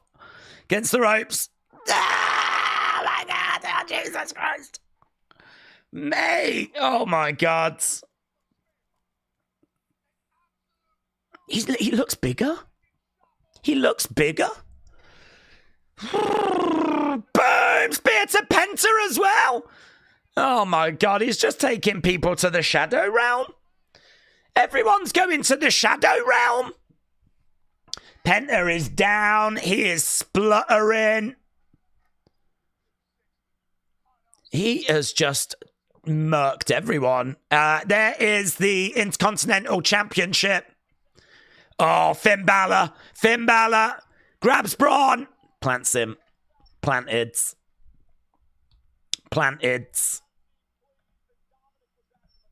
Finn Balor looking at that championship.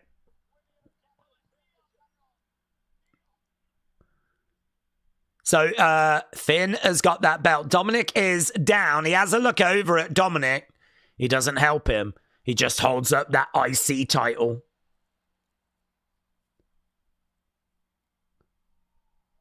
Oh, Braun. He gets out the way.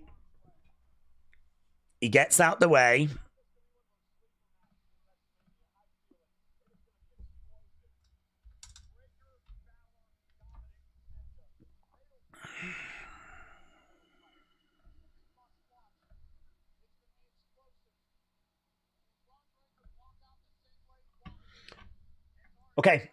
The end of Seth Roman romance has to be standing because Seth was the original Judas, said Trini. Hello, Trini. Don't feel like I've said hello to you today.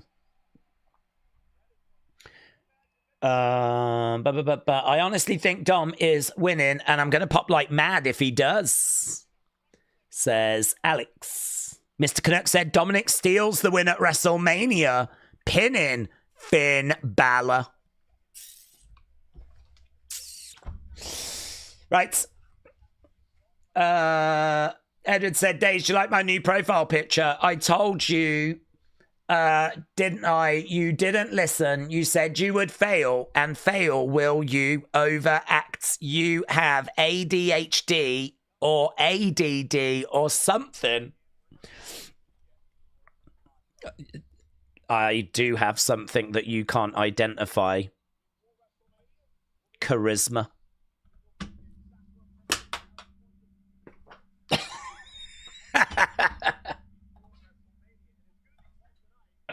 Burn. And I do like your profile picture, by the way. Right, we are just running down the card for next Monday.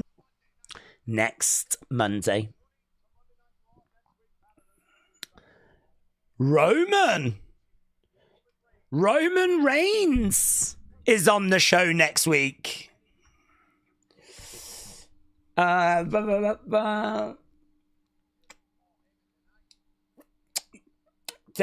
is a promo in the Hall of Fame picture. Oh, yeah, I know, yeah. We didn't do one on Saturday, so I didn't need to change it, but I will change it because we have got UFC this weekend.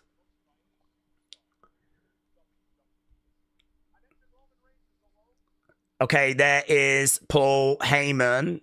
We're already 15 minutes into this. Third hour. Smile on his face. Smiling? Smiling? Let's go. Ian said Daisy's number one issue is his abrummy.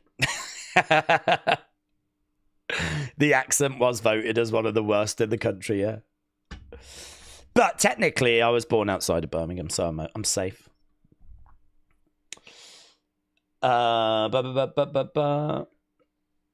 Who's coming out? American Maids. Oh, Chad Gable's coming out. Here's Chad's. Oh. I had to apologize.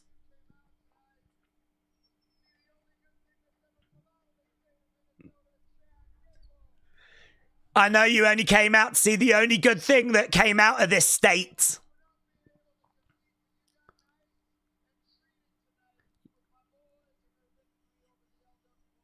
Yep.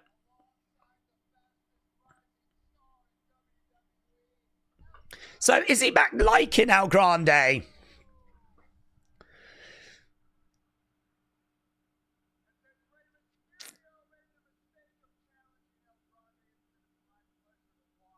It's going to be my pleasure to watch. Mate, that match is going to bang. It's going to bang. Chad Gable against Rey Mysterio.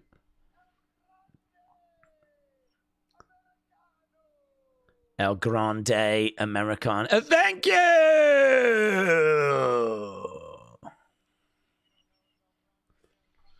El Grande Americano. Right, Pop to Dill. What's Pop to Dill saying? Here's Heyman. Proctor Dill. Heyman making his way to the ring. Calling it now. Renee's tell Moxley get a real job. Stop wasting your remaining years working out you anger towards your dad by bleeding to death for 70 fans. Him and Seth smash Roman at Mania. I don't know that he will. I think he's still got that anger within him.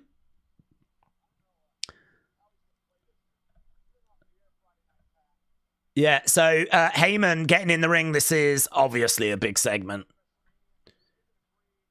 Big segment.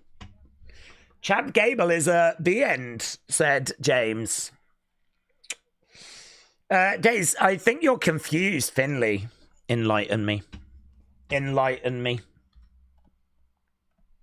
I could be confused. Finley Robson reigning community champ. Member. Days, I think your confused Chad Gable is not medically clear to compete, therefore, El Grande Americano is taking his place. You could be right. You could be right. It's certainly not been confirmed that they are one and the same. And actually, we did see them both at the same time backstage. So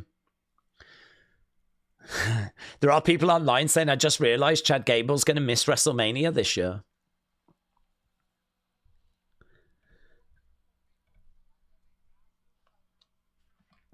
Right. I just watched that spear that Bron put on Carlito. That spear would write him off TV forever, said LS Dub. Opera Travel, shout out to you.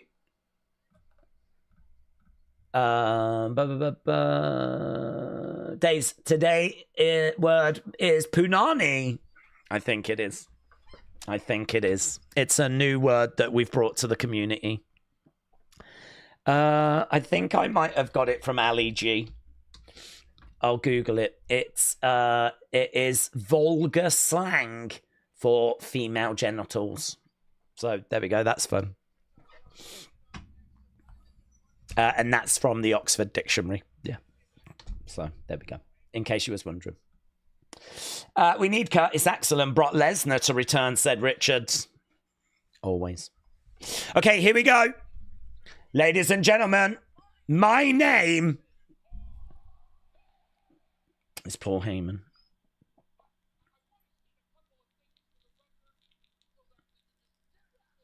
Yeah, let's get it out the way and move on.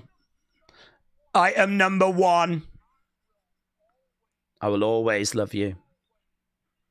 My heart will go on. I will always be loyal to Roman Reigns. I will always be loyal to Roman Reigns. But that loyalty is going to be tested. Item number 2. I will always be loyal to my best friend in the world. I thought he was going to say Colonel Sanders.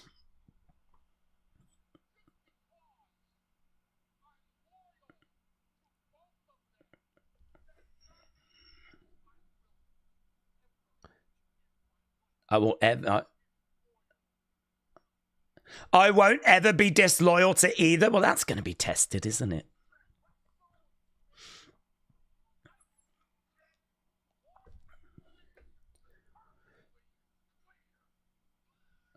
Here's Seth. When it comes to WrestleMania, let's get one thing perfectly clear. And Seth Rollins comes out. And Paul Heyman is not crazy about this.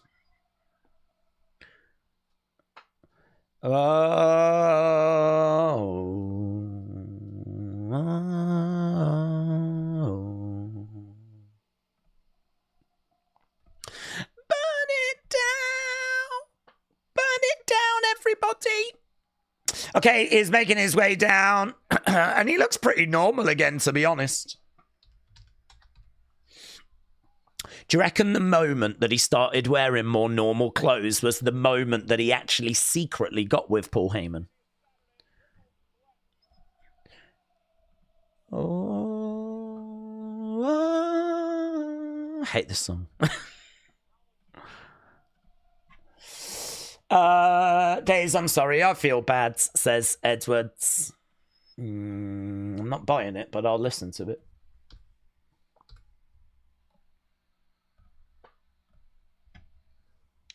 Edward Brown, LFC won the baddest on the planet. Member. Damn sorry, I feel bad. I shouldn't have started on for no reason, but I got bored. I have ADHD. I am very unique and special in my own way, but I'm not a mean person or a bully, so I am very sorry. Bud. I really thought that the twist was coming. So, but like, Edward, you're fine. We're just having fun. Okay, Steph's in the ring. Someone just yelled, burn it down! That would be me. That would be me. Okay, Seth in the ring. Let's go. Paul Heyman. Edward, can I just say you'd be a rubbish heel Imagine coming out, cutting a promo on the show, and then at the end, go, guys, I'm so sorry. I need you to, this isn't really me. I don't, you know everything I didn't mean it.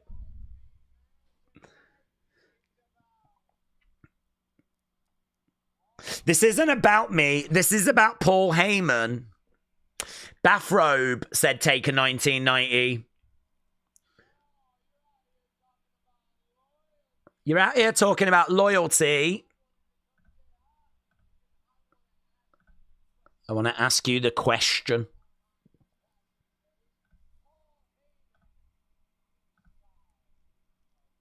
Whose side are you on?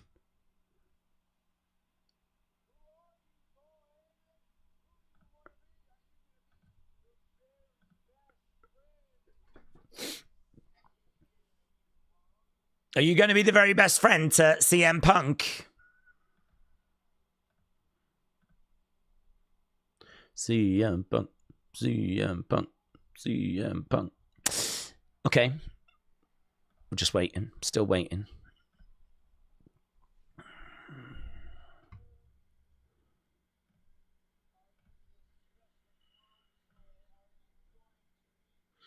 So are you going to be the special counsel, or are you going to be the very best friend?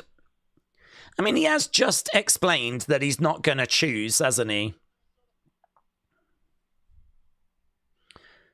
OTC chance.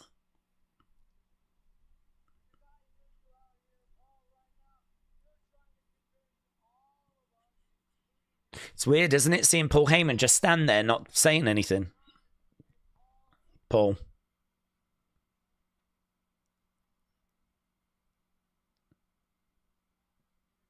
Seth looks good. You're neither. Where's this going?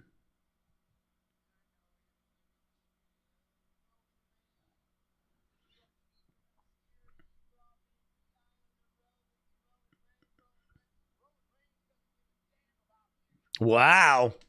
Roman Reigns doesn't give a damn about you.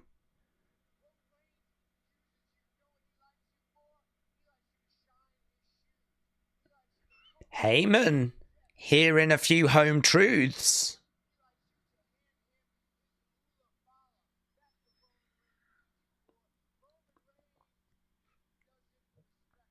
Roman doesn't respect you, and like Heyman's like, come on.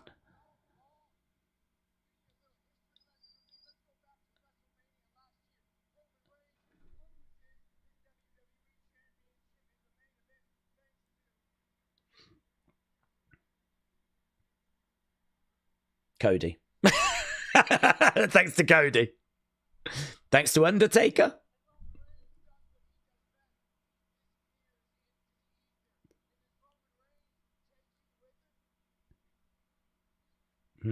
It's a good point, isn't it? Roman did leave Paul behind. Yeah, left him with Solo. It is true. That didn't go well. No, they didn't. They didn't. Were they kind? Were they loving?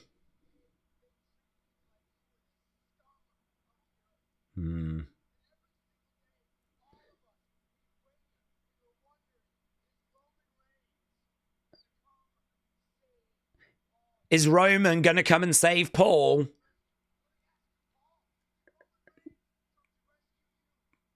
He didn't.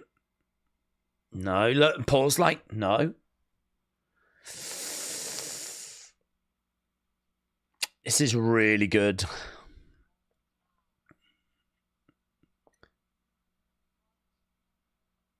The crowd is still...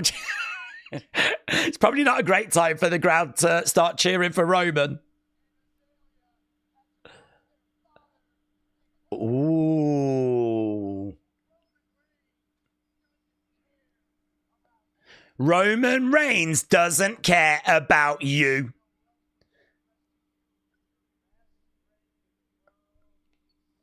So he's just laid it out about how Roman doesn't care for Paul, and now he's going to lay out how Punk doesn't care.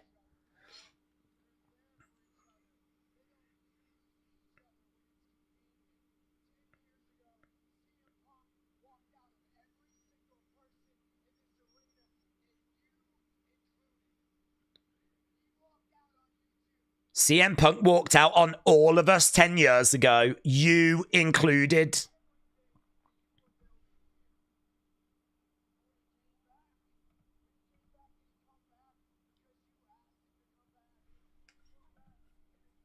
So that's prompting some CM Punk chants. No.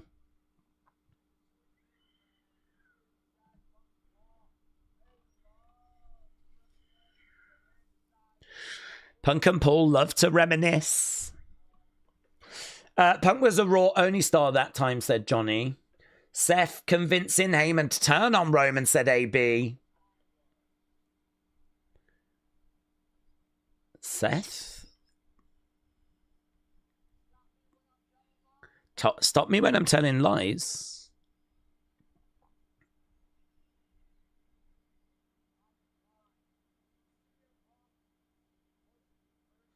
CM Punk wasn't the first choice.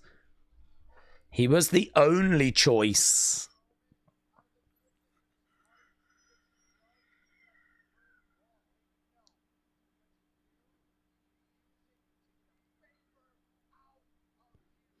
He only did it because he knew he could get a favor out of you. Look at Paul.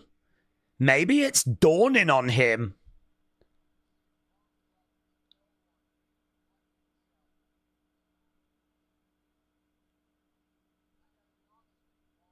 I gotta be honest, Paul.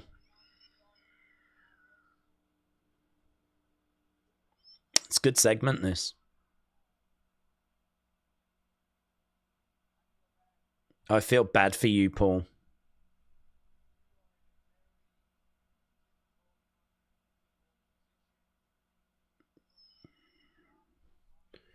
You're between a rock and a hard place.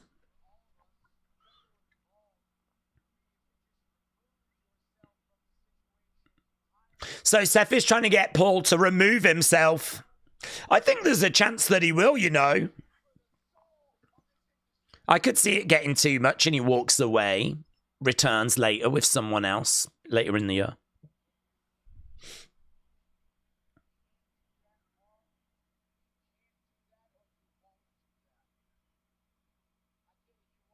What's Paul going to say here in response?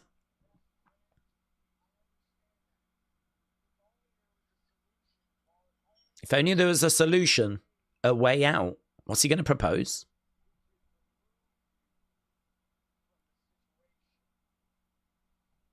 Is Seth going to attack him? Where's this going? Paul?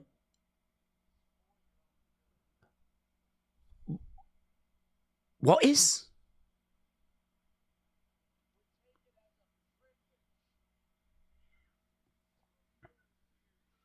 Right. He's offering to do it right here, right now.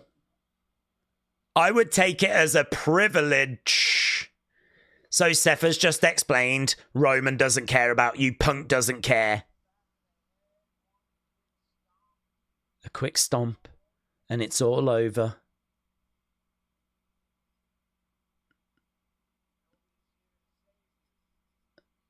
No one's here to save you.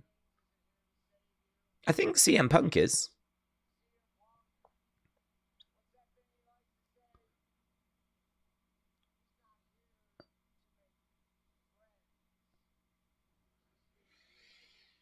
He's not here to make friends. He's here to make money. I like how he's using that line here. How much are you worth?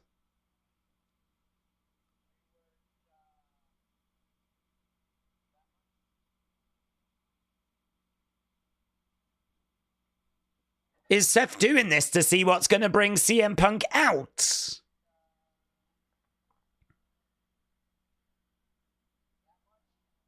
He slaps Paul. Paul ain't going to do anything. Come on, Paul. How much are you worth?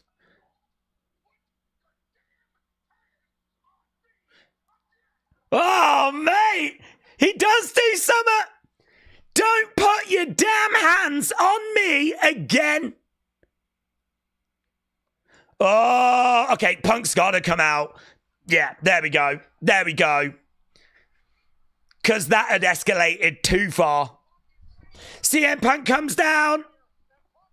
I mean, why didn't Punk interrupt earlier? It is really cool seeing Paul Heyman have a few words there for Seth. Don't put your damn hands on me. Hey, do you know, Seth looks good in jeans like that. Maybe not the flared ones, but... Oh. I sort of miss Seth not looking like a clown, like he normally looks. Shot coming in there by Punk. There goes the Prime. Shots coming in. Right now, Punk has got Seth over by the ring steps. He's going over and is he gonna stomp? Wrong camera angle there for a second as Seth gets in the ring. Oh, stomp! No! Shh. Stomp to CM Punk.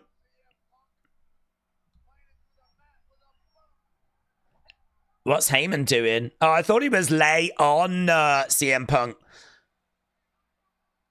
Is he going to stomp Heyman? He's going for it. Goes. Oh, he didn't do it. He could have. He could have. He didn't do it, though.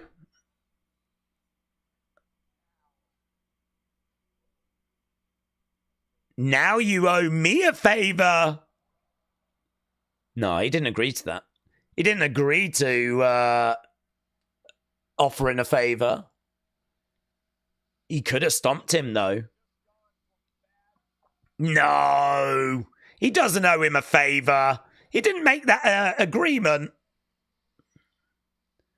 I hope they're not going to try and make that a thing.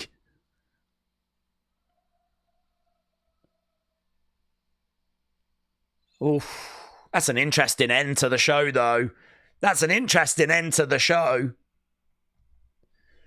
No, that's not how favors work.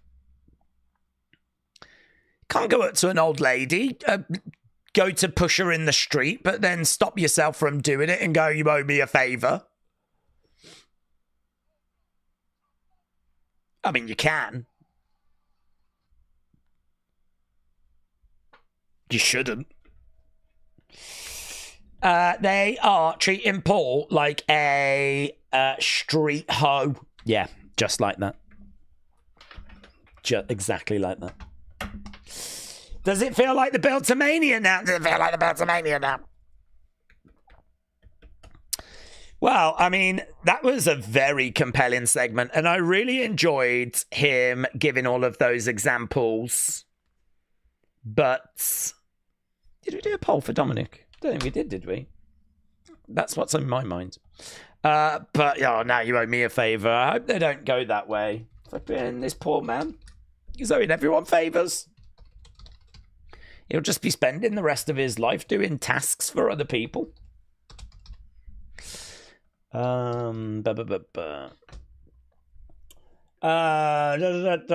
do favors become so popular in wrestling? Well, it's because in 2024 we was addicted to friendship bracelets, and now in 2025 we're addicted to doing each other favors, like best friends do. You owe me a favor. You pinky promised. 2026, we're actually going to make daisy chains. It's very exciting. So, or, you know, those things at school. We'll make them. And that'll become part of a feud next year. So, let's go. Carla said, I'm Vex. Nice to meet you. I'm Days. Let's see what else Carla has to say.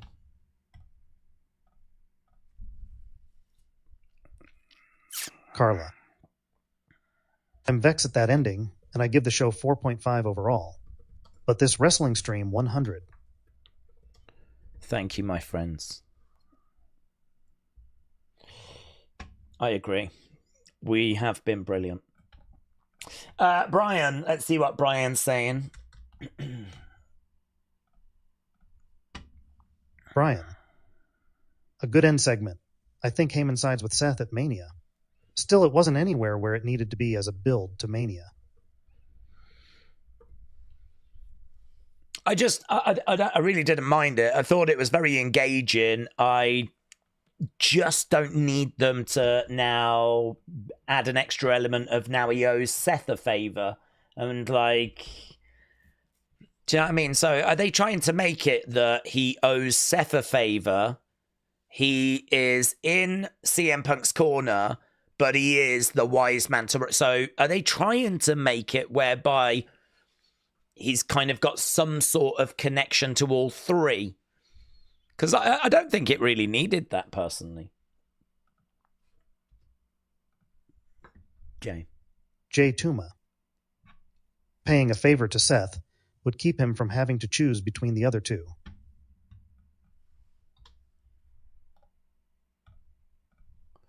Frank Valianti. Days. How do you not see the setup? Heyman and Rollins are in cahoots. Yeah, it could be that. I mean, I don't think that's an absolute given because I think there are a few options on the table.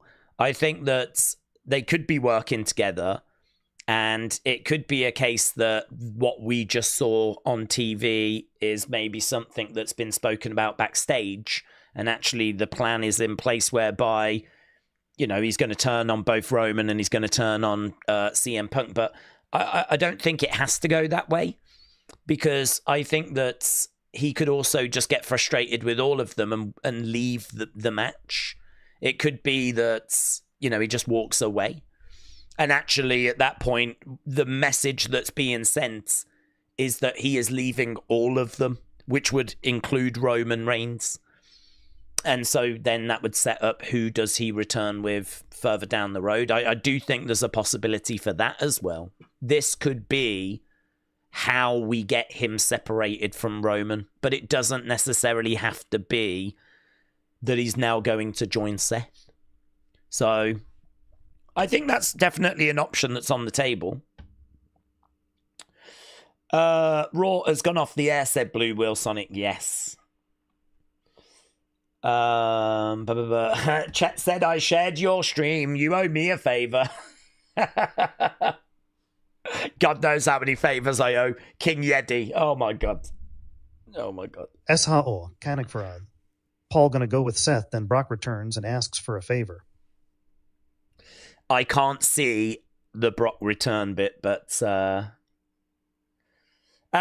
said it's called origami. Nah, that one's got a different... I mean, origami is the art of folding paper into shapes and stuff. I'm sure it falls under that umbrella, but I'm sure... I think, wasn't it known as a fortune teller? That thing. Listen, if we build a feud around that, that would be great, because I don't actually know how you make those. So if we could learn how to do that, do you know what I mean?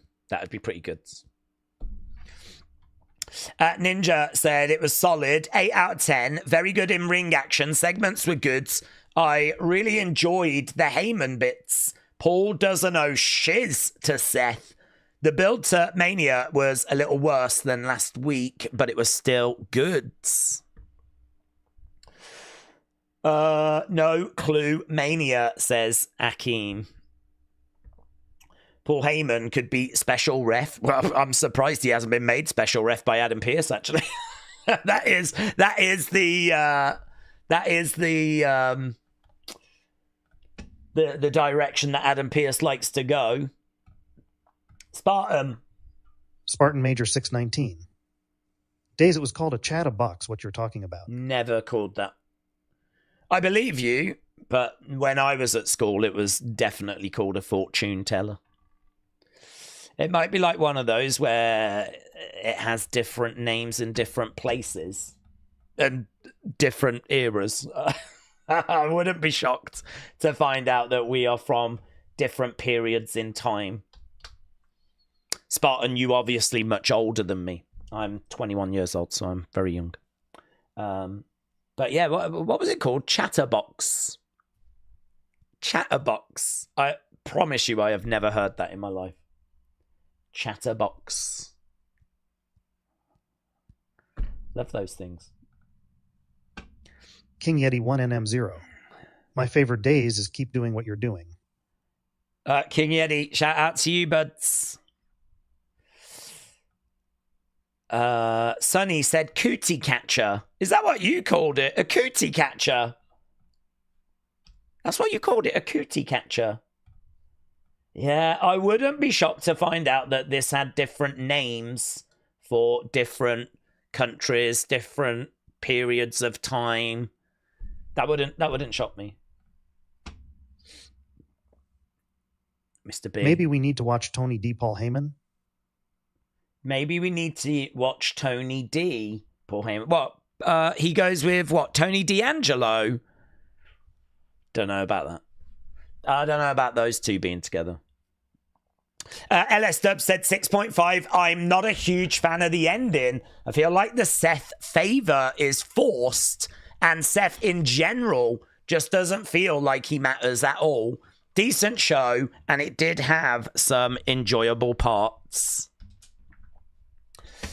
LS Dub, shout out to you. Sounds like you're leaving a Tinder review. Wrestle with Andy. Wrestle with Andy. Member. Days Paul really is the GOAT manager. It's 2025, and the main event of WrestleMania revolves around him. Yeah. I mean, he was very passionate, wasn't he, at the Hall of Fame, saying that I'm not done. He sent a very clear message. Don't think you're putting me out to pasture. I am not done. And yeah, I mean, there are 4 people in that night 1 WrestleMania main event, very much so. And they couldn't really find a way of getting him even more involved, could they? He's about as involved as you could get. He is a big part in that match. And I really love that for him because in many ways, his main event in WrestleMania as well. And, you know, short of actually making him one of the flipping competitors, which, oh my God, that would make that match better. A lot of people are like, what can save this WrestleMania? I've just suggested it. I just found a way. Yeah. Get him in a flipping singlet. Get him in a singlet. Get him out there make it a fatal 4-way. Done. But short of doing that, I think we've involved him as much as we can. SHOCKWAV. I called it the paper thing I couldn't make. Yes. I called it that as well. I should learn, really. I don't know why. It's not a skill that I will ever need now in my life, but it's one of those kind of things from back in the day where anyone that could do it was very popular at school. If you just that very simple, if I had a kid, it would be the first thing I would teach them, because I know that is going to go down very well in the playground. Yeah. Maybe not at high school where, you know, there's other things that you need to be aware of, but certainly at a younger age. Yeah. You're going to do all right. You're going to do all right. Life's going to be pretty kind to you if you can just do that simple origami thing. Because people in our schools were like, you know, you don't touch them. You don't touch the fortune tellers. The fortune tellers are no-goes. Yeah. But you can bully anyone, but you don't touch the fortune tellers. Brando 292. Carpet sample Rollins. Carpet sample Rollins. Oh, yeah, the coat was a bit like that. So, yeah, King Yeti. Oh, did you put it in twice? I just saw the 20 memberships thing, and I was like, yeah, man, that was crazy. But I think you might have done it twice. Oh, God. I don't owe you any favors. I'm not having this. If you start calling in favors for all the flipping all the flipping gifted memberships that you've done throughout your time. I'm screwed. Flipping screwed. Yeah, people are thanking King Yeti, and I love seeing that because I don't know that I can say thank you any more than I have. I think I'm breaking the world record for the amount of times I've said thank you to King Yeti. But it is no chore, and I mean it, and I love you. And actually, if I was going to marry someone, it would be you. Wrestle with Andy. Days I have one tattooed on me. It's part of a tattoo I have for the TV show community. I always call it a fortune teller. What, you've got one of them tattooed on you? Have you? Does it work if you, like, fold your skin over? Imagine if you did have a little bit of excessive skin and you could, like... Do you know what I mean? Would that be gross, or would it be the sexiest thing you've ever seen? I don't know. Not for me to judge. Wow. That's crazy. I don't know that that would do as well in the playground, but it might do. Toby, the message has been taken away. Toby, I can't even begin to imagine what you was going to say, my friend. If it was something like fortune tellers suck, then I'm glad you took the message away. Wrestle Rants 327.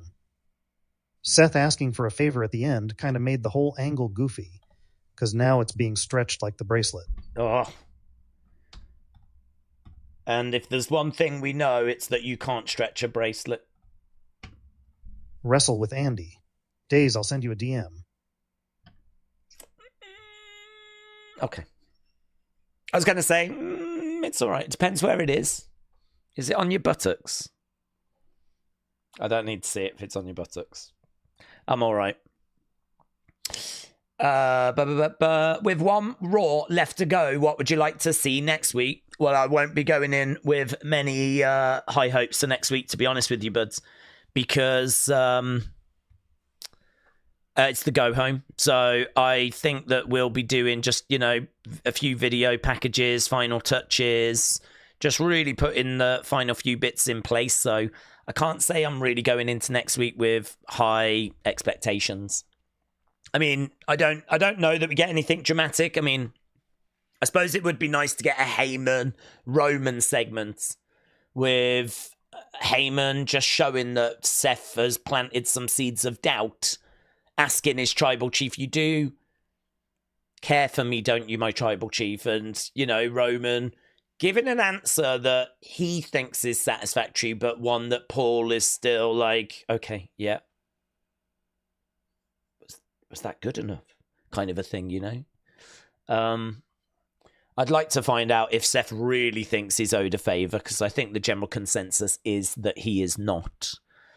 And really, it's just going to be final touches. Yeah. I mean, I'd love to sit here and say, oh, I want the Wyatt Six, and I want Alexa, and I want this, and I want that. But realistically, with the go-home Raw, are we going to get those things? I got to say, probably not. King Yeti said, I'm a generous king. I take care of my kingdom. And you know what? This is your kingdom. I'm just the flipping jester. I know my role. And I will shut my mouth. Finley, shout out to you. Dormouse, hope you're doing well, buds. Spartan said, I think you are correct about the paper thing, about it having different names. Yeah. I can believe that. There's a lot of things when you're a kid that have different names. We was talking about the game Wembley the other day, which I played more than any other game when I was a kid, which was an outdoors game. And it's where you put two jackets down in the park and you have someone in goal trying to keep the ball from, you know, going in the goal. And then all the other kids, like there'd be 10 kids in front of the goal, all fighting, trying to get the ball, trying to score. And if you score, you're through to the next round, so you go and sit down. If you don't score, you stay out there. And of course, it gets down to the final two, and you just keep going through the rounds as people get eliminated. And we called that Wembley, but I've heard loads of different names for that game. I think different parts of the country call it different things. I don't even know if kids really play it anymore. The problem is kids are on their phones now, aren't they? I mean, when I was growing up, I wasn't. So, you know, would I have been outside playing Wembley? Probably not. Probably would have been inside talking about sidemen, you know. And that would have sucked. So I feel sorry for the kids. I feel sorry for the game of Wembley. Right, I think we're going to wrap things up there because I need to go away and do Unseen. And let's go. So we had Penta versus Dom. Jim, hope you're well, buds. Did we? Oh, there it is. I was trying to see where the flipping thing was. 44, 34. I don't feel like I've seen much of Jim in the chat. Right, yeah. Kids nowadays just have no social skills. Oh, well, to be honest with you, I don't think I had any. But I could play Wembley very well. It didn't teach me many social skills, but I was quite good at Wembley. So, yeah, there we go. Sparta Crow, shout out to you, my friends. Someone asked me to play Fortnite. I said, give me a few weeks. That is such a dad joke, and I'm here for it. I am here for it. TJF said, Days, that football game you were talking about, we called it World Cup. Oh, did you? I never understood why it was called Wembley. I mean, obviously named after Wembley Stadium, where a lot of the kind of cup finals happen. But I never really understood. Maybe it's because we were going through rounds and you like getting eliminated each round, a bit like being in the FA Cup on the road to Wembley. But World Cup makes sense. That makes sense as well. Teams being eliminated. So, yeah, interesting. Eddie said, Days Raw was crazy. My favourite moment of the night was seeing the serious side of Jey Uso and Gunther in trouble. I'm rooting for Jey on this one. Okay, there we go. We're done. Thank you, everyone, for joining us, including Camden, who said, Days, I liked today's show or tonight's show. Really liked Jey Uso's promo, but the crowd almost ruined it. Camden, what about before I run away, I need to know what about the crowd almost ruined it, please. What about the crowd almost ruined it for you? I would be quite interested in that. I'm just going to wait for Camden to respond. Ninja said, are you going to stream the Tony show? I don't know. It's not online, I don't think. I think they announced it's only for people that are there. Raw was a 9 out of 10. Days World Cup because of getting knocked out. Yeah, makes sense. Makes sense. I think it was probably called Wembley for the same reason. Friendship, love, Sunny, shout out to you. Toby, shout out to you. Camden said it was all the yeeting after he talked. Yeah, I think it's difficult, though, because I think you've got a lot of people that really love Jey and, you know, they are young and kids and they're just so used to, you know, oh, it's Jey, you know, they're yeeting. They didn't read the room when Jey was walking through the crowd. You know, he was moody. He was not joining in, but it didn't stop the crowd like, oh, this is what we do, you know? And so they were like doing that throughout the kind of promo as well. That's a hard thing to just turn off, to be honest. That's a hard thing to just switch off. So I'm going to let them off. I think it's a difficult thing to just turn on and off. But I don't know. It was good. It was intense. I agree. And we needed to see that side. Okay, right. Thank you, my friends. Appreciate it as always. I'm going to go off and do Unseen and work on the video, the opinions video. Obviously, keep an eye out for that. We will be back with NXT tomorrow. And we got Dark States. So the new faction are going to be having a match for the first time. So we'll be back with that tomorrow. So thanks for watching. Appreciate it as always. I'll see you again next time.